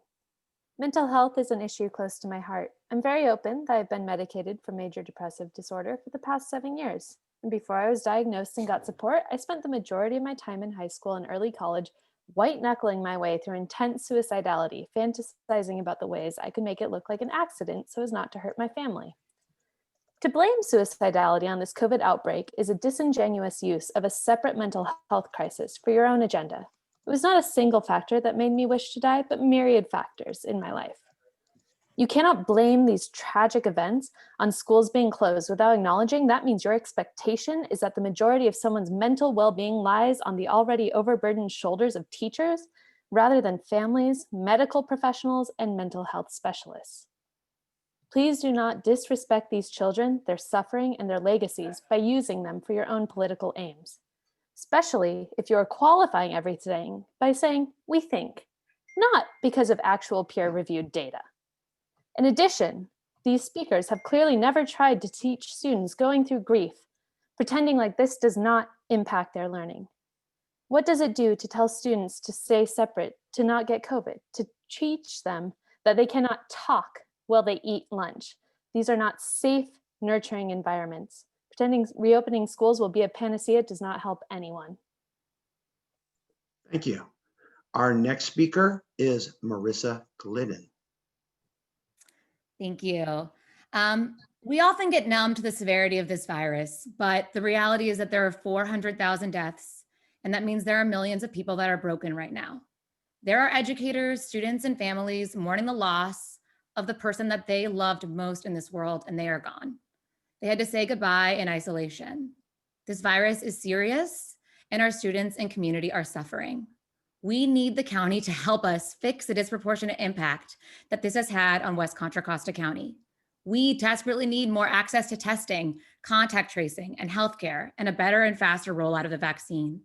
In order to safely open schools, we must focus on the health of our community. Educators and support staff miss being in person, but they also understand schools. When 50% of your educators have pre-existing conditions and 95% of educators tell you they will not put their students in harm's way, we need to listen to them. Educators are also experts. They should be heard. The MOU was signed by all labor unions, and tonight it was really misunderstood, and not one labor representative was notified to clear up the confusion. As educators, we take seriously our job to protect our students and to emphasize equity in everything we do. This MOU emphasizes health, safety, and equity for all of our students, no matter their zip code. I hope we can work together to suppress the virus quickly. That is the most important thing we can do to save lives and to return to school safely. And when we do return to school, we cannot return to school as normal. Schools weren't working for many students before COVID. We must use this opportunity to reimagine what is possible, to provide more mental health services, more creative outlets, to use curriculums that amplify Black and Brown voices, and the list goes on. Thank you. The next speaker is Carrie Shulman. Hello. First of all, I'd like to say what a pleasure it is having all of you on our new school board. Mr. Phillips, you do an excellent job keeping things moving swiftly along, and everyone has brought camaraderie and lightheartedness to this difficult situation. My name is Carrie Shulman. I have a kindergartner and second grader in the district, and I am part of the West Contra Costa Safe Open Schools group. Distance learning is not working for my family. Getting my kids to log in for their Zoom meetings is a constant battle. But even when I finally convince them to log in, I still can't force them to pay attention. Earlier this year, I had serious concerns that my second grader was becoming depressed. He never wanted to leave the house. I was fortunately able to get my kids enrolled in an after-school program, and their moods changed. They livened up.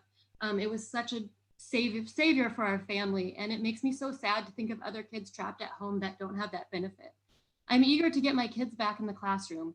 Earlier this year, California said that schools could safely reopen as soon as their county, not individual zip codes, but their entire county was in the red tier.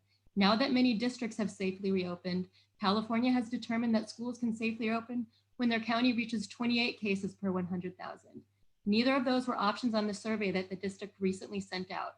There should have been a checkbox to say you would send your kids back as soon as California state thresholds are met. I believe in science. I trust our leaders. I want my children back in the classroom as soon as the California state guidelines are met. Thank you. Thank you. Our next speaker is on a phone. So the last four numbers are 5344. If you'll introduce yourself before you begin, and you may speak now.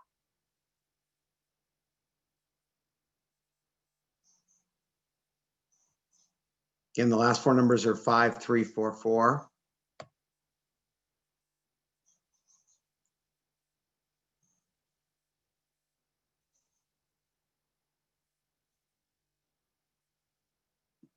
I see you're unmuted, but we're not able to hear, so we'll come back and see if we can get that checked in a little bit. Hello? Then, oh, wait.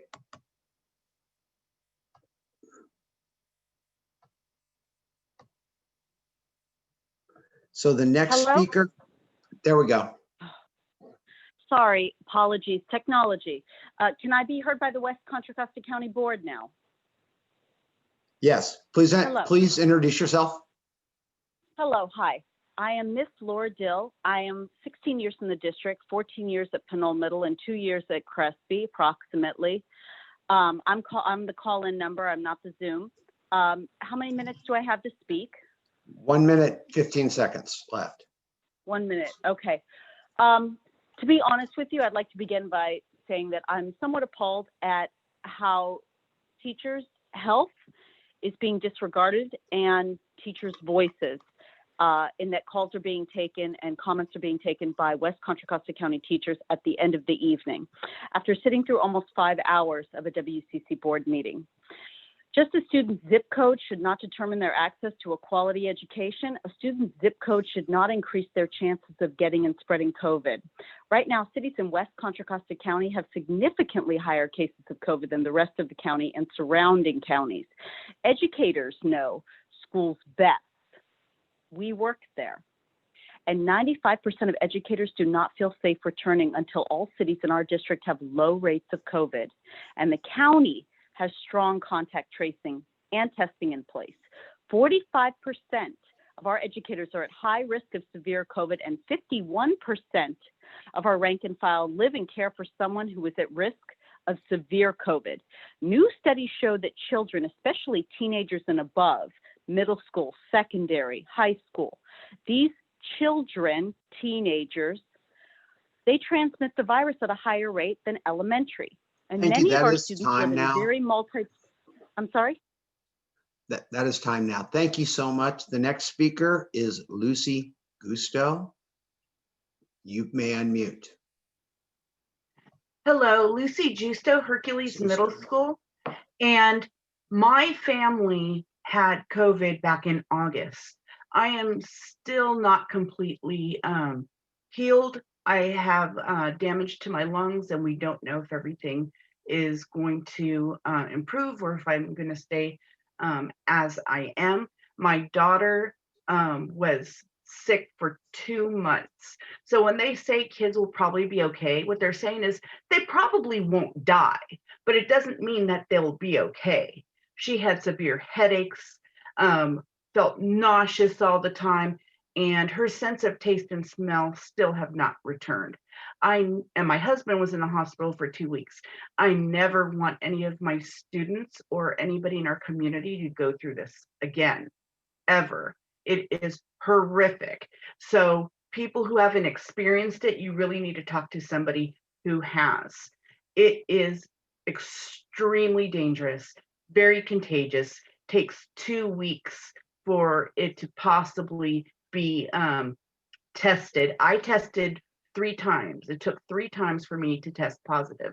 The first 2 times I was not positive. So we need to keep this under consideration. And my middle school students, they eat each other's Cheetos, stick their saliva fingers into each other's bags, and do waterfalls from their drinks. We are not going to be able to keep them masked. Thank you. Thank you. The next speaker is Karina Carlisle. You may unmute. Hi, my name is Karina Carlisle, and I've worked in this district for 13 years. I spent my first 5 years at Richmond High School as an English teacher. Then after obtaining my teacher librarian credential and master's in information science, I took my current position as teacher librarian at Pinole Valley High School, where I have held this position for the past 8 years. In addition to being an educator, I am also a mother to 2 young children, ages 2 and 5. I include this information, dear board members, because the health and well-being of families should be at the heart of any decision made regarding the return to school in person. I ask you, board members, which side of history do you want to be on? Community spread is at an all-time high in our district and county. I repeat, we are at the height of a world pandemic. There is no doubt in anyone's minds, regardless of teachers receiving the vaccine, that children and young people contact and spread the virus, and should you choose to open the schools, people will die. People that are alive now will die because of increase of community spread. That will be on your shoulders if you choose to open the schools and go against our MOU. After working for 13 years in this district, I know the day-to-day reality of working in a large high school. I know that it's impossible to socially distance, that many HVAC systems in many of our schools are ineffective, including Richmond High School, which has no windows. I know that in normal times, we are short on substitute teachers, that we do not have school nurses, and that we have overcrowded classrooms and a deficiency of mental health services. These things make our work as teachers challenging in non-pandemic times. During a pandemic, these things will make our work deadly. It is in your hands, dear board members. Take it seriously. Thank you. Our next speaker is Mark Moran. You may unmute. Thank you.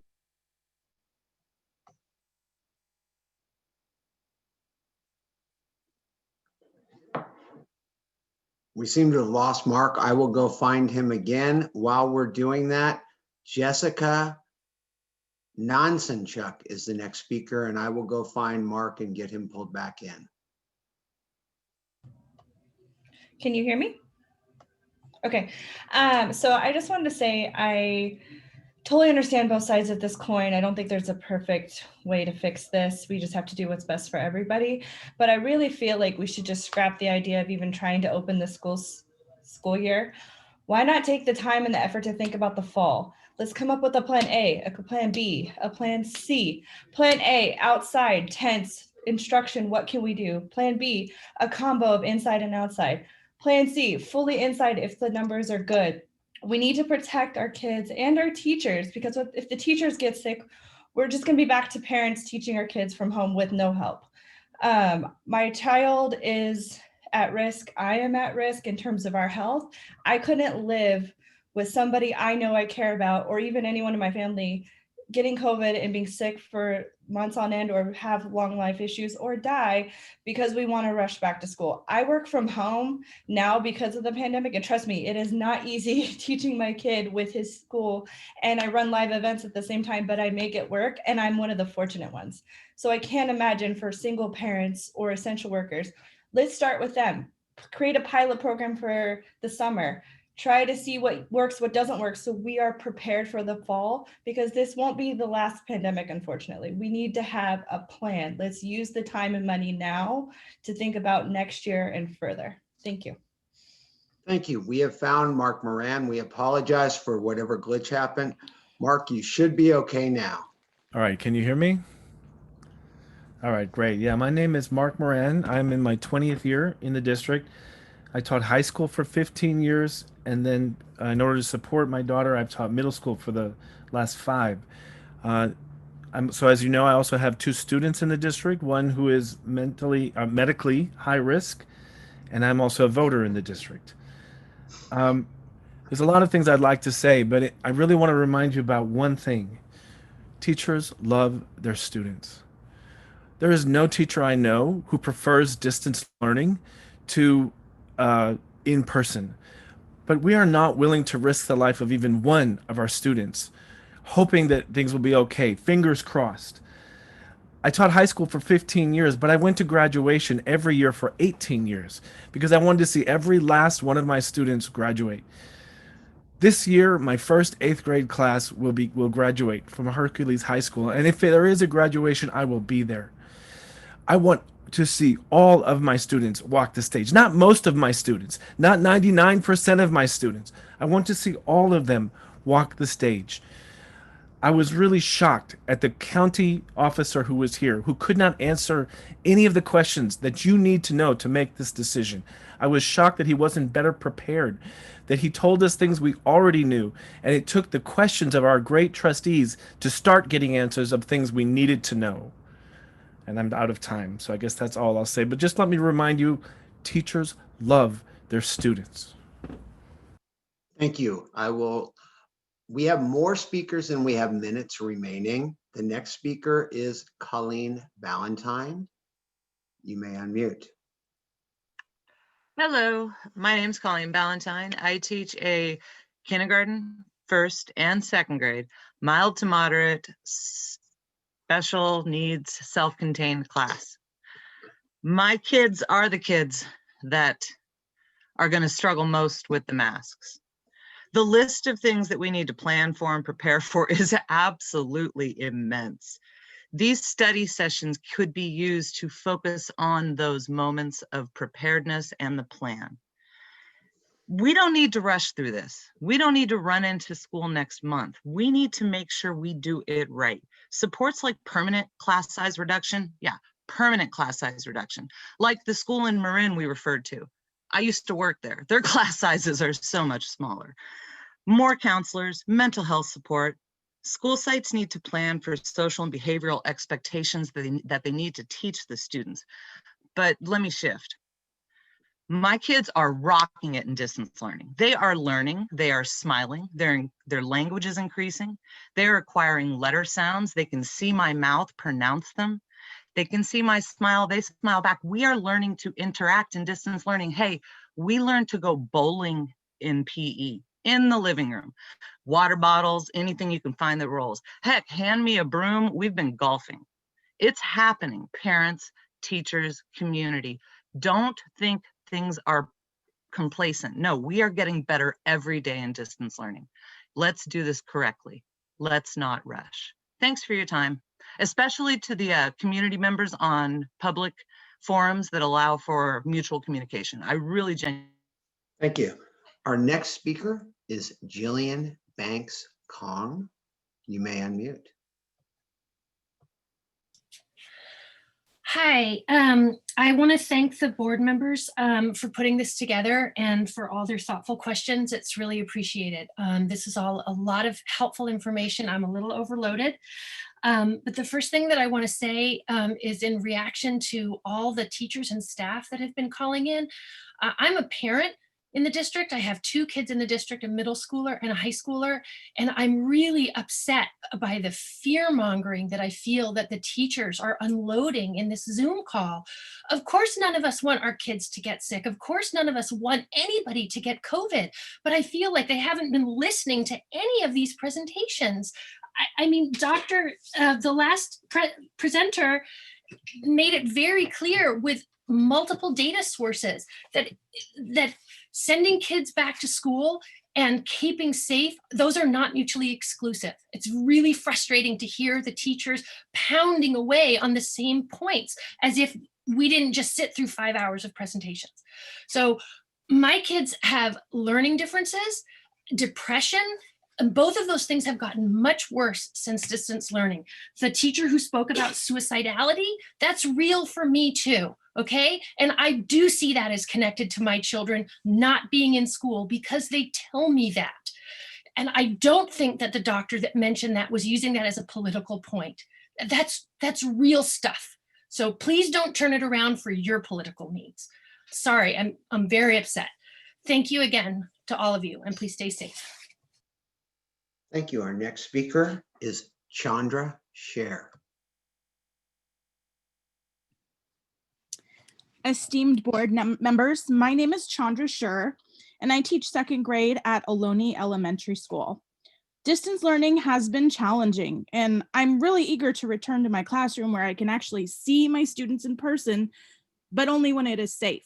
I myself am one of the 45% of our educators who are at high risk for severe COVID complications, and I am also currently caring for someone who is at high risk.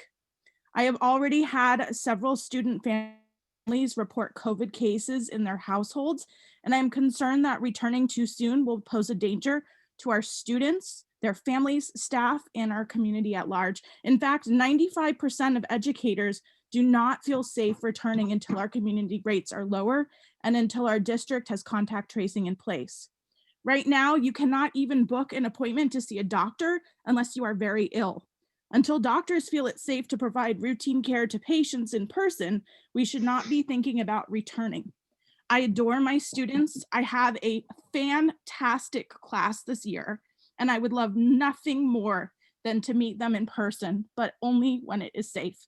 And for the record, I just gave my students the STAR reading test, and their scores are higher than any year before. They are doing amazing with distance learning and really are flourishing academically. Thank you. Thank you. As I unmute our next one, Francisco Ortiz, I want to remind everyone that we are capturing all of the questions on Facebook, and we'll be providing those to the board as well. Francisco, you should be able to unmute.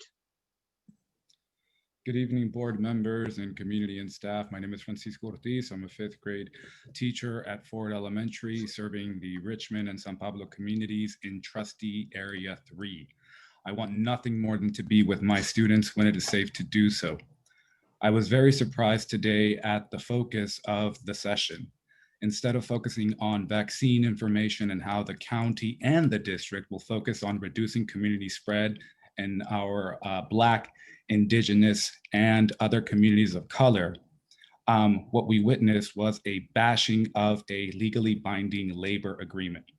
Cities like Richmond and San Pablo have been significantly and disproportionately affected by COVID-19, and we need better leadership at the local, state, and federal level to reduce this aspect of structural racism, not exacerbate it by pursuing confirmation bias through medical bias. Our families live in multi-generational homes and may bring the virus home to their families. In my family alone, our uncle died just this week. My parents, my sister, and my nephew live in San Pablo, which has 3 times higher the rate of infection than the county average. Our community and students are suffering because so many people in West Contra Costa have contracted COVID-19. We need our county to increase testing, contact tracing, and access to paid leave to stop the spread in our community so that we can safely and equitably return back. Thank you. Thank you. Our next speaker is Ernesto Falcone. You may unmute. Hey, thank you, and thank you for doing this. This was extremely informative. My name's Ernesto, and my son is age 5, and this is his first year in public school at Madera. I'm not going to read a script or jot off a bunch of talking points at y'all. As many folks I think are doing right now. And I'm not insulted at speaking at the end of this because we all needed the science and data to be presented to us as parents to make informed decisions. And look, I've been extremely risk averse. I mean, I would never risk my son's life, and so, today's presentation, I think, makes pretty clear if we are smart and we have strict safety rules, we can safely have them go back to school. And I'm sorry, I used to believe, at the beginning of this, that little kids couldn't mask up, but I mean, if your kid can't keep their mask on, my gosh, my kid has been great at it. I mean, he's done summer camp, and he does an after school program the city offers. He never takes his mask off. He never sticks his hand in people's mouths. I mean, that's irresponsible, and really, that's on the parents and that's on the adults to get their kid in order and understand and set an example of what proper masking looks like. And so, I mean, here's the tough thing as I wrap up. I mean, he spent his first year in public school, and he doesn't have the ability to make any friends.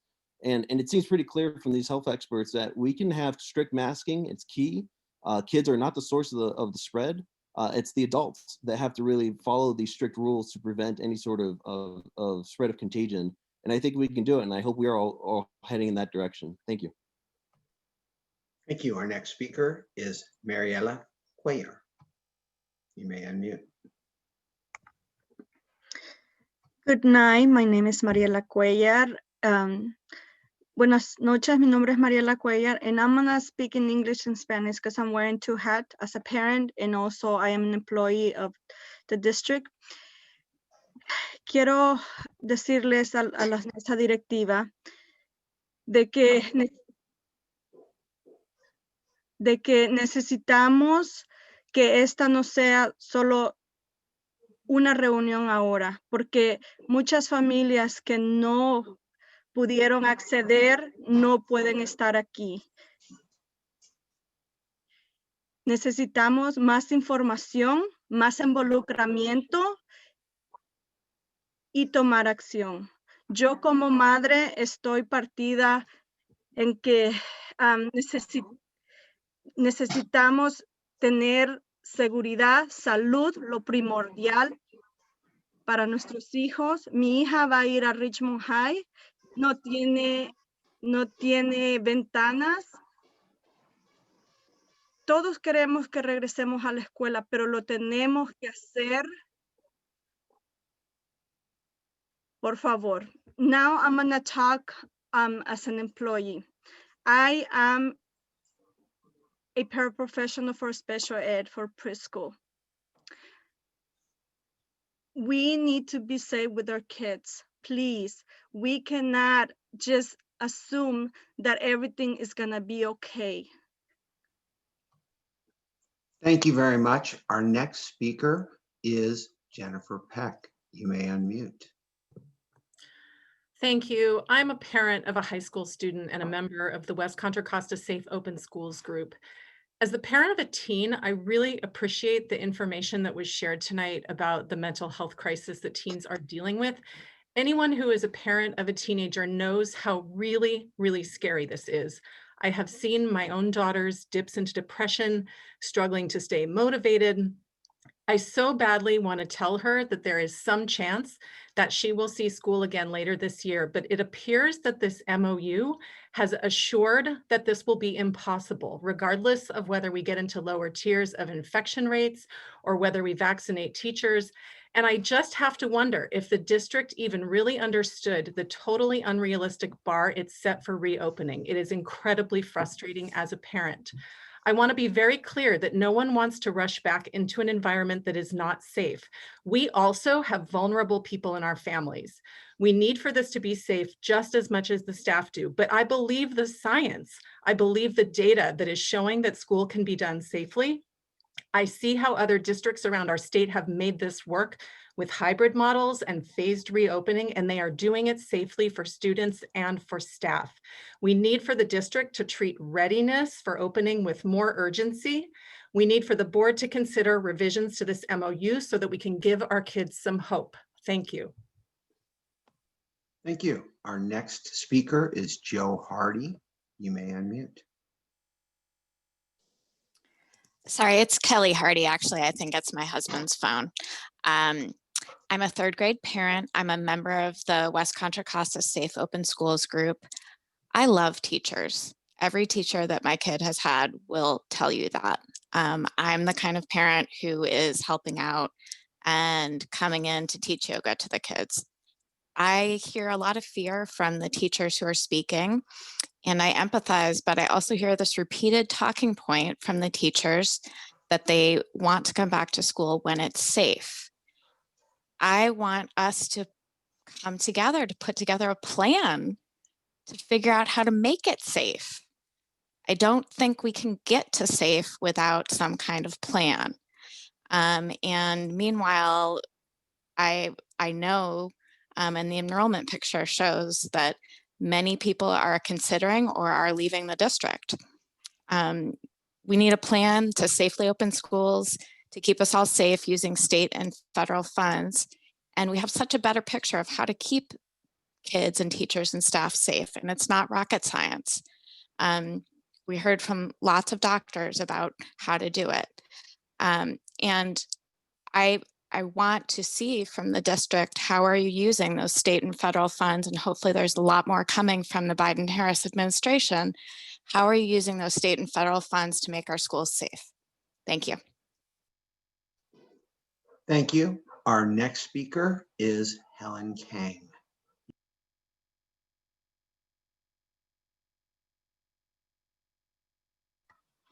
Good evening, trustees. I was very happy to see you, the new board members this evening, and I appreciate all your thoughtful questions. So the first thing I want to say is that I have a great amount of compassion for many of the parents who have spoken tonight. I think I know the majority of you personally and have taught your children. And one thing that is not being addressed is that the pandemic and pandemic learning has shown a great big flashlight on pre-existing problems in our educational system. So one parent who spoke, and I think many parents who are deeply frustrated with distance learning, it may not necessarily be distance learning, but with their child's teacher. And there are systems and procedures in place in the district to address these issues and at each school site that is laid out in each school site's parent teacher student handbook. The other problem is just with mental health services. As a teenager, I also had a very high rate of suicidality. And the one thing that helped me was having access to a full-time school psychologist at my public high school and middle school. We desperately need more mental health services for students, and that would help so much right now, as well as when we return. So thank you for your time.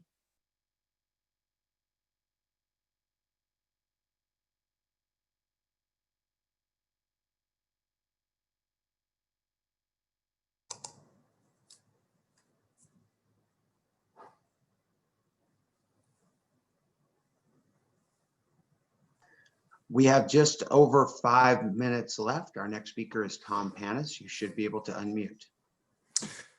Good evening, President Phillip, member of the board and district staff. I'd like to thank Dr. Farnitano, Dr. Rutherford, and Dr. Noble for joining us this evening. I'm very grateful for the work that they're doing and I appreciate very much the interesting presentations they gave. At the same time, I was extremely disappointed to see that there was nothing attached to the agenda that provided any detail on or direction regarding the board discussion tonight. I am completely unclear on how board members could adequately prepare for this evening's discussion if they didn't know more than the broadest possible description of the topic of conversation. Of course, the same challenge exists for the public. It's never a good idea to have people shooting from the hip with questions, particularly on a topic like this.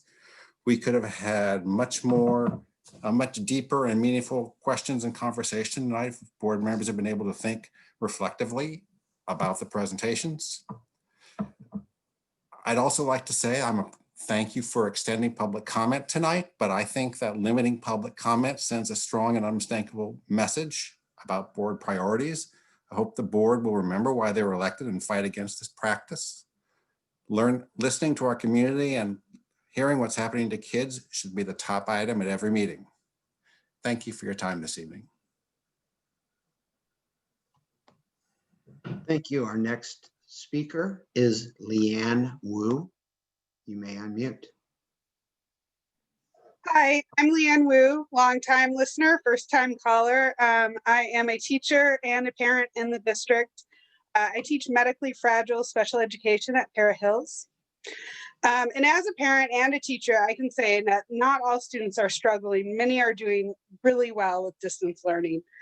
I miss my students so much, and I can't wait until we can all be together again in our beautiful classroom community.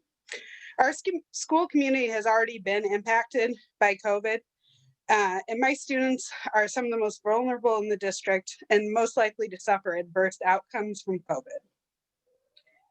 We are not looking at adult-to-adult transmissions enough either.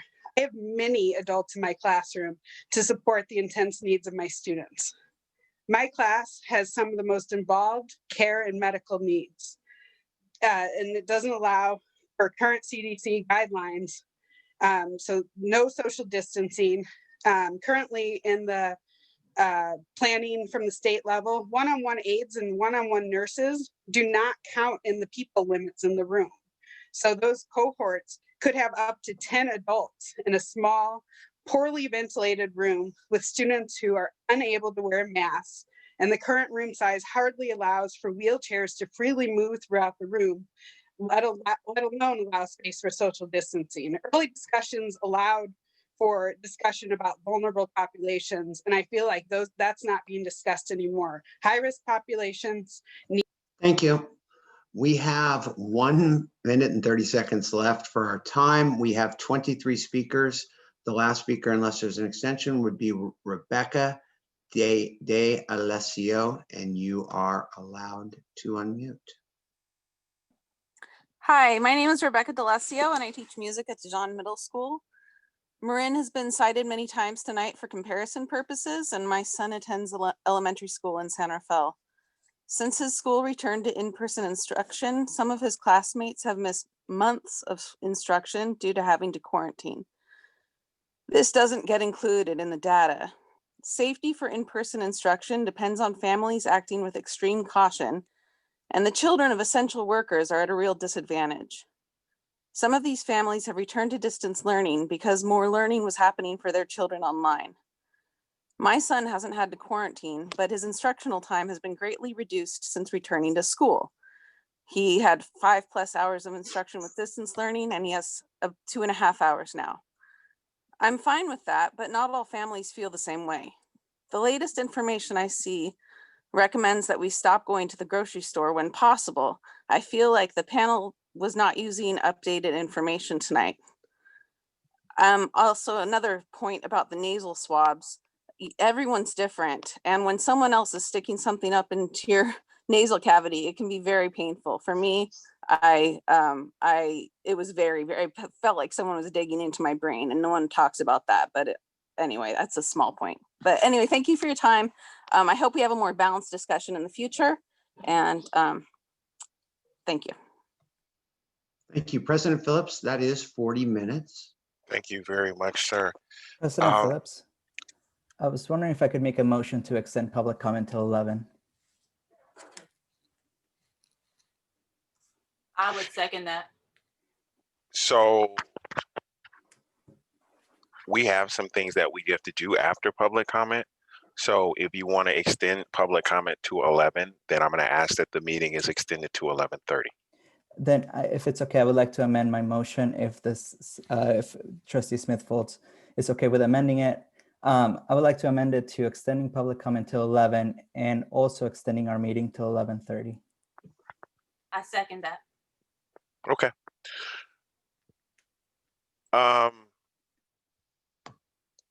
Mr. Gonzalez.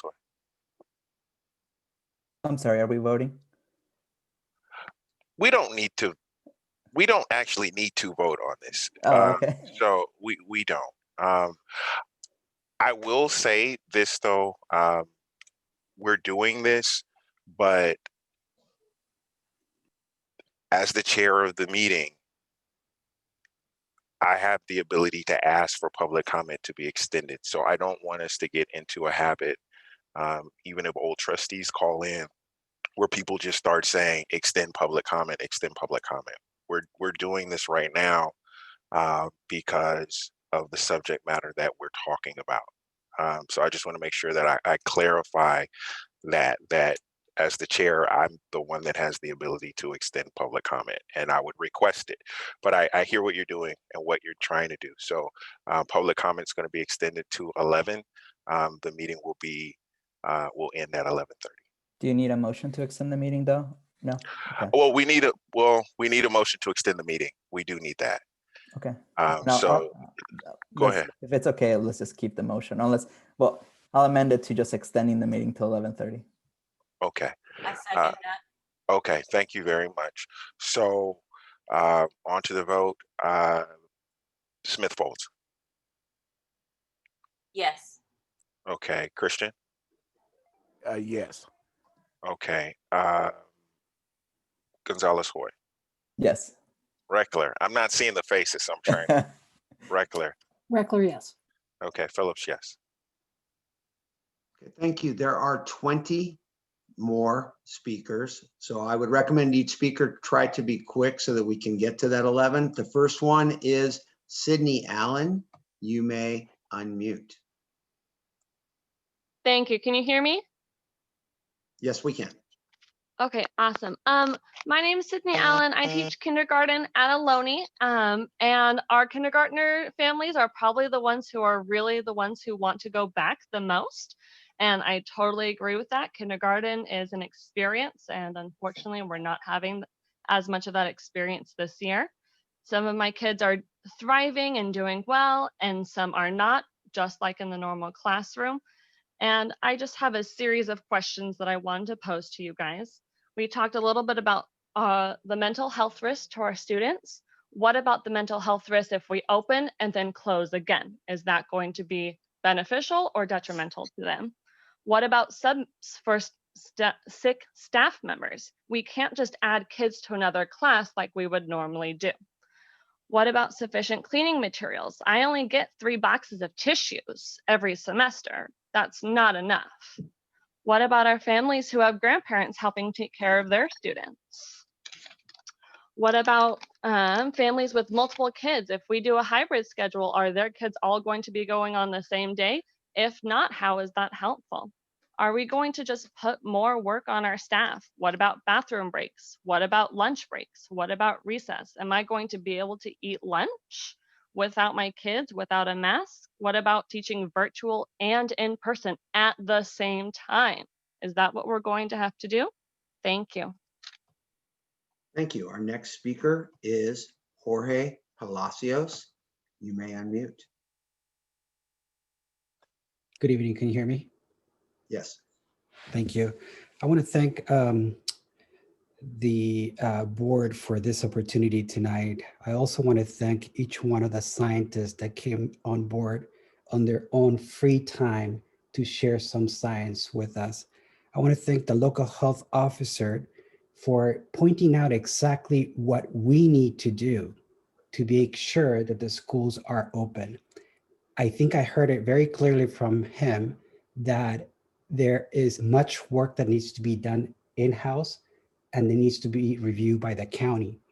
So I highly encourage the board and the superintendent to partner and to team up with the group in North Carolina, as well as the group in Marin County, to see what are some of the lessons learned that we have, to be able to come back in a unifying form, keeping in mind that there is an MOU, and to make sure that every member of the community is respected as we bring the kids back into the school.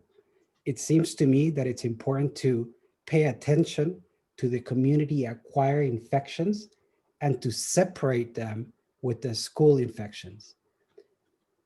I'm not an expert, but I think that this is something that cannot be done alone.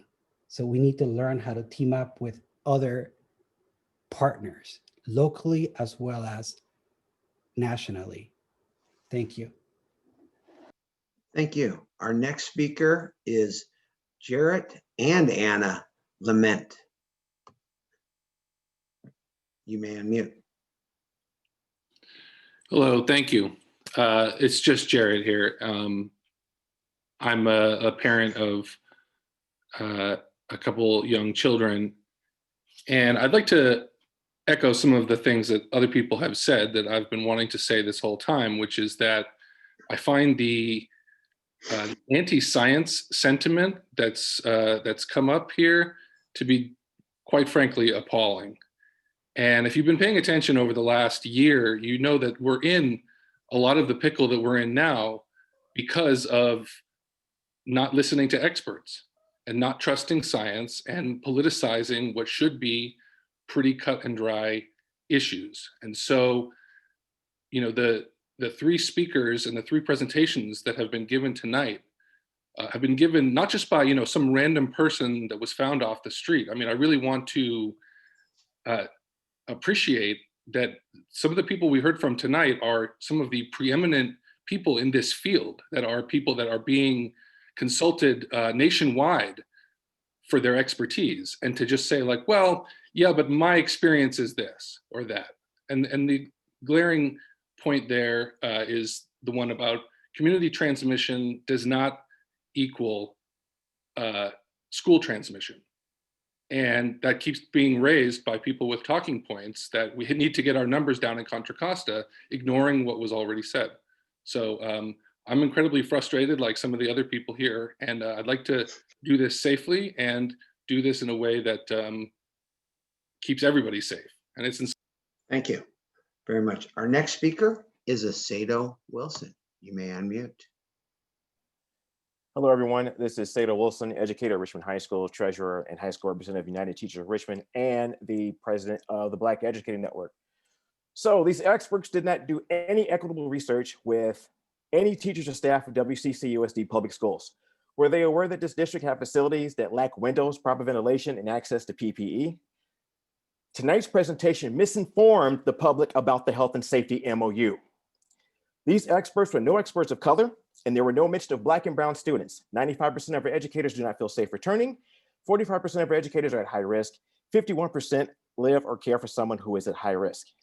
We cannot make broad health decisions by caving into a demand of personal narratives and assuming it'll work for all in our district, especially for our Black and brown students. The reopening schools debate across the country is rooted in racism and privilege. The comparisons to districts that are not WCCUSD are not equitable. This is not a one-size-fits-all scenario. This is a matter of life and death, literally. A medical expert states the solution to leave doors open for classrooms with no windows. I have one of those classrooms. I am that teacher. Seriously, educators know schools best. We miss our students and we are eager to go back when it's safe. But keep in mind, these quote-unquote experts had not displayed any knowledge of education whatsoever. This meeting was not equitable for those that are involved in the trenches, and I highly recommend that we evaluate these study sessions. Thank you.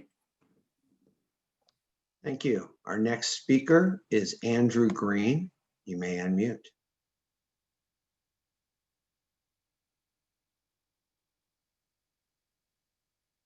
Andrew Geen, sorry.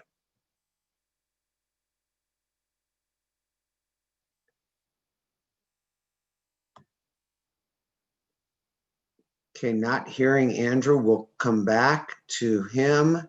The next one would be Jeanne Kinster. You may unmute.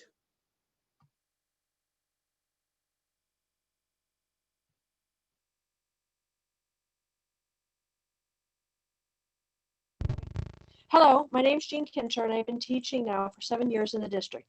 I had hoped for an unbiased panel for this discussion, but this seems to be lopsided, as Mr. Noble and Ms. Rutherford are the lead authors in a recently published letter demanding schools be open by February 1st, a date prior to the ability of teachers to receive their first or second vaccination. I miss my students, and I'm eager to return to the classroom when it is safe for all. In the last district meeting, the board told us that the COVID-19 positive rate among WCCUSD staff is on the rise. How can we push to have teachers back in the classrooms without the vaccinations? Many of our students live in multi-generational homes and may bring the virus back to their families. A number of my students have had COVID-19 this year already. 45% of us live with someone who's high risk or people that we have to care for who are high risk of severe COVID, as of myself. How can I trust the so-called good cleaning and sanitation? 2 of my kindergarten sinks are not cleaned. And those are the ones with the water fountains, by the way. The other 2 are cleaned with the same cleaning solution and cleaning tool as the toilets. The water's not changed between the cleanings or between classrooms. And when I inquired about this, I was told that's the way they were trained through the district because the solution would kill everything. I'm worried about how the classrooms will be cleaned and sanitized, among other things. Thank you. Our next speaker is Juliet Christian Smith. You may unmute. Good evening, everyone. I know everyone's very tired, so I'll try not to bore you. I've been listening to all this with a lot of interest. I'm so grateful for the scientists who took their free time out to provide all of this information. I know people are very scared. I am as well. I have a first grader, but I'm also afraid that people aren't listening. I'm not sure if everyone watched the same presentations I just watched. I'm also a scientist. I'm a climate scientist. So as you can imagine, the last 4 years has been a pretty difficult one for my line of work. And I think what we've learned is that science and facts are important. And we need to listen to them and not let fear take hold and control us. The research that we heard about tonight very clearly supports safe re-entry. It isn't going to fall from the sky. We have to do something. We have to plan. We have to be creative, just like they were in 1918, influenza in Boston, and all of the examples of the ABC program, hybrid programs, consolidating at school sites. All I'm hearing, strangely, is truly this fear-mongering and a lot of no's and a lot of all of the things that we can't do. I'm not hearing much about what we can do. And I know we can do something. I know that we can be as good as these other schools, and that an indicator of COVID in the community is not an indicator in our schools. Thank you. Our next speaker, we'll try one more time, is Andrew Jeanne. You may unmute.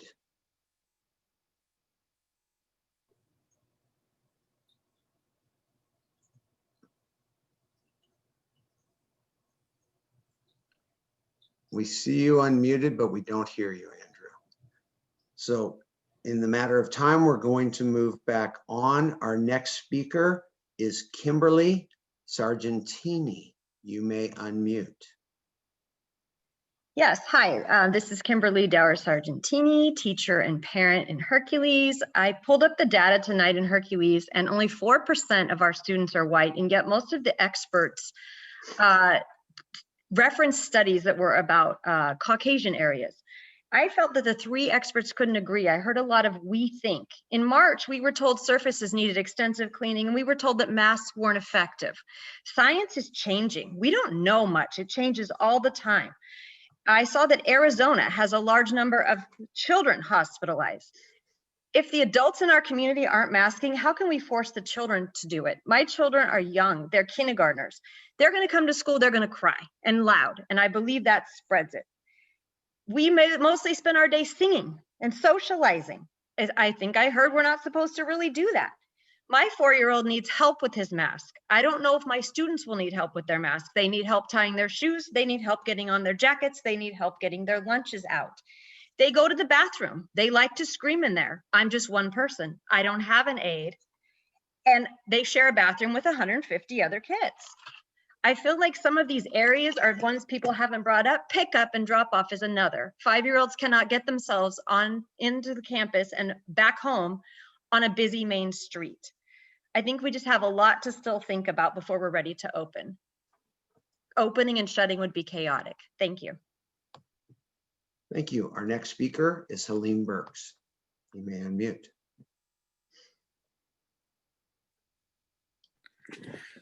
Good evening.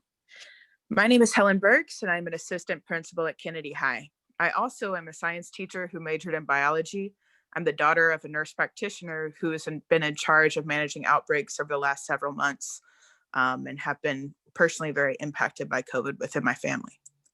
Tonight, I listened, learned, and questioned. I needed to actively check my own assumptions and immediate reactions.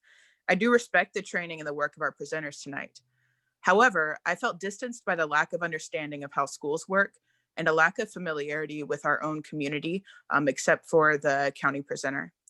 Some examples of this were citing a zero tolerance policy as phenomenal, describing Marin as a relevant comparison, stating wrongly that our demographics were comparable to the North Carolina study, etc. Studies around this issue have been critiqued, and there are some factors presented tonight that we should examine, such as correlation being treated as causation and an over-reliance on studies where schools opted in and were therefore not a random sample. However, we all learned tonight about growing understandings of spread within school when schools meet certain conditions with fidelity. But I believe it was not who we needed in the room to determine the readiness of our return to school. I would have really loved also seeing education experts tonight, people who are expert in the functioning of schools. That is my request for a future study session.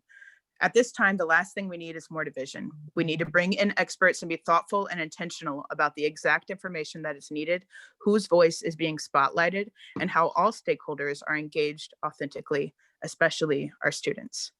Thank you. Thank you. Our next speaker is TJ Warfield. You may unmute.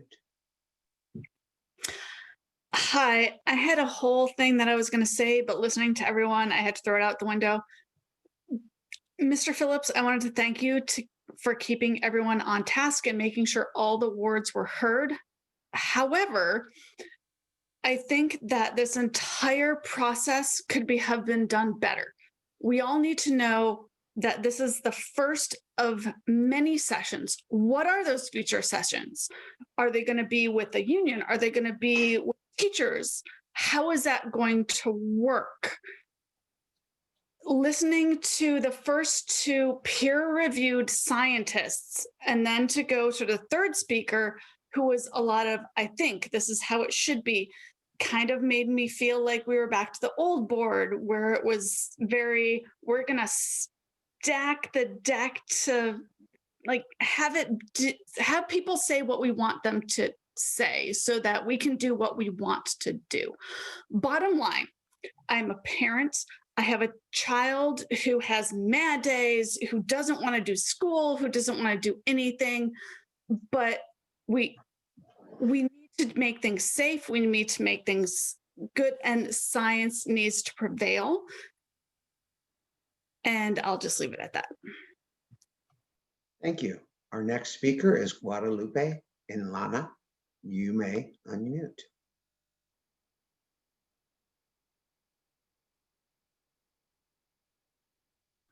Hello?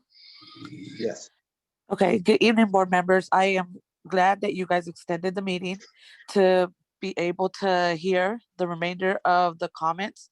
I think since we're looking into processes, I think that's a process that needs to be looked into, that if we're gonna limit the amount, then there should be a way that we know who's gonna get to talk and who isn't gonna get to talk, so that we're not waiting on here 4+ hours to actually get our comment out there. Also, you know, I appreciate the speakers you guys had on, but there needs to be more direction. There needs to be more direction from the board in how we're going to get this done. You know, they told us what we need to do. You know, they told us, you know, what masks are appropriate, but how are we going to get there? You know, what is the board going to do how are we going to fund a lot of these things? I know last year we sat through a lot of meetings when we were talking about cuts. Cut here, cut there. We can't afford this. We can't afford that. And now we're talking about we need this and we need that. I think we had conversations for many board meetings when we talked about eliminating soap at our schools. And now we're talking about how could we get our kids back into schools where things need to be sanitized, where masks need to be worn, where specific masks needs to be worn. And our communities are in need. Our communities are in need financially.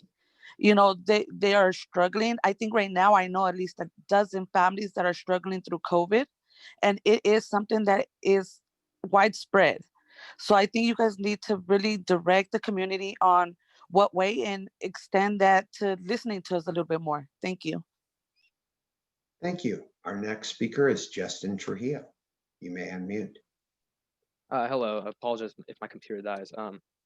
My name is Justin Trujillo. I'm a junior at Pinole Valley High School, and I'm not gonna spend too much time talking about the science behind going back to schools. I personally, I wanted to go back to school. I mean, who doesn't?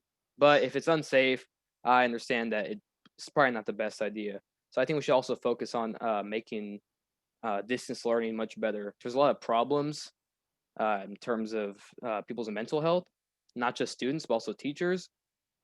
There's a couple things, for example, breakout rooms in classes, that those usually don't work. I think I can speak for most students that it kind of just ends up being people sitting there and looking at their screens, but their cameras aren't on, no one's interacting. Group work is already hard enough in person, and online, it's kind of ridiculous. Also, I think there's a shortage of counselors too. My school has 2 counselors, and there's about 1,300 students, I believe. I think homeroom teachers should have the ability to change classes of their students, because I have friends who ended up taking classes that they didn't even need, or ended up not taking the right classes they needed because of the shortage of counselors. And I think also just working on ways to help students and teachers with their mental health. We have Wellness Fridays, but that really doesn't do much. It's kind of just a Friday where you have no classes and just homeroom. That's kind of not the point, but thank you. Thank you. Our next speaker is Patty Shannon. You may unmute. Hi, I teach TK at Coronado Elementary, and I did not come prepared to speak tonight, but I was shocked and disheartened to hear our MOU being attacked at the beginning of the meeting. I still have not heard anyone bring up the MOU that was put in place before the COVID epidemic and the schools closed, and teachers took a voluntary pay cut and an increase in class sizes. There,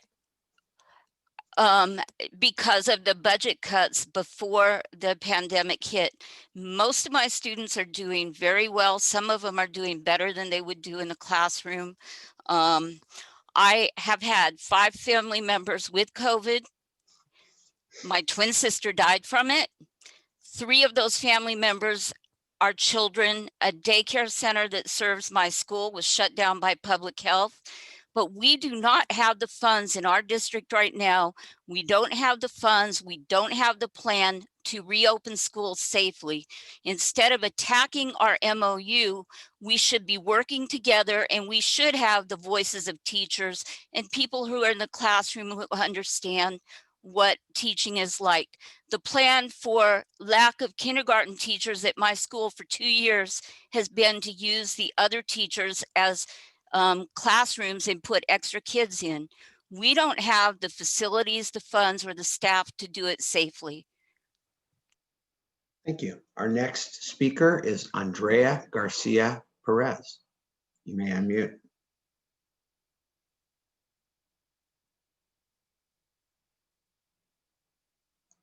Andrea Garcia Perez. Hello, good evening, dear board members.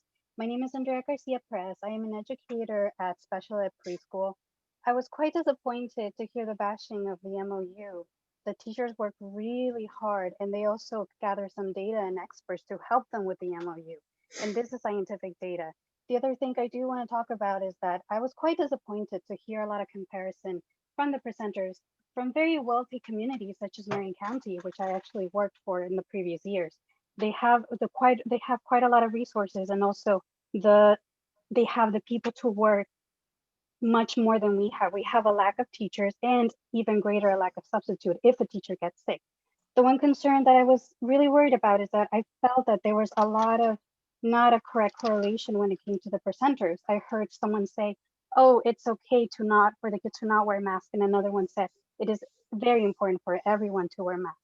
The one thing that I really would like to work on is to come to a consensus and an actual protocol of what should be the health and the benefit for everyone in the community. We do live in a highly multi-generational community, and a lot of people need help when it comes to resources. We don't have adequate resources. In my classroom alone, I do not have warm water, which is essential to keep our kids clean. Also, my kids, they're special ed kids. They cannot wear masks because of sensory issues. We don't have enough soap. I often have to ask my janitorial staff, which there's only one for the whole school, to please provide soap for me. I never had enough cleaning equipment prior to COVID, and I highly doubt we have it now. I really want to thank the presenters, and I really want to thank also the board, especially Ms. Smith-Foltz and Mr. Gonzalez-Oy for giving the tough questions and for putting a priority for teachers. Thank you. Thank you. Our next speaker is Ashley Trahan. You may unmute. Good evening, everyone. I am a mom of a young student at a charter in West Contra, Costa. Excuse my television. The question that I had is, will vaccines become mandatory for students to return to school? I'm gonna keep it short and sweet. The back and forth between parents and teachers, I hope we can come to a common place and an agreement. I thank the board for doing your job and offering a place and a platform for us to get this information. And I'm sure that this will be an ongoing conversation. I don't feel that things are going to be rushed, but I also think that both sides need to come to a place where we can come to consensus and feel safe for parents and for teachers, because we need y'all. We need teachers, and teachers need parents to do their job too. That's it. Thank you. Our next speaker is Ursula Rodriguez. You may unmute. Hi there, thank you. I'm glad somebody brought up Wellness Fridays, because that just needs to be called what it is. If it's teacher prep, let's call it that. I also did not hear anything about the learning hubs that I heard about so much in March, about getting the highest needs kids back into school first. And I don't understand why we're doing an all or nothing thing. School does not have to be safe for everybody. It has to be safe for the people that we are putting back in school, which does not have to be everybody all at once. If kids are doing great at home with distance learning, let them do that. We heard about special ed, but only this very extreme cases. And there are also kids in special ed that are doing terribly because they can't learn over the screen with dyslexia, dyscalculia, and dysgraphia. And the depression is real, the disengagement of the little kids is real. And I kind of feel like I showed up to a lecture where nobody read the chapter. And I think everyone could have done a lot more homework before they came to the meeting to know a lot about this science so that we can really interact with the information that is coming out. Thank you. Thank you. Our next speaker is Rachel Arrington. You may unmute. Hello, my name is Rachel Arrington. I'm a parent of a first grader, a seventh grader, and a 10th grader. I, along with my husband, we are both essential workers. I provide direct patient care. And yes, some of my patients do have COVID. My children have no normalcy at this time because both of their parents are away working during this pandemic.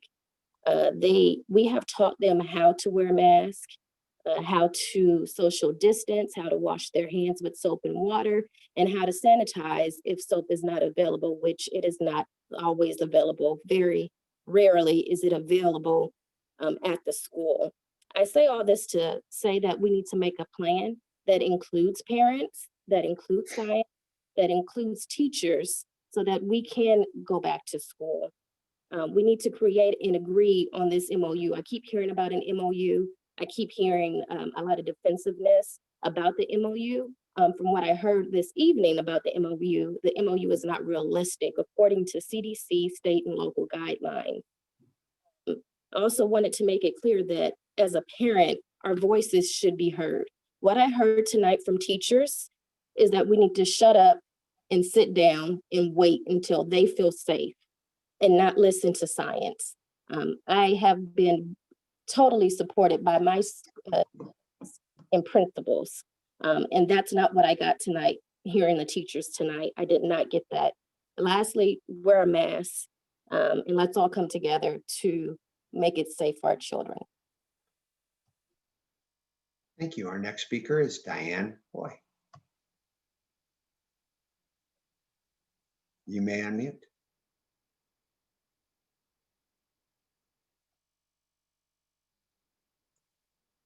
Diane Hoy.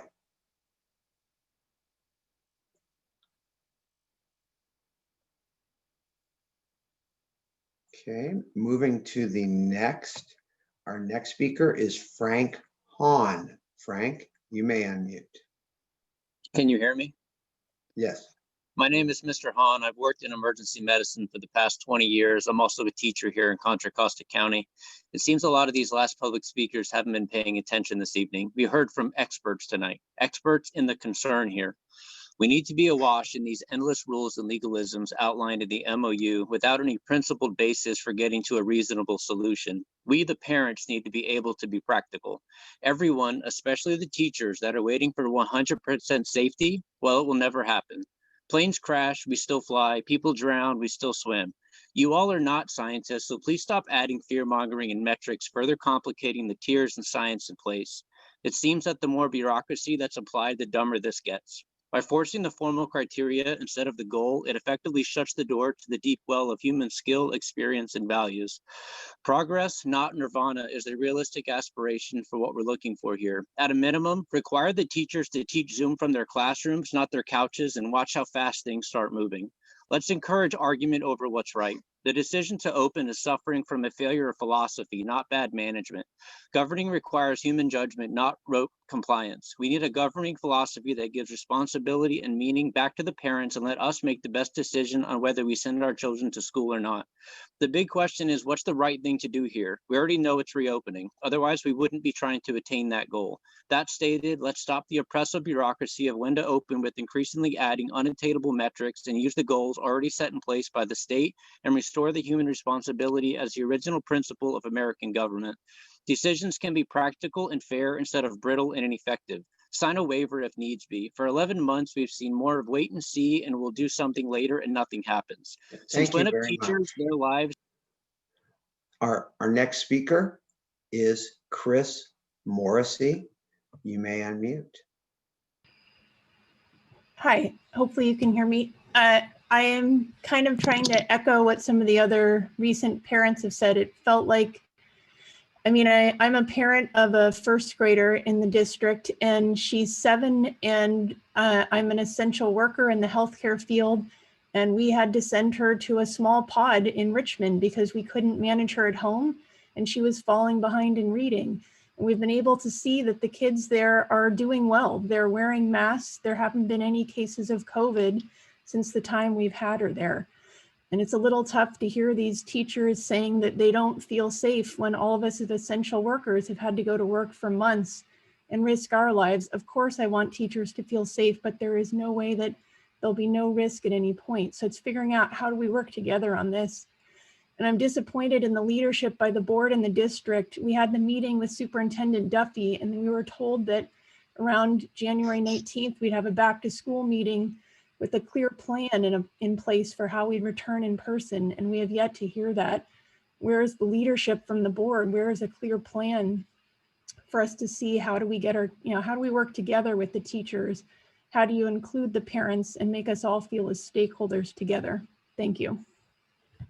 Thank you. We're at our last 2. We're going to try again. Diane Hoy, you may unmute.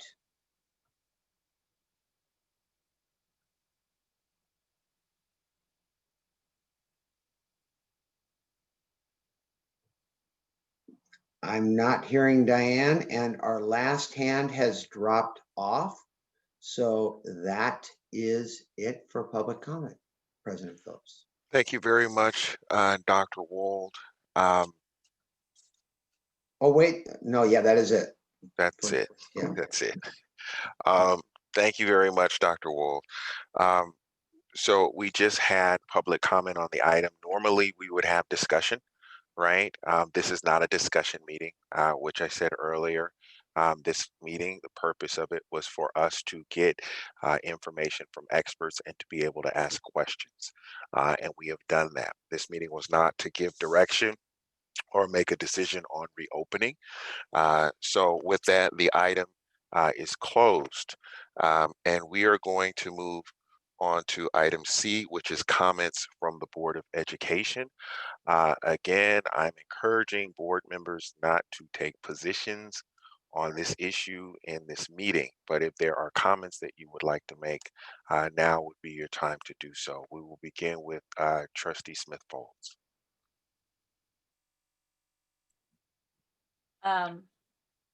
I do have comments. I'm trying to think about how to phrase those comments. Can we come back to me, or I need to go now and that's it? Can we come back, President Phillips, or no? Yeah, we can do that. Thank you. Thank you. Mr. Christian, do you have any comments or closing remarks? Maybe that's a better way to put it. No comments. Okay, thank you, sir. Mr. Gonzalez-Hoy, do you have any closing remarks? Thank you, President Phillips. I have to say it's really hard not to make a comment after everything we've heard tonight. So I'm going to refrain from doing so, but I just want to express I have a lot to say, so I look forward to the time when we do. And you know, I just want to thank, I think at one point we had close to 500 people here tonight. I want to thank everybody who came out and to continue to engage with us. I think that one thing that we all have in common is that we listen. Even if we don't always agree, we listen to everybody. So I want to encourage everyone in the community to reach out, email us, and just give us your input on what we talked about tonight, and we will keep talking about. I have just real quick, we have the Charter School Committee on Monday, completely different topic. It feels weird to even say anything. We have the Charter School Committee that I would love to invite people to with Trustee Reckler, Monday the 25th at 4 p.m. The link will be on the website, so anyone interested, it's our first meeting for the Charter Oversight Committee. We're going to be having a tight agenda, but it's going to be really great. So I'd love to see people there. Thank you. Thank you so much, Mr. Gonzalez-Hoy. Mrs. Reckler. I too want to thank everybody for coming out tonight and staying to this very late hour. And I want to thank Board Member Phillips for all the work you put into setting it up. And I very much appreciate that. I also have a committee meeting Friday that I'd like to talk about. We're going to talk about budget, and that'll be Friday, 3 o'clock to 5 o'clock, January 22nd. And the link is on the website as well in the calendar. And we look forward to seeing you there. Thank you. Thank you, ma'am. Mrs. Smith-Folds. I think I'm ready now. Thank you, fellow trustees. I appreciate it. And I have a subcommittee meeting. Mine is going to be on February the 8th. I'm the head of the academic subcommittee, so please look out for that. We're going to meet every fourth Monday. I want to thank the public for staying. I want to thank them for comments, and I want to reassure everybody that we're here to serve. That's what we're here to do. That's what our intention is to do, is to serve to the best of our ability. And we will continue to come from a position of love, always and always. Thank you. Thank you very much. I have a few things that I want to say, but the first thing that I want to do is I want to apologize. I want to apologize to our staff. I want to apologize to our families. And the reason that I want to apologize is because this conversation should have began a long time ago. Our schools closed on March 3rd. And this is the first time that we have done something like this. And I believe in my heart that part of the reason that there is the amount of fear that there is out there is because we haven't done our part to make sure that we're getting information to our community, our school community in particular. And so what I want to say is um, better late than never. Uh, I understand why everyone wants to, comment tonight uh, because we haven't had this conversation as a community. Um, and I just want to let you know that even if you feel the need just to squeeze everything in tonight, that you don't have to, because this is just the first conversation that we will be having. So when I hear people talk about, I didn't hear about this and I didn't hear about that, and you're right, you didn't. And that's because we cannot possibly cover the whole gamut of things that apply to COVID in one sitting. We will be back. We will have other information that we need to take in. We will also have a community conversation around what we would like to see. But the truth of the matter is, for us to be able to have a real conversation, it has to be informed. And that means that we have to take the time, as hard as it may be, to listen to people who know more than we do about this issue. And that's why we had the county health officer. That's why we had the head of infectious disease for UCSF. That's why we had the director of COVID response for UCSF. I know that there are a lot of political theories out there about why people do what they do, but those people, the county health officer, the head of infectious disease for a world-renowned medical institution, the director of COVID response for UCSF Medical Center, I guarantee you one thing, those people are not going to come into this Zoom and say what I want them to say. They're going to come in and say what they believe because they are, frankly, renowned professionals. So I just want us to step back and realize and take a breath. We're not making any decisions tonight. We're not giving any direction tonight. We are simply starting a conversation that we need to have as a community because this is extremely important. And as we make decisions, we have to make sure that we make those decisions with the best information out there that we can get. So that said, someone had asked when the next session is going to be. The next session is going to be on February 3rd. That will be posted. So it's coming. I want to say thank you very much to Supervisor Joya, who is still here, who helped get the county health officer here. I would like to say thank you to Dr. Rutherford, Dr. Noble, and Dr. Farnitano for spending their evening with us. This is something that they did not have to do, but they are public servants, and they showed that tonight. I would also like to thank everyone who called in. You do have a voice. We do want to hear you. We are not trying to shut you out, and we're not trying to downplay the significance of anything that you have to say.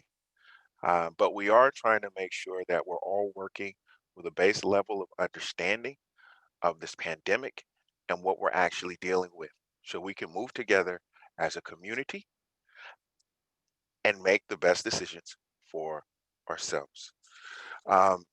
So that concludes my comments. We are going to go to item D, which is the next scheduled board meeting. The next regular board meeting is on January 27th. That's a regular board meeting. I already told you that we're going to have another study session on February 3rd, which is about COVID as well. And then finally, and I'm saying this a little bit out of order. On 123, we're going to have a special meeting. That is a retreat that has nothing to do with COVID. That agenda will go out, but it is just a retreat on boardmanship, meaning how we conduct our meetings and whatnot, so we can do our best. So that is item D, and that's the conclusion of that.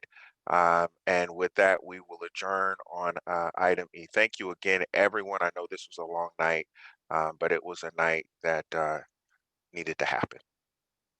God bless everybody.